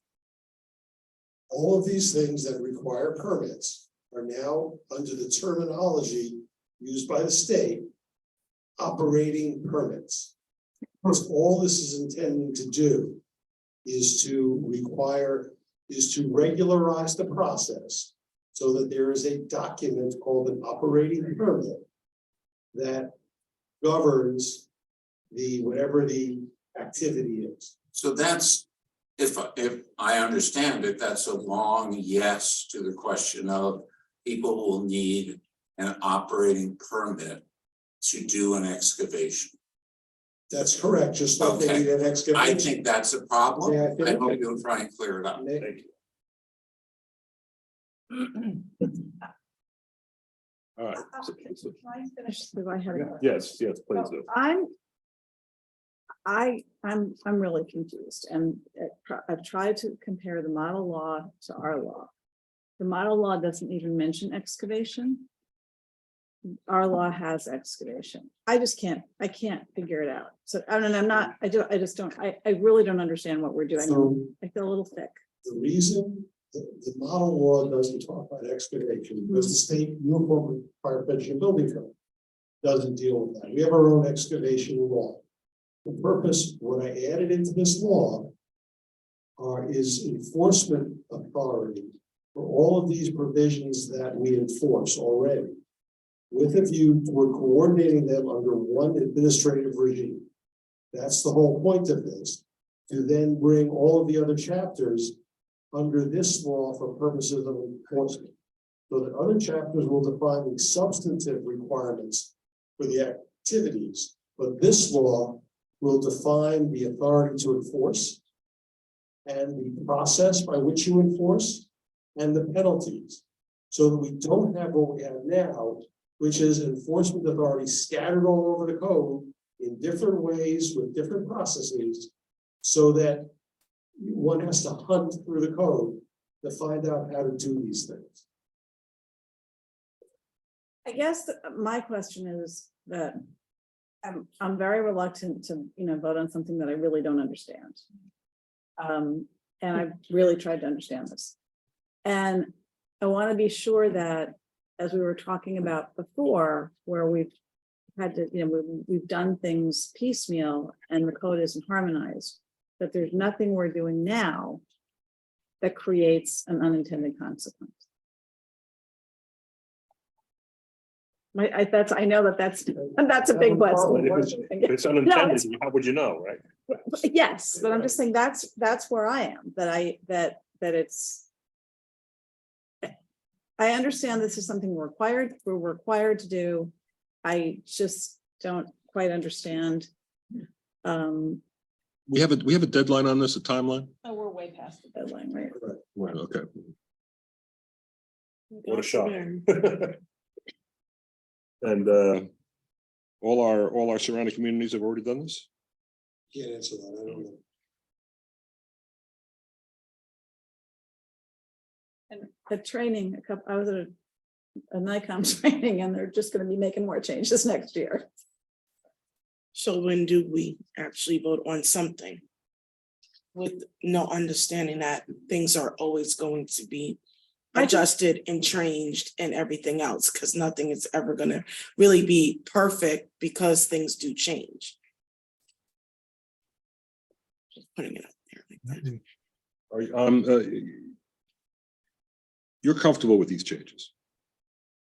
I believe that this accurately captures the state requirements, the state model code, and it accurately incorporates administrative and enforcement provisions for the other substantive requirements of the village code.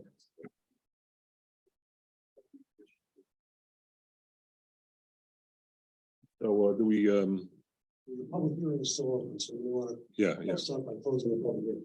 Anybody else want to talk about this? No, No, I think this gentleman asked if it's coming up. he's coming up to talk, right? Yes, sir. Good evening. So I just would like to say that this is not the first time. Peter McKay. Uh, Name and address. Sorry, Peter. Peter McKee. Just a name. Thank you.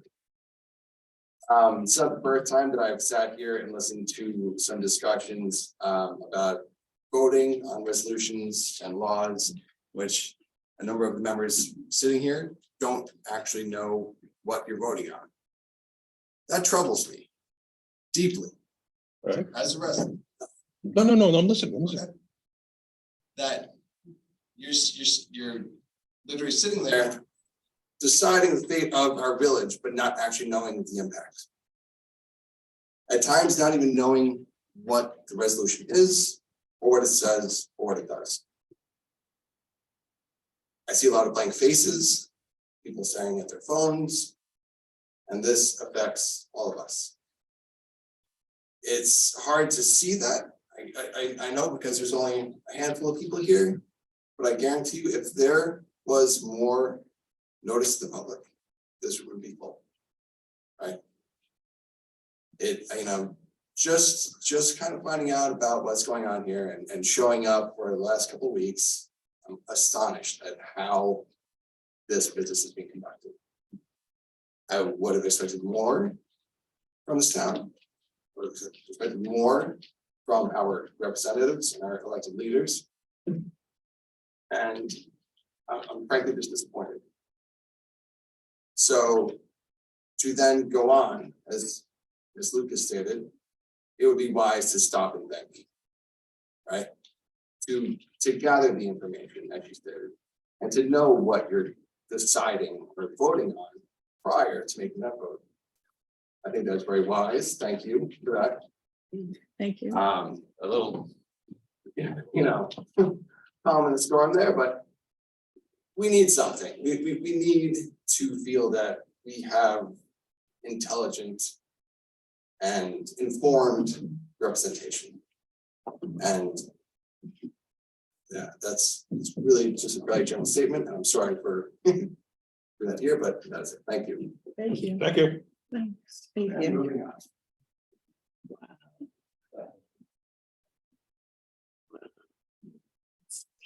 So where do we go from here now? Is any other comments? I move to close the public hearing. Second, Some of his is- you made the motion. I need a motion. He made the motion, Okay. he seconded. So. All in favor? Aye. All right. So where do we go now? Do we want to continue to hash this out or Up to you. We wouldn't have to open another public hearing if we kept this on, correct? Because the resolution is already. You only have to hold on the public hearing if you make a substantive change.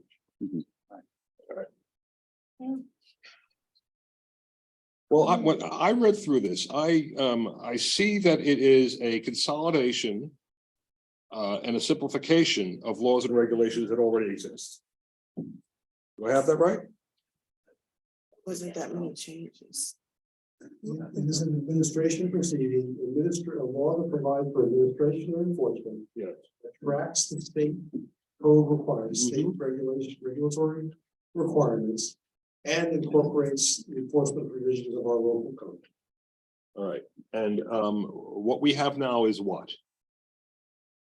I mean, a code that does not. The current enforcement chapter of the code, chapter 126, I think it is.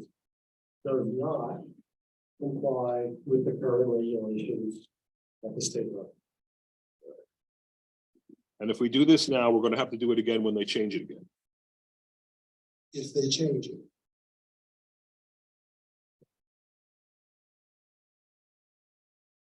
I mean, they update the building code periodically. And then they require, building inspectors to get training. You're talking about The uniform code, right? This is not this isn't the building. mean, it's our village code, but it's not the building code. It's not what the building inspector is using when they go out in the field and look for dimensions and headers and footings and, you know, when they're doing their field inspections. It's not substance. It's not substance. Yeah. It's And we the, haven't gone through that because that's what we were. we don't go It's through that. everything that provides for the administration and enforcement, makes it legal to enforce the provisions of the building, uniform fire prevention and building code, and the local codes dealing with land use and real estate.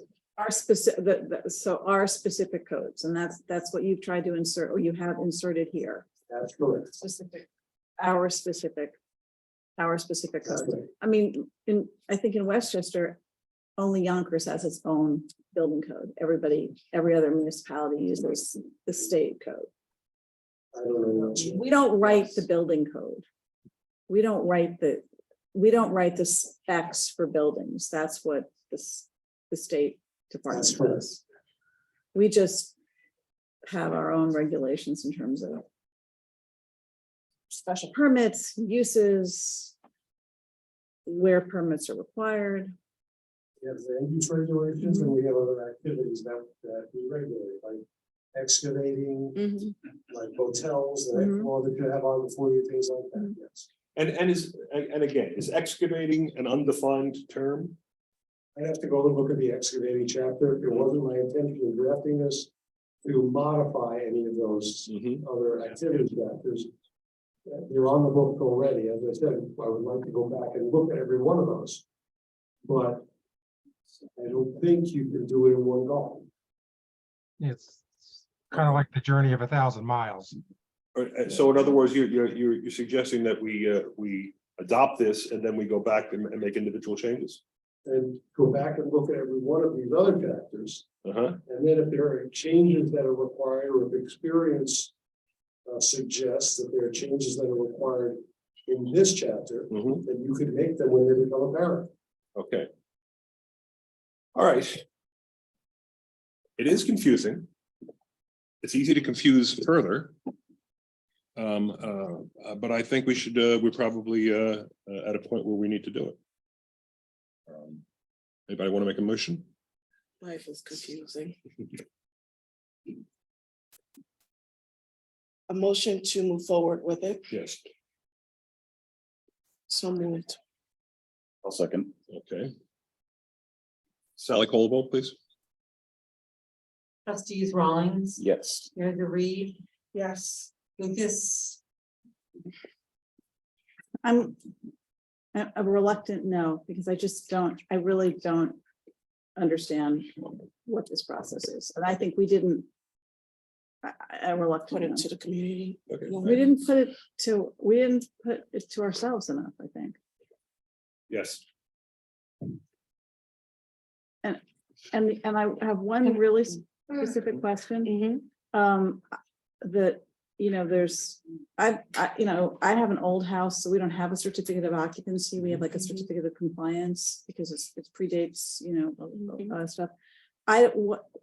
Whatever Stuart was mentioning, certificate of completion, like, I don't know what that is, but that's not even in, I'm looking at our code. That's not in our code. I don't know what it is. I don't know that he got it. I don't know. I mean, he was just relating a story. I'm assuming that if he got a certificate of completion, he got it. So I just want to be sure that we're not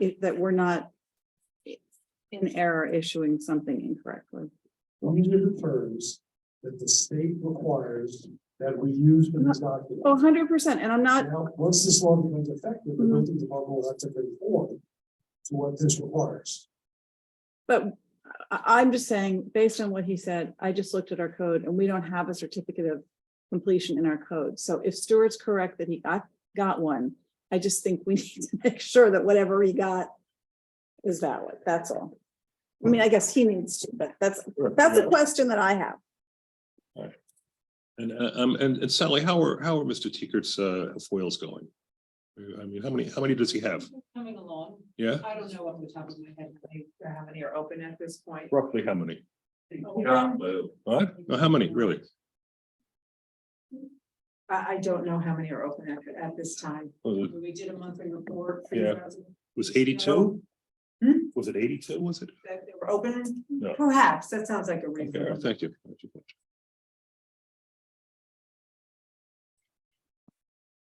Okay.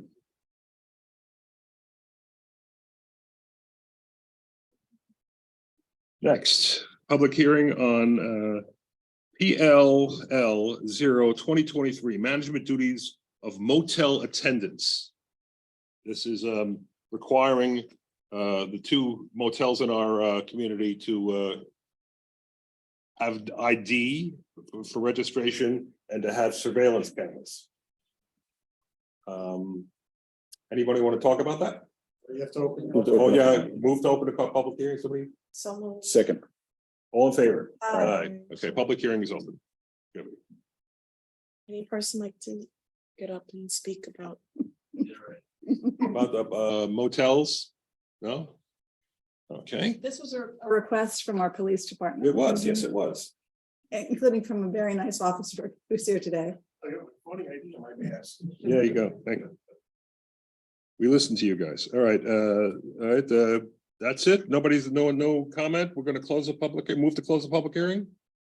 Well, I think it's a pretty, I think it's a pretty simple request. Yes, it is, but we have to still close the public hearing. Okay, all in favor? Aye. Aye.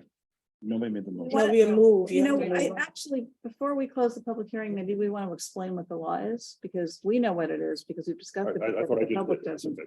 No, you kind of didn't, we just. The law requires that the motel clerks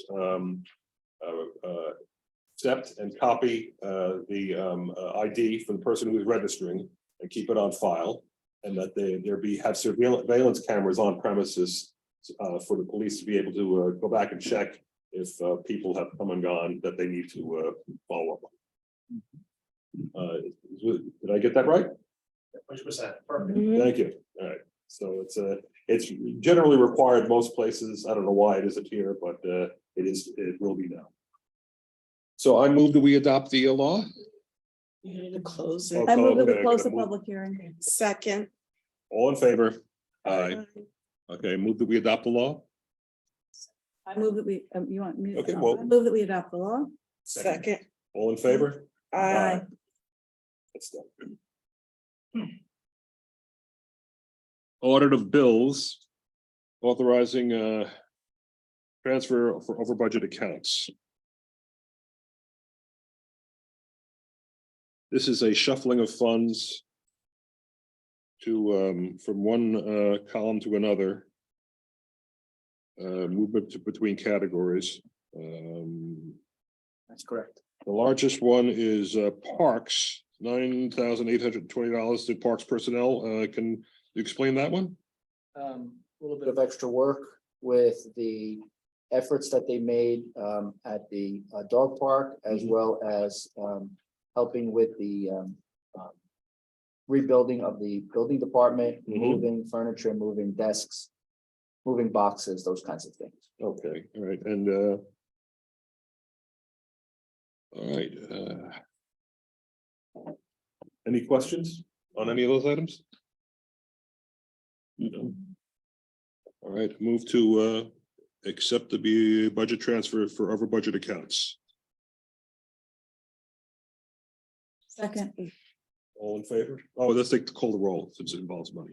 Trustees Rawlings. Yes. Yaz Reed. Yes. Lucas, Yes. Deputy Mayor Young. Yes.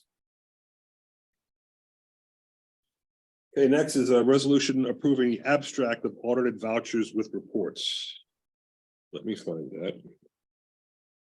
The total today, this is where we pay our bills, is $477,660.19.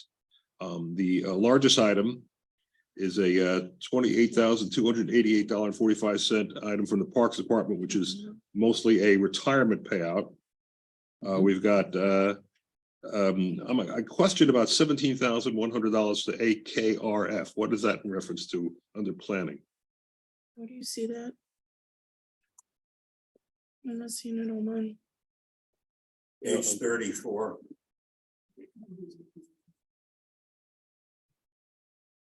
That's, Page it's 34. not the same on mine. Okay, I was going by the Just- total. yeah, total. I know.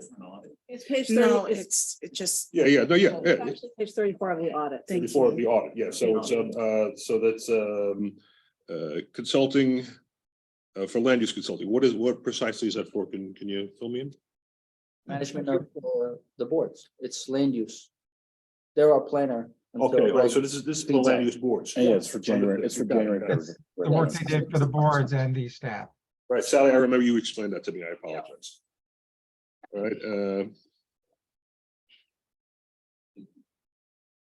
all So right, it basically, because it's not escrow, it's actually questions that the board, that the various boards have had for the consulting. that had to planner. be looked at. And work that they were asked for. And, yes, sir. Yeah, I'm wondering about the AKR payment. Is that $8,500 every month? No, it's work that, the land use boards requested. Depending on use. I'm sorry, depending on use. It's, So this is non-escrow Yes. payments. And this is for work requested by the planning board? Is that correct? or the village, I think it's charged to 80/20, which is, you know, Under- services. It's under planning contractual expenses. Yeah, 80/20 is the generic, well, not the generic, that is the general ledger account for planning department services. So it could be more than work that was requested or, you know, by the planning board. Could be, you know, work that was requested by the staff, meetings with staff, attendance at meetings with staff. It's more than just work that's requested by specifically the planning board. So it could be requested by anybody. Well, anybody affiliated with the village government. Well, of course. Yeah, I mean, Okay. The only other question I have is on page 6. All aspects wildlife.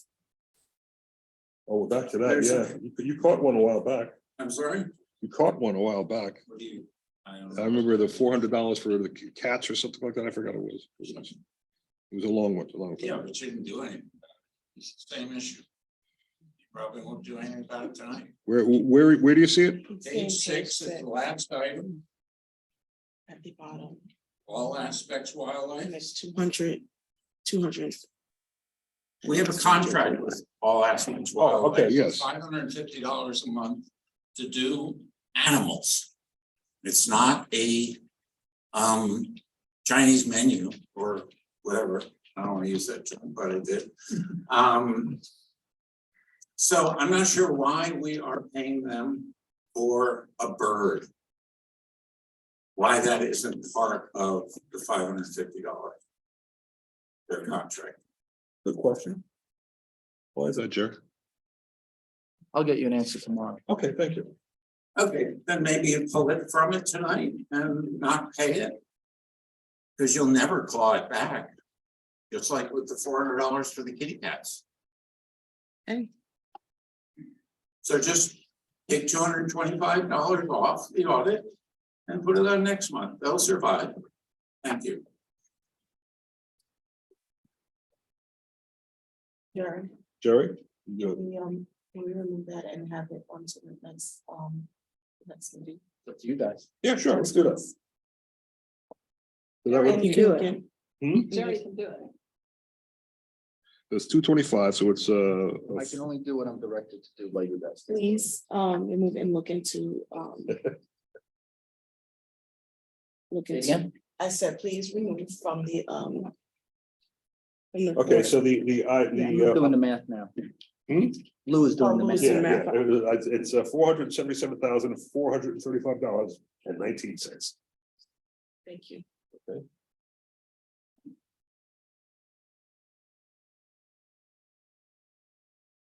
Okay. Okay.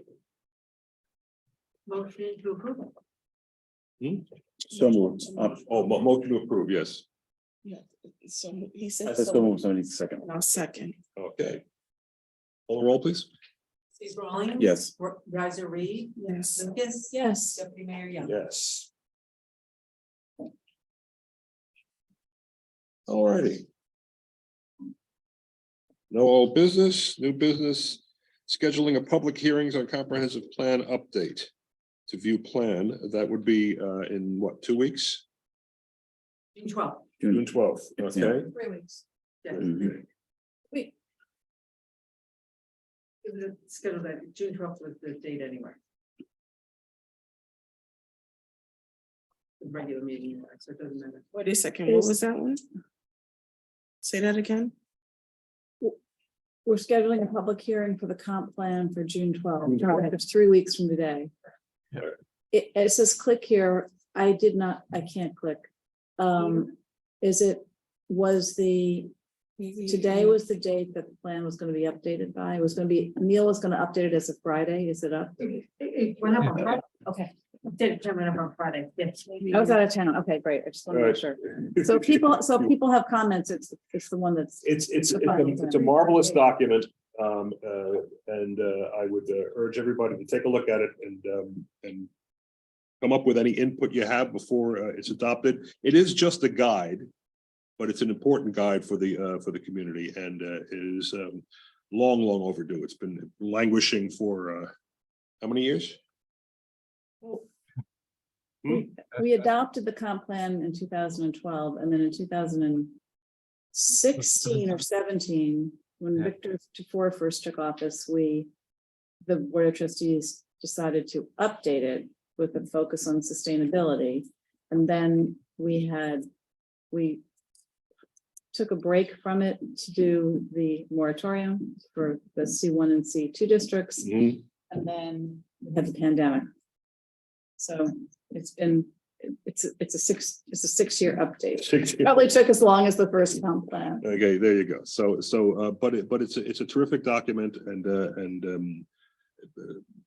I just urge everybody to look at it, and it gives a real map of where this community can go, and what our motivations are for helping it grow in a responsible and livable way. All right, so I will accept a motion for rescheduling that hearing on June 12th. So moved. Second. Call the roll, please. Trustees Rawlings. Yes. Geiger Reed. Yes. Lucas. Yes. Deputy Mayor Young. Yes. Okay, revising the board of the trustees, the board trustee schedules. The mayor had proposed, and we agreed in work session to have meetings every Monday with alternate weeks for the board meetings, alternate weeks for the work sessions. The work sessions to begin at 5 o'clock, the meetings to begin at 8 o'clock. 7 o'clock. Seven. Oh, we said 7:30. We didn't say 7. We said 7. Okay. All right. Well, That's but Lonnie wasn't Here, so. but Lalani wasn't here, and she's not happy. So you'd like to say something, say I it now. will say it now. Yeah. I don't think that we should have a meeting of work these, however it's scheduled in terms of meetings every Monday.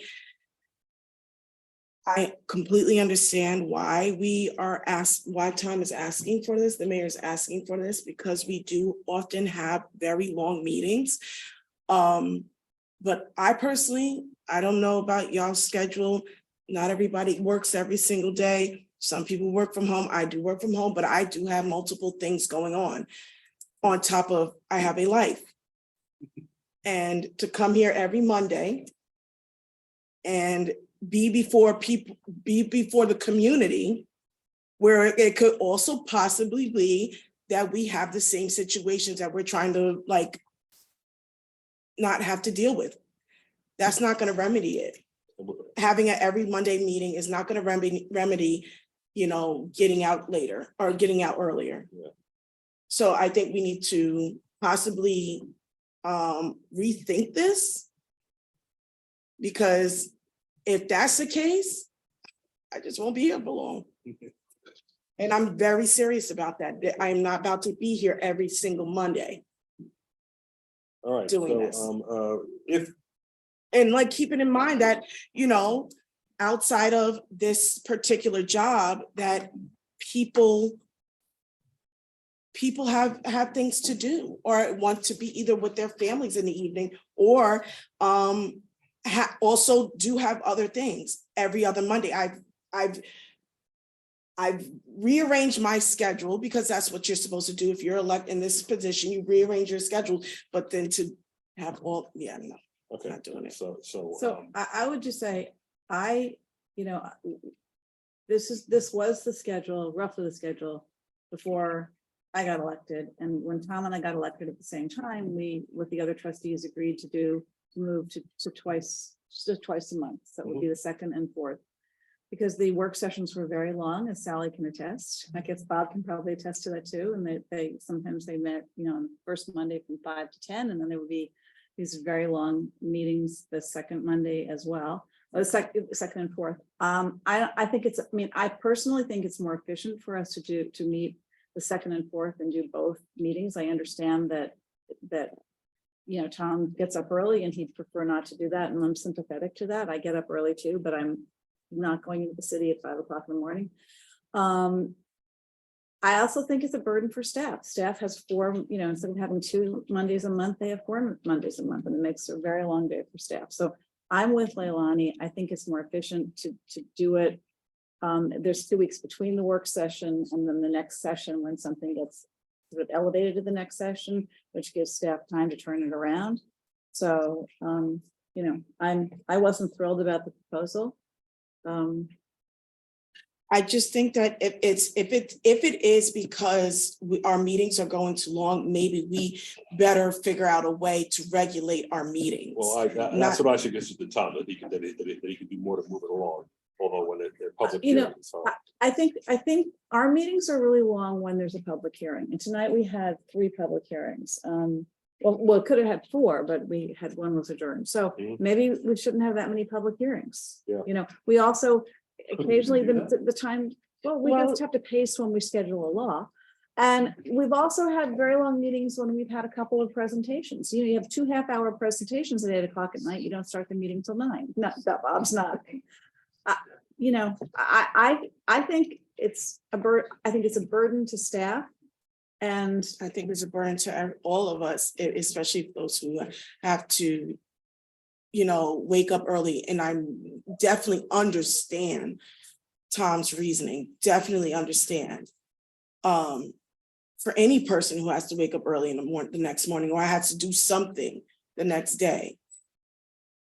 We just have to come up with a better way, honestly. well, do we, I mean, if we want to wait for, well, if we don't vote on this tonight, then our next meeting is in 3 weeks. It's June 12th.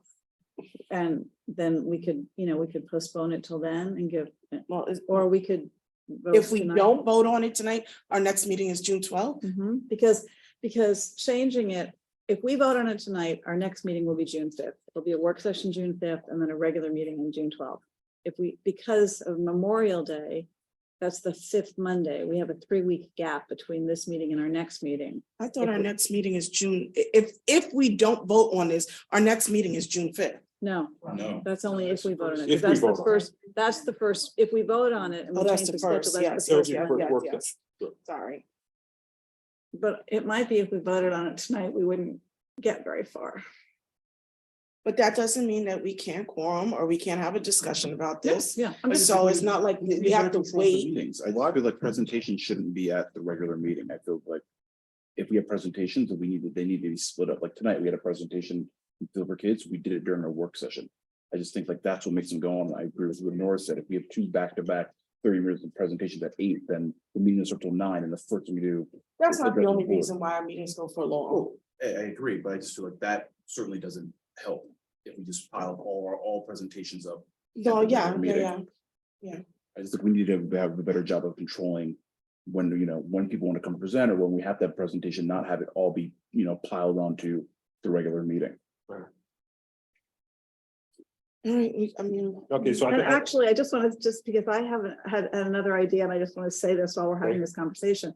I think that in our budget work sessions, which I'm sure everybody watched on TV, I don't know, that we had these presentations from the staff and I think those were really interesting presentations. And I don't think we should be having them at the budget work sessions where no one's watching. So I'm just now going to recommend that we space them out. Sally's laughing at me, but I think the public should see what the staff does. And so I was going to recommend. But those budget work sessions were scheduled, they were advertised, and they were broadcast.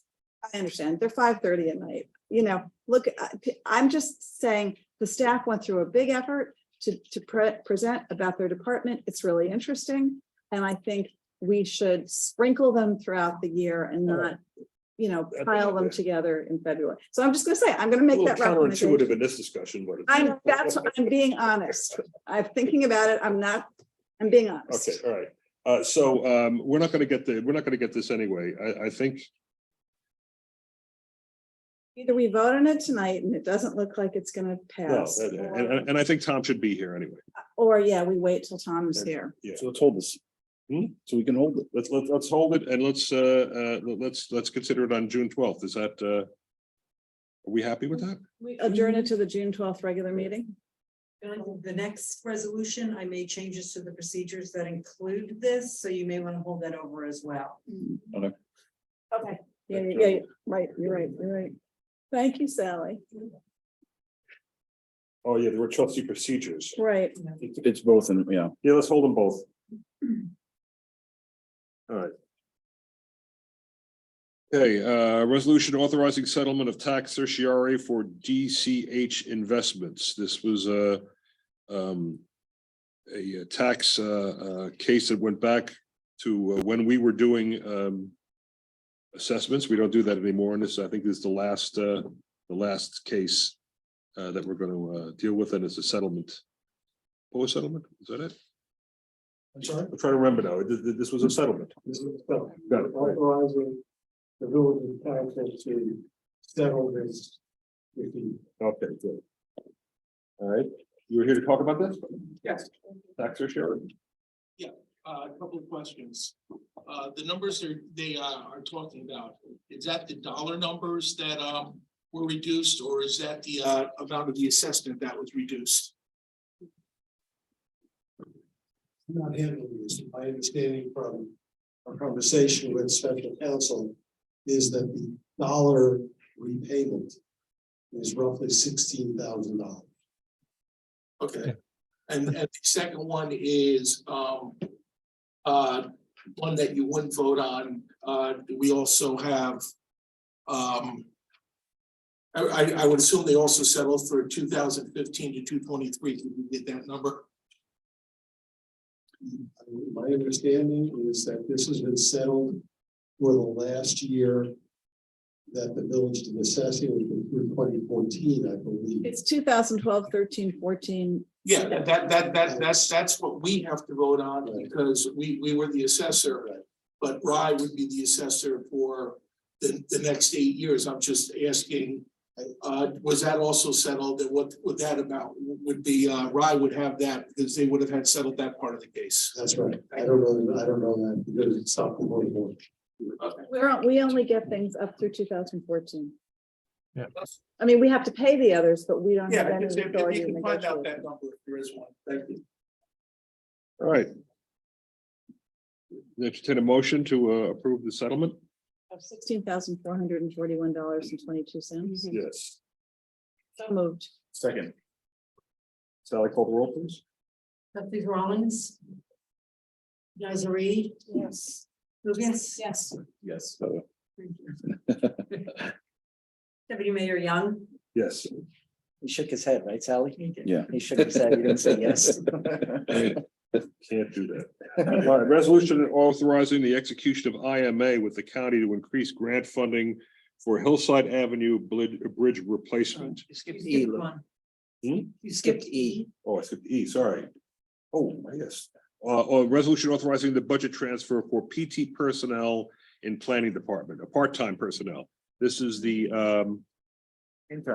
part-time person that we talked about with the planner for the business recruitment effort. The part-timer is going to help Greg update the 2015 study that was done and that he did on his own initiative, and the board never acted on it, so it needs to be updated.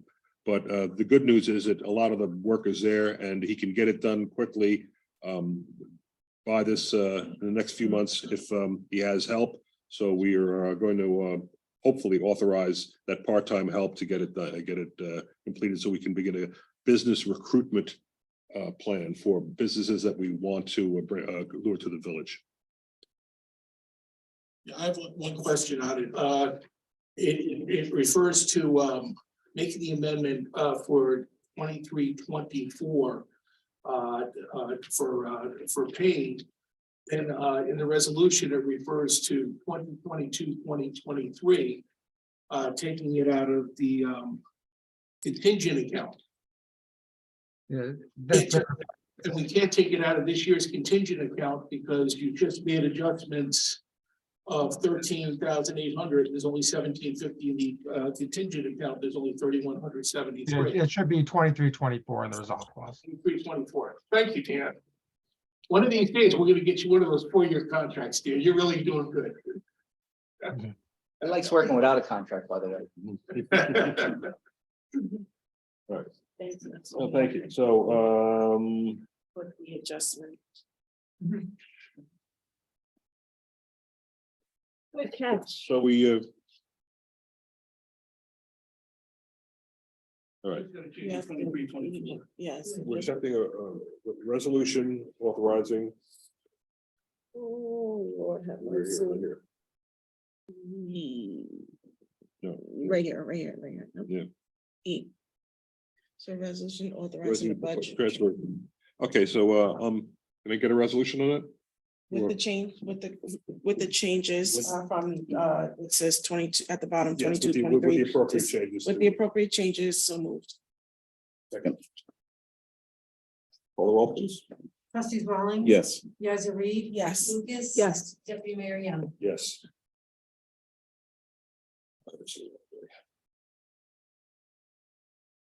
All right.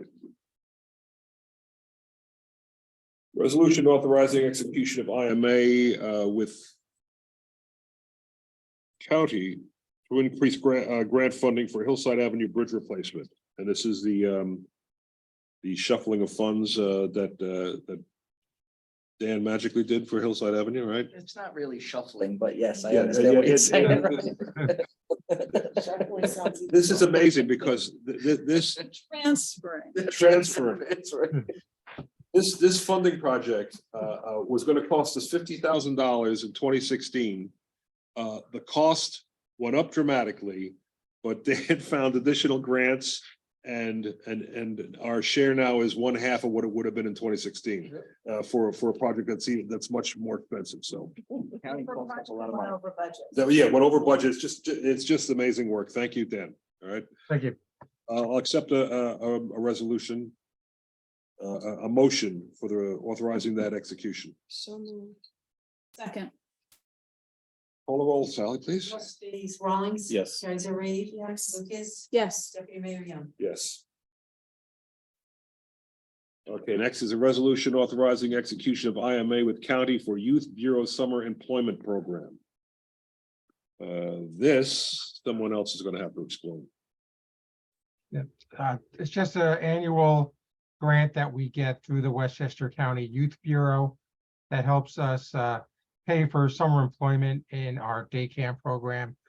The county sent us this agreement last week and has asked for a signed copy to be returned to them by Wednesday. And it's about $7,400 in change that we get to help us fund the cost of youth employment through the village's recreation programs. Okay, 7,414 to be precise. I will entertain a motion. So moved. Second. Sally, call the roll, please. Trustees Rawlings. Yes. Yaz Reed. Yes. Lucas. Yes. Deputy Mayor Young. Yes. All right. Resolution authorizing funding for the 2023 paving program. This was find this one. Yeah, Gina, but help me out. Oh, I got it. Got it? Go ahead. Okay, so this is our spring summer paving schedule. We are going to be utilizing the existing, piggybacking off of the existing contract that Scarsdale has with Marana Brothers Paving. And we've identified approximately 4.5 miles of asphalt roads that are in significant disrepair and in need of a milling and an overlay.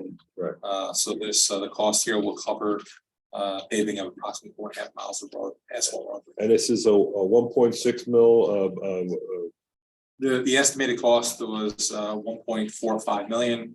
I've added just a 15%, 10% contingency into that to account for the possibility of any additional roads that are have suffered more damage, or the possibility of replacing curb boxes, raising manholes, water valves. and there was some funding involved in this also.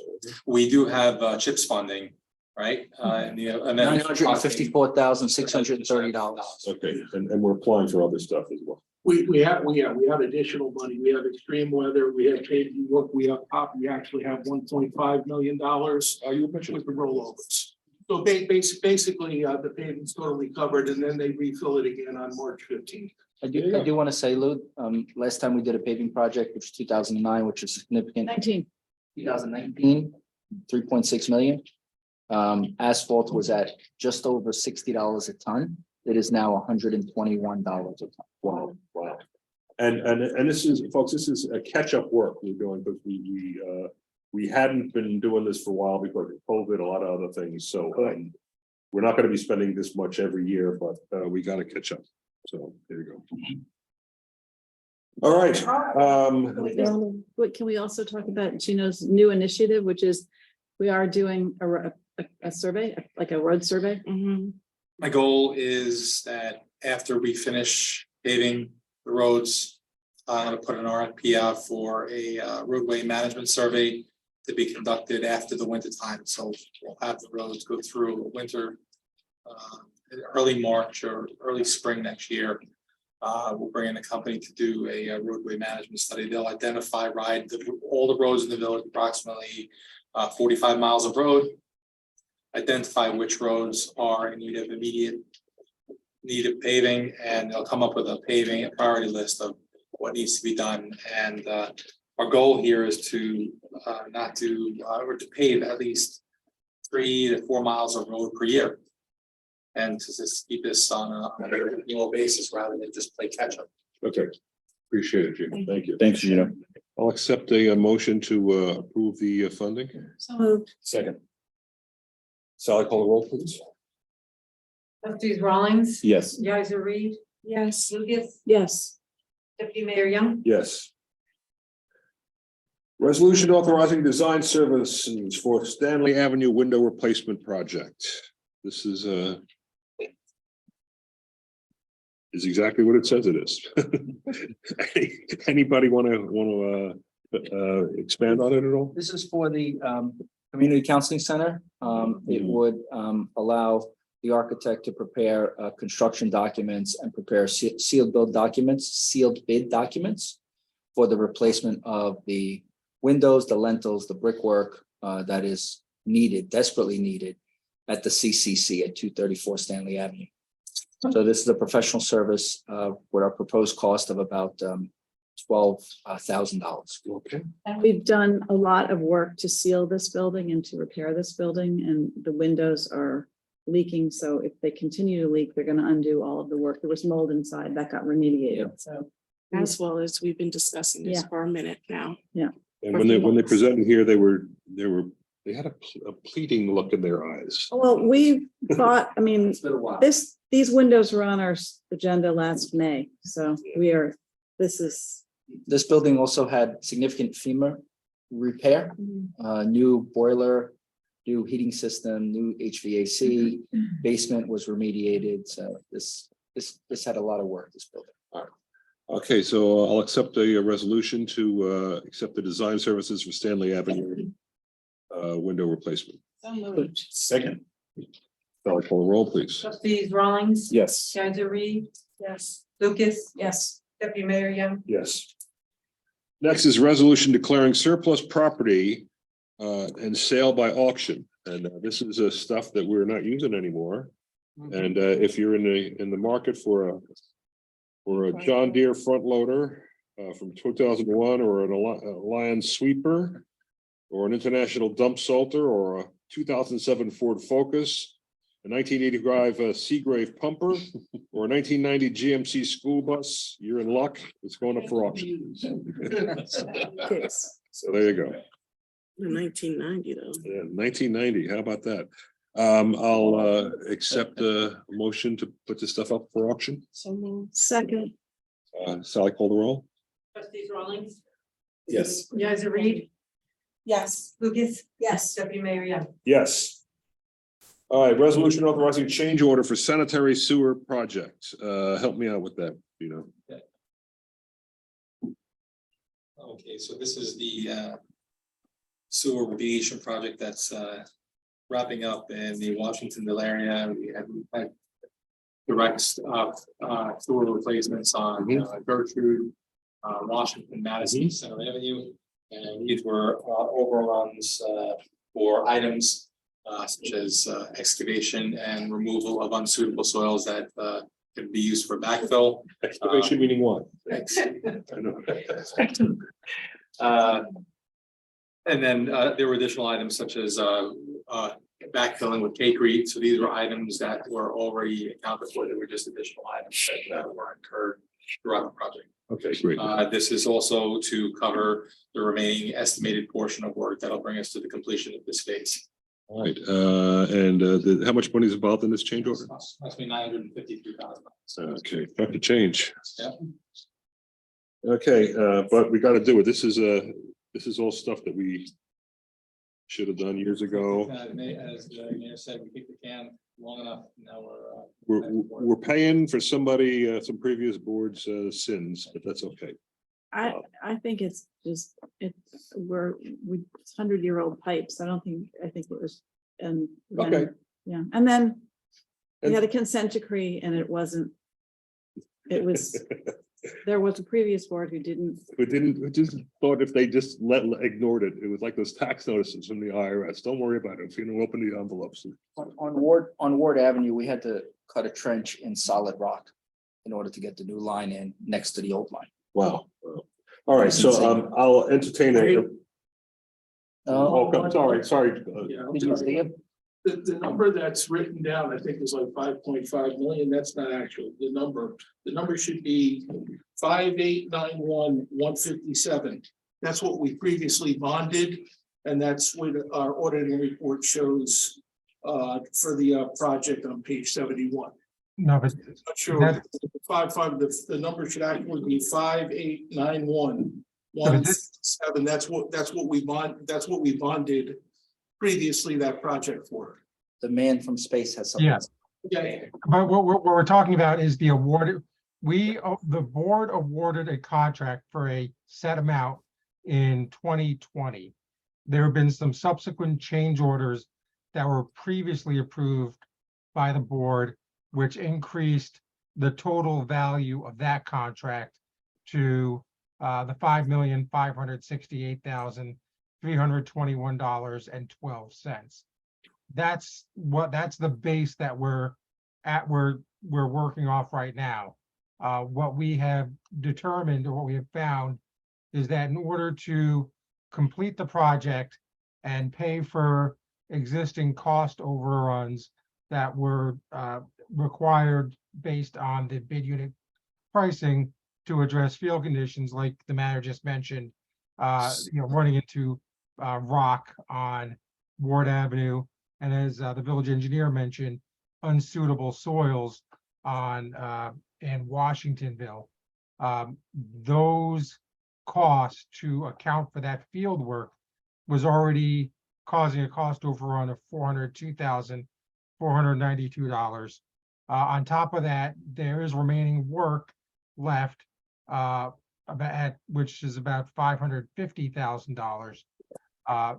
There's a total on that, and we're asking the board, for a 15% contingency on top of what we have already experienced in cost overruns and anticipated costs in order to adequately fund the contractual costs for the remainder of the project.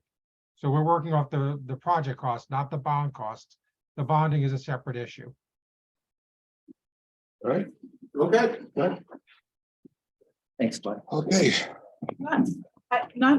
Not for this, but in the future, because the 3 change orders are mentioned in the resolution.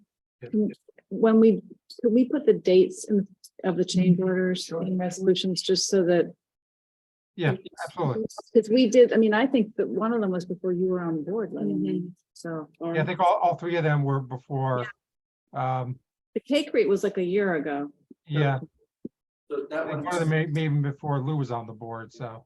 prior to that, we had debated, or the board debated a change order for like 1.5 million to fill in all of the areas with Cake Creek, which I Yeah. talked you out of. Yeah, We yeah. just use Cake Creek where we need to use Cake Creek.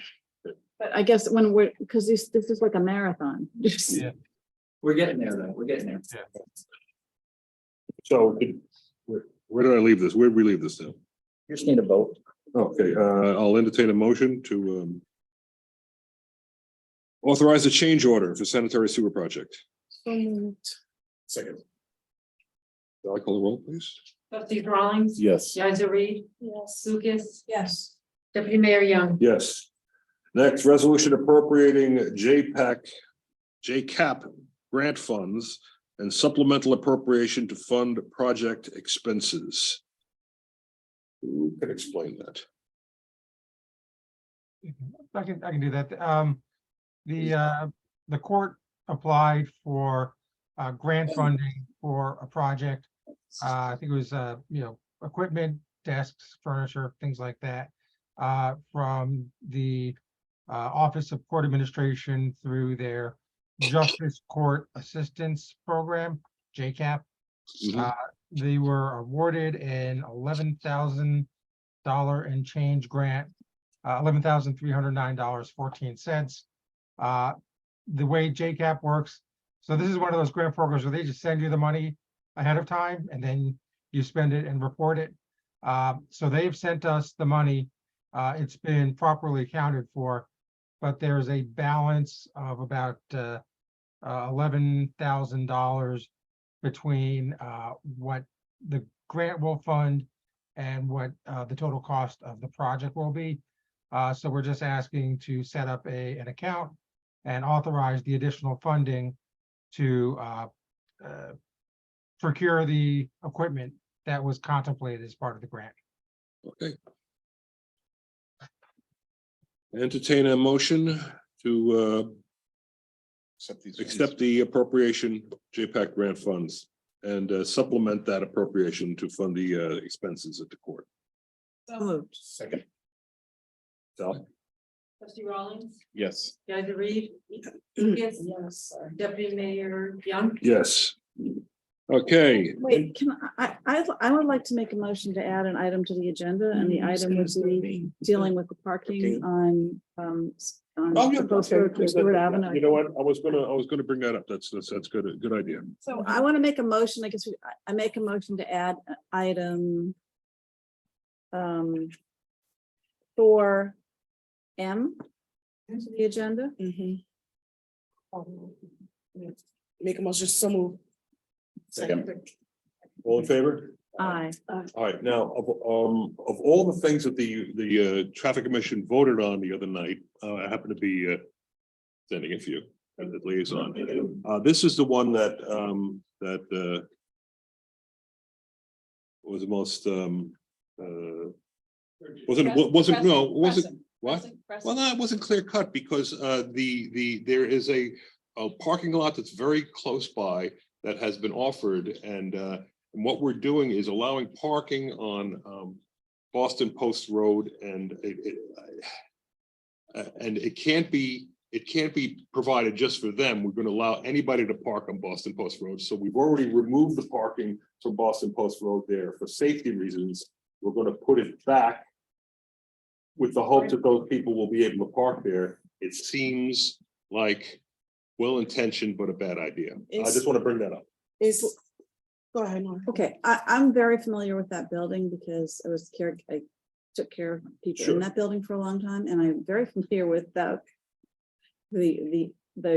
parking lot that's been offered to them.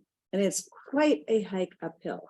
And I think the issue is many of the people who park in the apartment building don't have, there's some mobility issues. They need to not be walking up an extraordinarily steep hill. And it's quite a steep hill because the Continental View parking lot is down from, it's not only down from the road, once you get up the Boston Post Road, then it's uphill to the apartment building. So I think this is closer to the entrance to the parking garage, and it's not going to be perfect. It's not perfect, but it provides more space on the other side of their apartment building for a short-term amount of time. So, but I think that it's lovely that Continental View parking lot's been made available. It's really not an option for a lot of people. All right, We make it available. We're the ones who. No, I'm saying it's really nice of us, but Yeah, yeah. how have you, And it's gonna be free, yes, no, I have, yeah, you're You right, have, and right. it's steep, it is steep. The problem that I think is maybe overlooked is the fact that there's significant liability when you have a stretch of roadway, especially Boston Post Road, where people don't know how to slow down.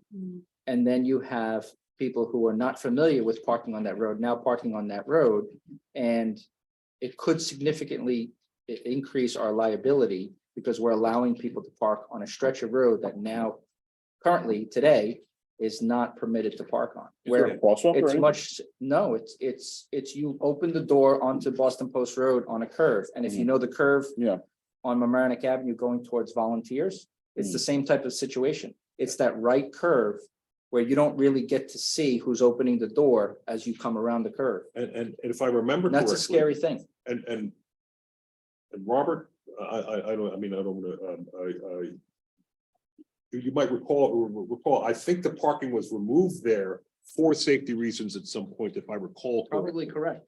I don't recall. Well, we had removed some parking last year.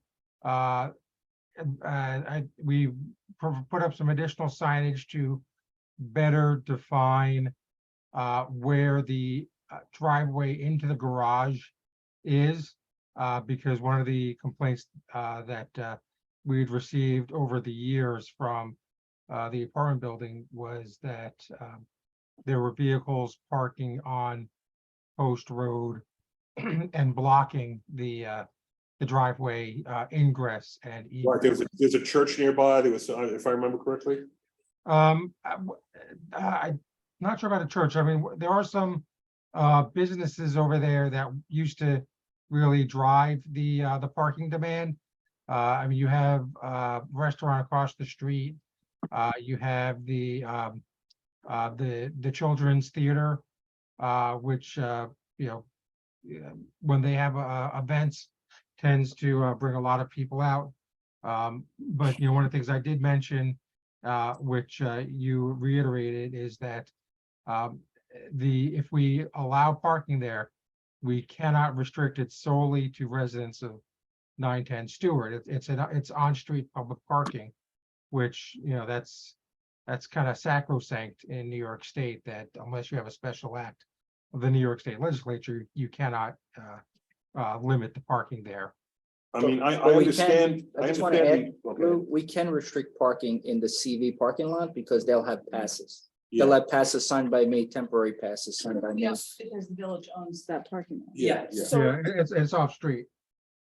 so the parking that is there, is it parking that they're requesting for it to be open for overnight. It's already there. 24/7. No, it's not over there, it's been removed. Yeah, no, it's. It's not that we're removing overnight parking, it's that there's no parking permitted now. Permitted, period, right now. Yeah, and I don't think that I was the draft resolution contemplated timed parking, but rather parking at 24/7, because if it's I'm assuming that if it's an apartment building and if the people who are being displaced have mobility issues, they're likely going to be at their domiciles the entire day. So there are 30 spots, because we've checked a couple of times in the last few weeks. And maybe a month ago when this was raised by one of the board members. There are 30 spots available in CV parking lot Yeah. that they could utilize. Yeah, I'm not sure if they need more than that. There's about 40 in the garage. I Yeah. think that's. Yeah, I mean. Impulse is generous. I understand, yeah, but it just worried me when I heard it. I decided I wasn't gonna say anything at the meeting because, but I just want, if the parking was rescinded before because of safety reasons, which the traffic committee is always about, it's their main concern is always safety. I just wonder why, I don't think it makes sense. Yeah, like. while, and I get it, no, I get the reason to allow the, and those who are not mobile, to be able to be closer to the building. Or be able to have access in terms of from their car to the building. But if it is a serious safety reason, hey, Jerry, or how many accidents would happen? it be, I mean, they have that big head, that big wide sidewalk there. Where? At In between right the at building and the, yeah, I know what you're talking about, you're talking about this. Right there. It's a big wide sidewalk. Where they were complaining that people were parking before. Continental View? Yeah. No, It's still down the hill. 801. What? I don't know. No, Continental View. No. 910. No, but I think I know the point Lou was trying to get to about letting them park on that sidewalk. I mean, but that's, Yeah, go I ahead. mean, but that's also, that's not allowed pursuant to the near state vehicle and traffic law. It doesn't matter if it's a public or private sidewalk. Well, I thought maybe if there were a couple, if they've got a handful of people with mobility issues, maybe they could issue a special permit to those people, specific people, and let everybody else park. You know what I'm saying? I don't know. I'd like to help. I just don't know if we can. I think the planning of the parking lot may have been the issue. Typically, when they have a parking lot like that, they'll do half of it at one time, then move cars over and do another half at the other time. So there'll only be 20 people, which you could probably, Stewart could probably absorb, in that small side street where the funeral home is, could probably absorb that. And additional in Continental View. I'm willing to give them 30 permits for Continental View for 60 or 90 days. I want to help them out. But it's up to you whether you want to put them on Boston Post Road or not. This is the building, correct? It's this building and they're. That's the building here. Yeah, no. That's it right there. Yeah, this is, yeah. And we have a member of the. Can I speak? Yeah. I'm going to ask you. Come on, you were there. Tell us what your thinking is on this, or if you can tell us what the traffic commission was thinking. There's no perfect solution. They have a problem. They have 39 spots in their garage. As of June, there's no parking for those 39 cars. As you said, many of them are senior citizens, mobility issues. I'm glad that you haven't, I was concerned and upset that you weren't going to address this. I'm happy and I'm very pleased Good. that you're having this, so thank you very much. Okay, you are. Thank you.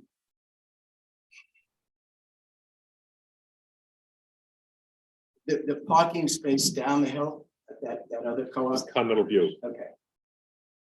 I went down there the morning of our meeting and I spoke to a gentleman who parks there and I asked him because when I was there at 9 o'clock, there were about 50 or 60 parking spaces there.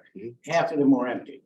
And I said to him, is this usual that there are so many empty parking spaces? And he said to me, no. People who live in that building, in that, whatever the name is. Continental View. Continental View, park there and it's always full.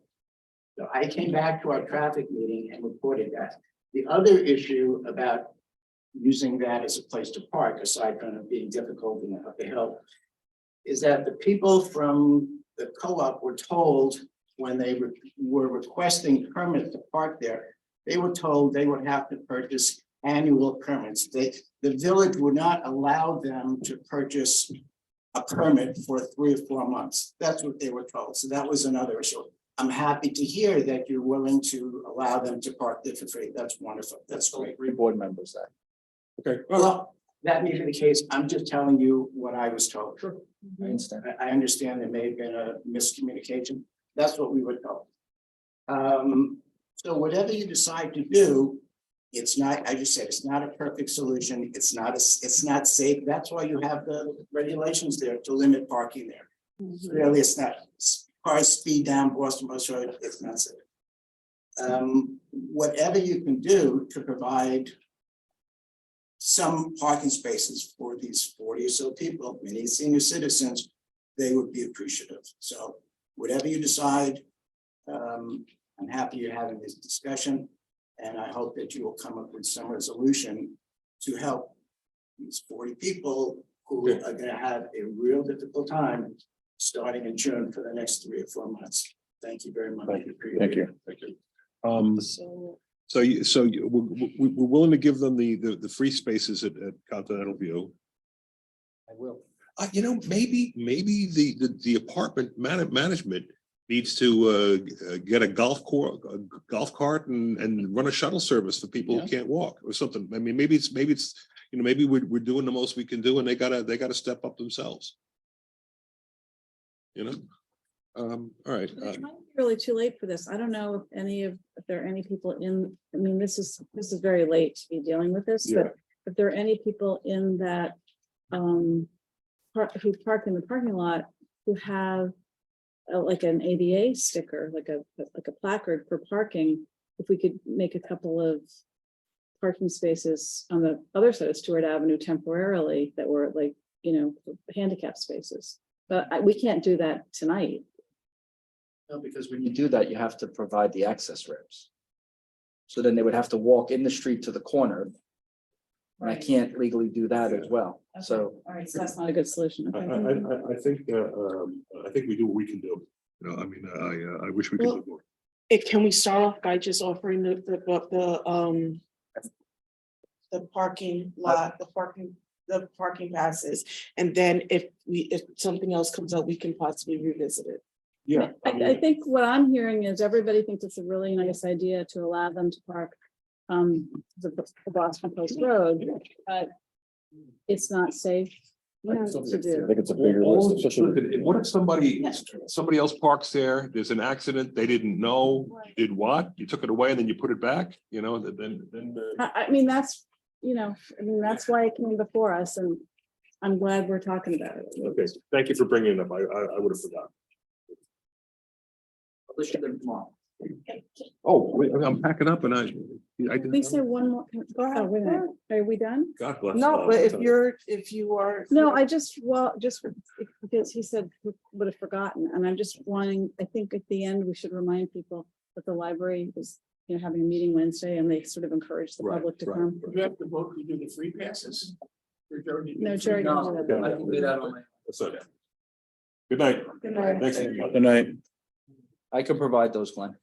All right, okay, so invitation to address the board, are we done? Just the last one. Have we signed a contract for the last part of the sanitation sewer? And do we know what the amount is gonna be? 2.8 is the estimate. 2.8, and then that will be it, it's all done. The other thing, everybody. I want to say that will be it, Glenn, but Well, I can't say that. Fingers crossed. That's right. Fingers crossed. Everybody have a very, very nice Memorial Day to reflect. We're finally done with COVID. Thank all those who got us through it, and thank all those, and pray for all those who didn't make it. Enjoy your weekends, everybody. Take care. Thank you. You too. Thanks, Glenn. Glenn is leaving the building. All right, report from the village manager, No report today, Deputy Mayor. report from the clerk treasurer. Yes. Those license renewals, they expire on May 1st. We have renewals of GP and GPC permits because they expire on June 1st. And a reminder that first half tax payments are due. Those should be mailed by June 1st. That is all, Deputy Mayor. Okay, thank you very much. All right. To report from the village attorney. Local law 6 of 2023, which is the control lot law, was filed with.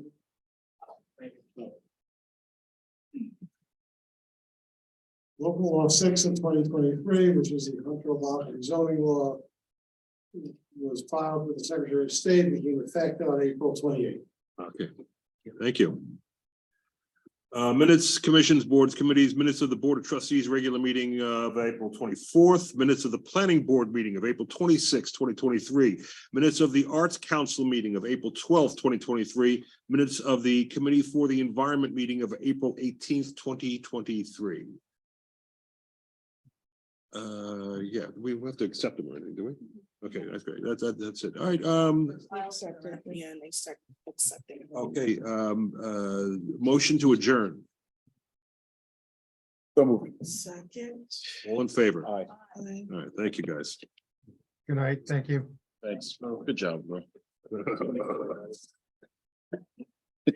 God bless Tom. God bless Tom. Gets all spiritual. What? Yeah, I know. Got all I know. spiritual. God bless Tom. I know. Good night. Right. Good night. Thank you. Chill out. Everyone answer. I would have expected the landmine would have been that. That's fine. I'll call you. Fire safety thing. I don't know. In your office, I don't know what time I have. Camp set up. It's good. I need to get my field trip busing contract. He's stressed. Oh, yeah, he was telling me, he's like, he's missing like 20 times. Oh, yeah, It's like, yeah. He's like I freaked know. out. Freaked out, and he's losing hours. Yeah, I know. He told me, I was like, Jesus, I was like, okay. He's like, that's a lot. It's not. It's a lot. It comes to that stress, I get that stress though. Not to have 20, but like you're missing 20. You have one And employee. you can lose people that first week. I've had it happen. I've had camp start, people drop out the first day. It's like, what am I gonna do now? No, I don't know. I know. Tough. You'll figure it out. People are last minute. It's May. There'll be an influx. Everybody's graduating, finishing school. You know what it's really They'll look about. for jobs and they'll Yeah, find- that's what what happens to us. It's like I have people come, or just finish their semester and they're next to me, like, oh, we still have spots. I'm like, yep. please find it. I don't So know. it works out. Yeah. The bus issue. I don't. Right? Yeah. Did some rerouting. Yes, cutting with the curves. yeah. I think Steve was in contact with Ned. Yeah, he emailed me. Yeah. And then you're good with the crossing guards. Be in good shape. Yeah, we found Unless you need something else. The regular meeting at 7, if we could. Up the buses. Sentence. Because the structures look, where do you put them? Yeah, we- That's gonna be we figured that two-way, out. like that's. Gino was able to figure that out, right, Gino? What's that? The buses at the, At MAS. at MAS. Yeah, we figured it out. Oh, yeah, no, That's all set. That's Yeah, great. it was good. We're like, whatever, like, good to go. This is just. That's a big deal. No, yeah. Or no, maybe not, maybe not. I love the place. It's nice. I haven't been in a while and it's like, Good.